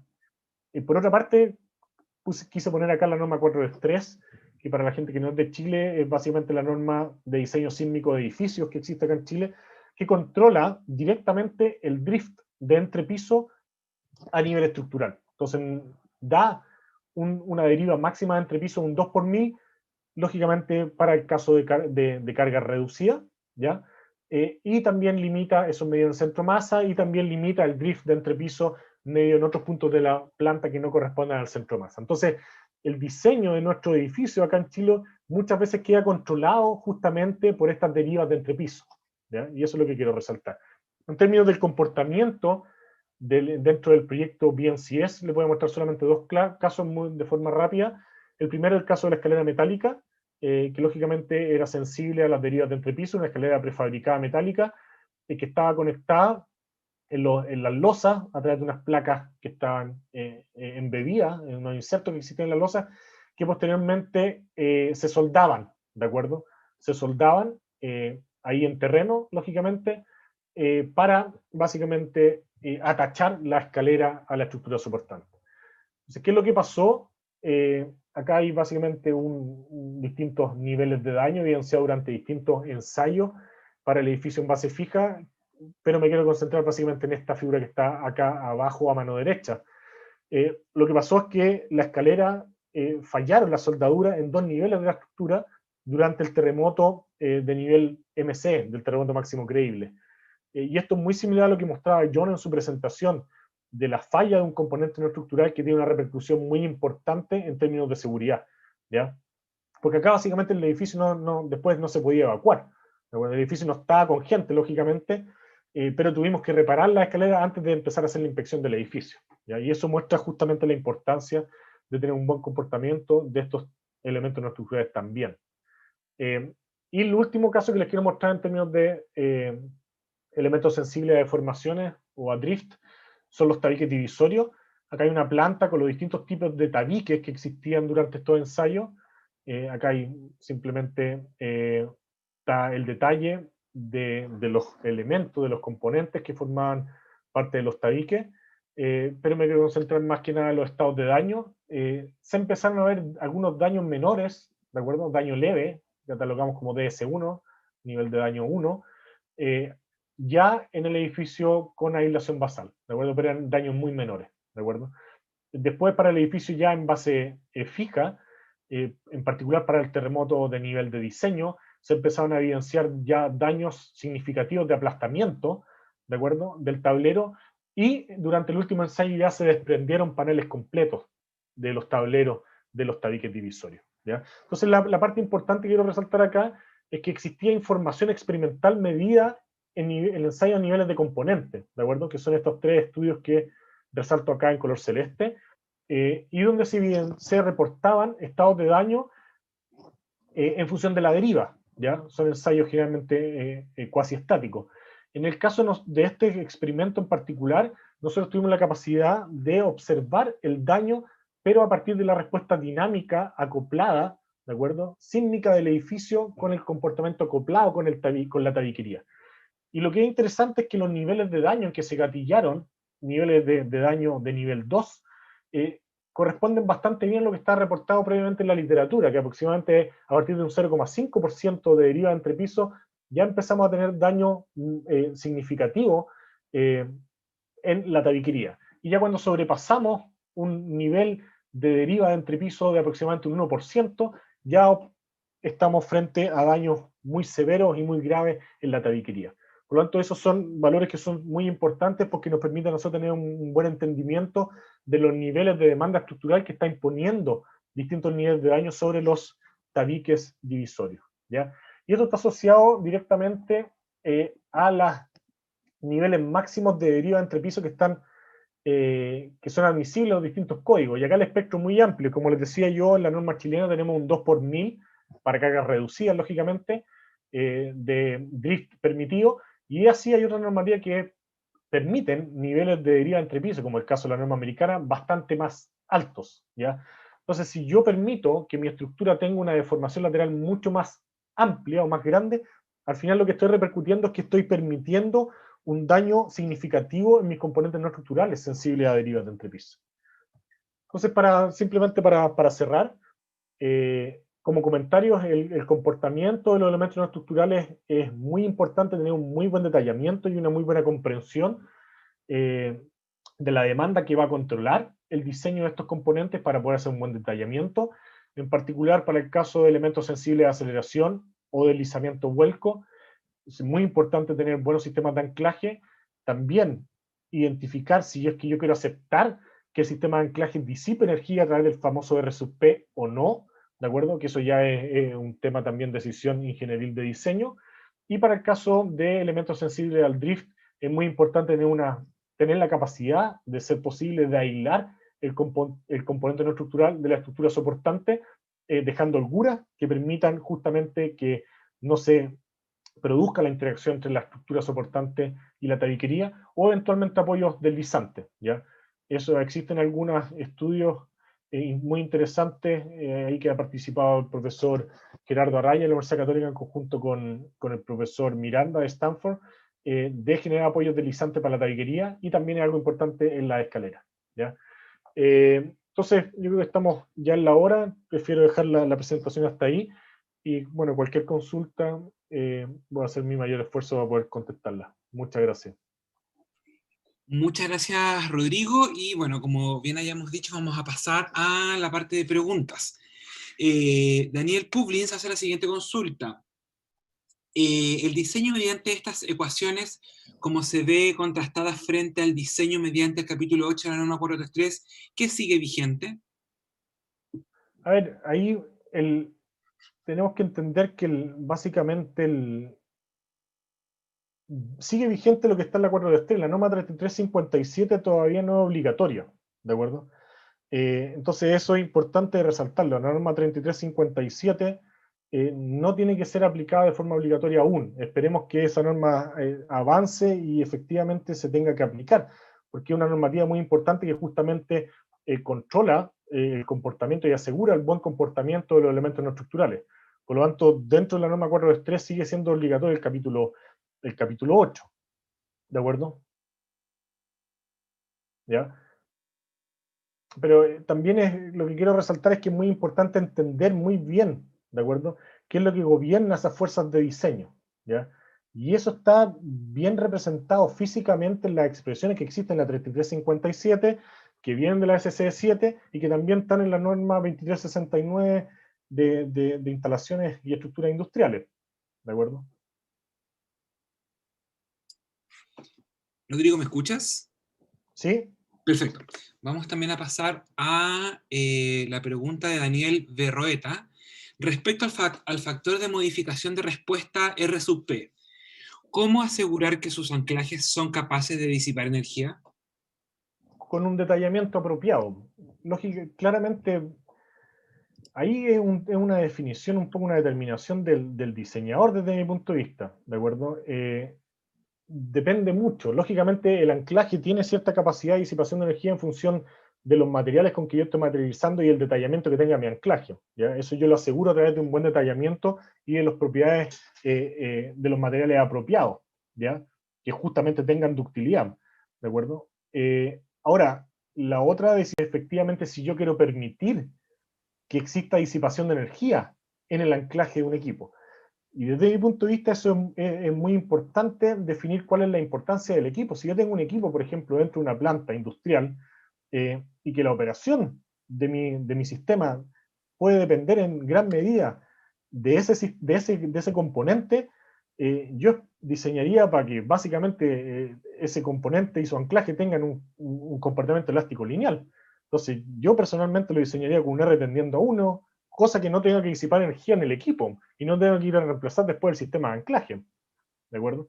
Pero eso ya son decisiones de diseño del diseñador directamente, ¿ya? Uno es lo que nos dice la norma, y la norma siempre nos establece los requerimientos mínimos, ¿ya? Eso es súper importante siempre resaltar, el mínimo que uno tiene que satisfacer, ¿de acuerdo? Pero hay otros aspectos que tiene que definir el ingeniero como diseñador.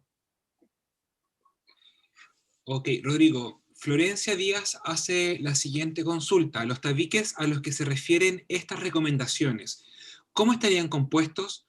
¿Por ladrillos macizos o por ladrillos cerámicos huecos? No, a ver, estos son básicamente la tabiquería que yo estuve mostrando, son de un esqueleto de metálica liviana, ¿de acuerdo?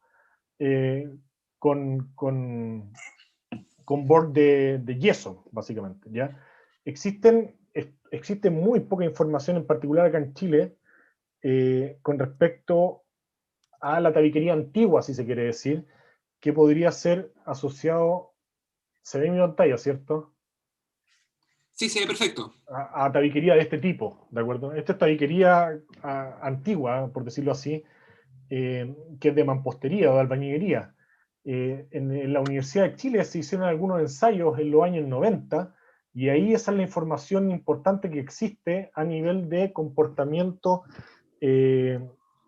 para tabiques divisorios de mampostería, ¿ya? Y en el caso chileno, de acuerdo con el detallamiento que nosotros tenemos y con los materiales que nosotros tenemos, no existe información, ¿ya? Ahí en la Universidad Católica, y ahí me invitaron a participar también, se está viendo la posibilidad de realizar justamente algunos ensayos experimentales para tabiquería con el detallamiento chileno en función de lo que actualmente se está haciendo, ¿ya? Pero yo lo que mostré está asociado a tabiquería moderna, diciéndolo de cierta manera, que es lo que está representado en esta figura de acá, ¿de acuerdo? ¿Ya? Perfecto. Rodrigo, Jaime Regada hace la siguiente consulta. Dice, en la práctica se utiliza la norma chilena para el diseño de sistemas de elementos no estructurales. Y si es así, ¿existe alguna experiencia cómo ha funcionado su aplicación? Y además, si las actualizaciones de la norma de diseño sísmico industrial y de edificio conversa con la norma de diseño de elementos no estructurales. Esa es una buena consulta. Primero, como mencionaba anteriormente, la norma de elementos no estructurales no es obligatoria, ¿ya? Ahí yo no participé personalmente en esa norma, yo todavía estaba en Estados Unidos cuando las personas que lideraron todo ese trabajo fue Diego López García de la Universidad Católica, Rodrigo Retamales, fueron los que lideraron esa normativa, y todavía no es obligatoria, ¿ya? Ahora, algo importante que menciona él, la idea después es que esa norma básicamente rija, lógicamente, el diseño de los elementos no estructurales. El anteproyecto de la 2369, que es la norma de instalación de edificios industriales, justamente se está acoplando básicamente a la definición que está en la 3357, ¿ya? Entonces, en ese caso, tampoco pueden conversar directamente, porque en el fondo, cómo está definida la amenaza en la norma 2369 también difiere un poco, ¿de acuerdo? Pero sí está pensado el anteproyecto de la 2369 en conversar de manera mucho más directa con la 3357, que también está basada ampliamente en el ASC 7 del 2010 en ese caso. Perfecto, Rodrigo. Y tenemos las últimas dos preguntas. Una de Juan Manuel Domínguez, que dice, ¿por qué el código ASCE tiene límites tan altos y de derivas comparando con los códigos europeos y de Chile? A ver, ahí hay un tema que es filosofía de diseño desde mi punto de vista. En particular, la filosofía americana de diseño tiende a aceptar deformaciones, porque si uno se va a los factores de modificación de la respuesta, por ejemplo, a los R, con que se diseña la estructura en Estados Unidos, son valores mucho más altos, ¿ya? Eso es porque en Estados Unidos en el fondo se le pone hincapié a la disipación de energía, y disipación de energía en el fondo se transmite en deformación de mi estructura, ¿ya? Por eso es la distinta filosofía de diseño. En el caso chileno, nosotros tenemos estructuras que son bastante más rígidas, que tienen niveles de deformación bastante más bajos, ¿ya? Y eso es básicamente distintas filosofías de diseño desde mi punto de vista. Esa es mi opinión. Ahora, uno puede pretender irse por uno u otro camino. Lo importante es que si uno se va por el camino de la disipación de energía, efectivamente el detallamiento tiene que asegurar la capacidad de disipación de energía que yo estoy considerando en mi diseño. ¿De acuerdo? Eso es sumamente importante.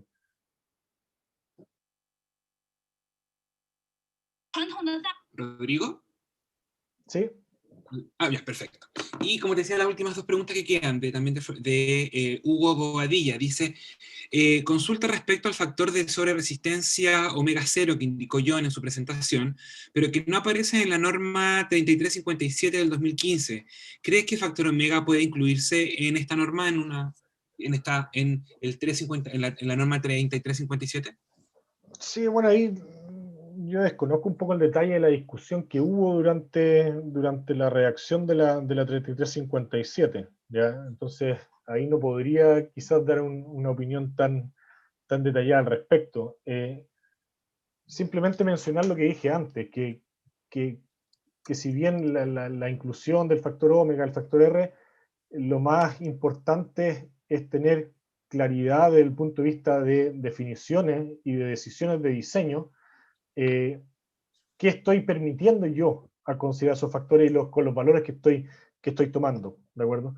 Eso es muy importante y eso depende caso a caso también. Lógicamente la normativa propone valores, pero adicionalmente a eso yo tengo que siempre entender muy bien y tomar las decisiones en función de lo que estoy analizando y el diseño que estoy realizando y el impacto que puede tener ese comportamiento que yo a través de mi diseño estoy de una u otra manera llevando o aceptando.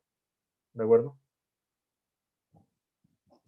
Rodrigo, y para finalizar, la última pregunta es por parte de Florencia Díaz y dice, y para tabiques de ladrillos, ¿cuál sería la deriva recomendada para que no sufran daños? ¿Tiene información de otros países? Sí, acá lo saqué de la presentación, yo tenía eso, de hecho los ensayos que se hicieron lo hizo mi papá, Maximiliano Astroza, en los 90, en la Universidad de Chile. Lógicamente son estructuras que son mucho más frágiles y tienen derivas de entrepiso que son menores, ¿ya? Ahí, si quieren, me pueden mandar un email, porque no me acuerdo de memoria el número, la verdad. Pero tengo la información y tengo las referencias de esos estudios que se han realizado acá en Chile, que se realizaron básicamente en los años 90, pero no tengo el número ahora en mi cabeza, ¿de acuerdo? Pero son números más bajos que los que mostré acá, porque son estructuras, o sea, son componentes que presentan daños más significativos a niveles de deriva menores, porque tienen mucha menos ductilidad y son componentes mucho más frágiles. Perfecto, Rodrigo. Bueno, te comento que ya no hay más preguntas. También queremos agradecerte, Rodrigo, por tu presentación. También a todos los espectadores, los asistentes, por el nivel de pregunta y también a todos los presentadores por el gran nivel profesional que tienen en este tipo de temas tan interesantes y que creo que son de interés, yo creo que no solamente en Chile, sino que a nivel regional y también internacional.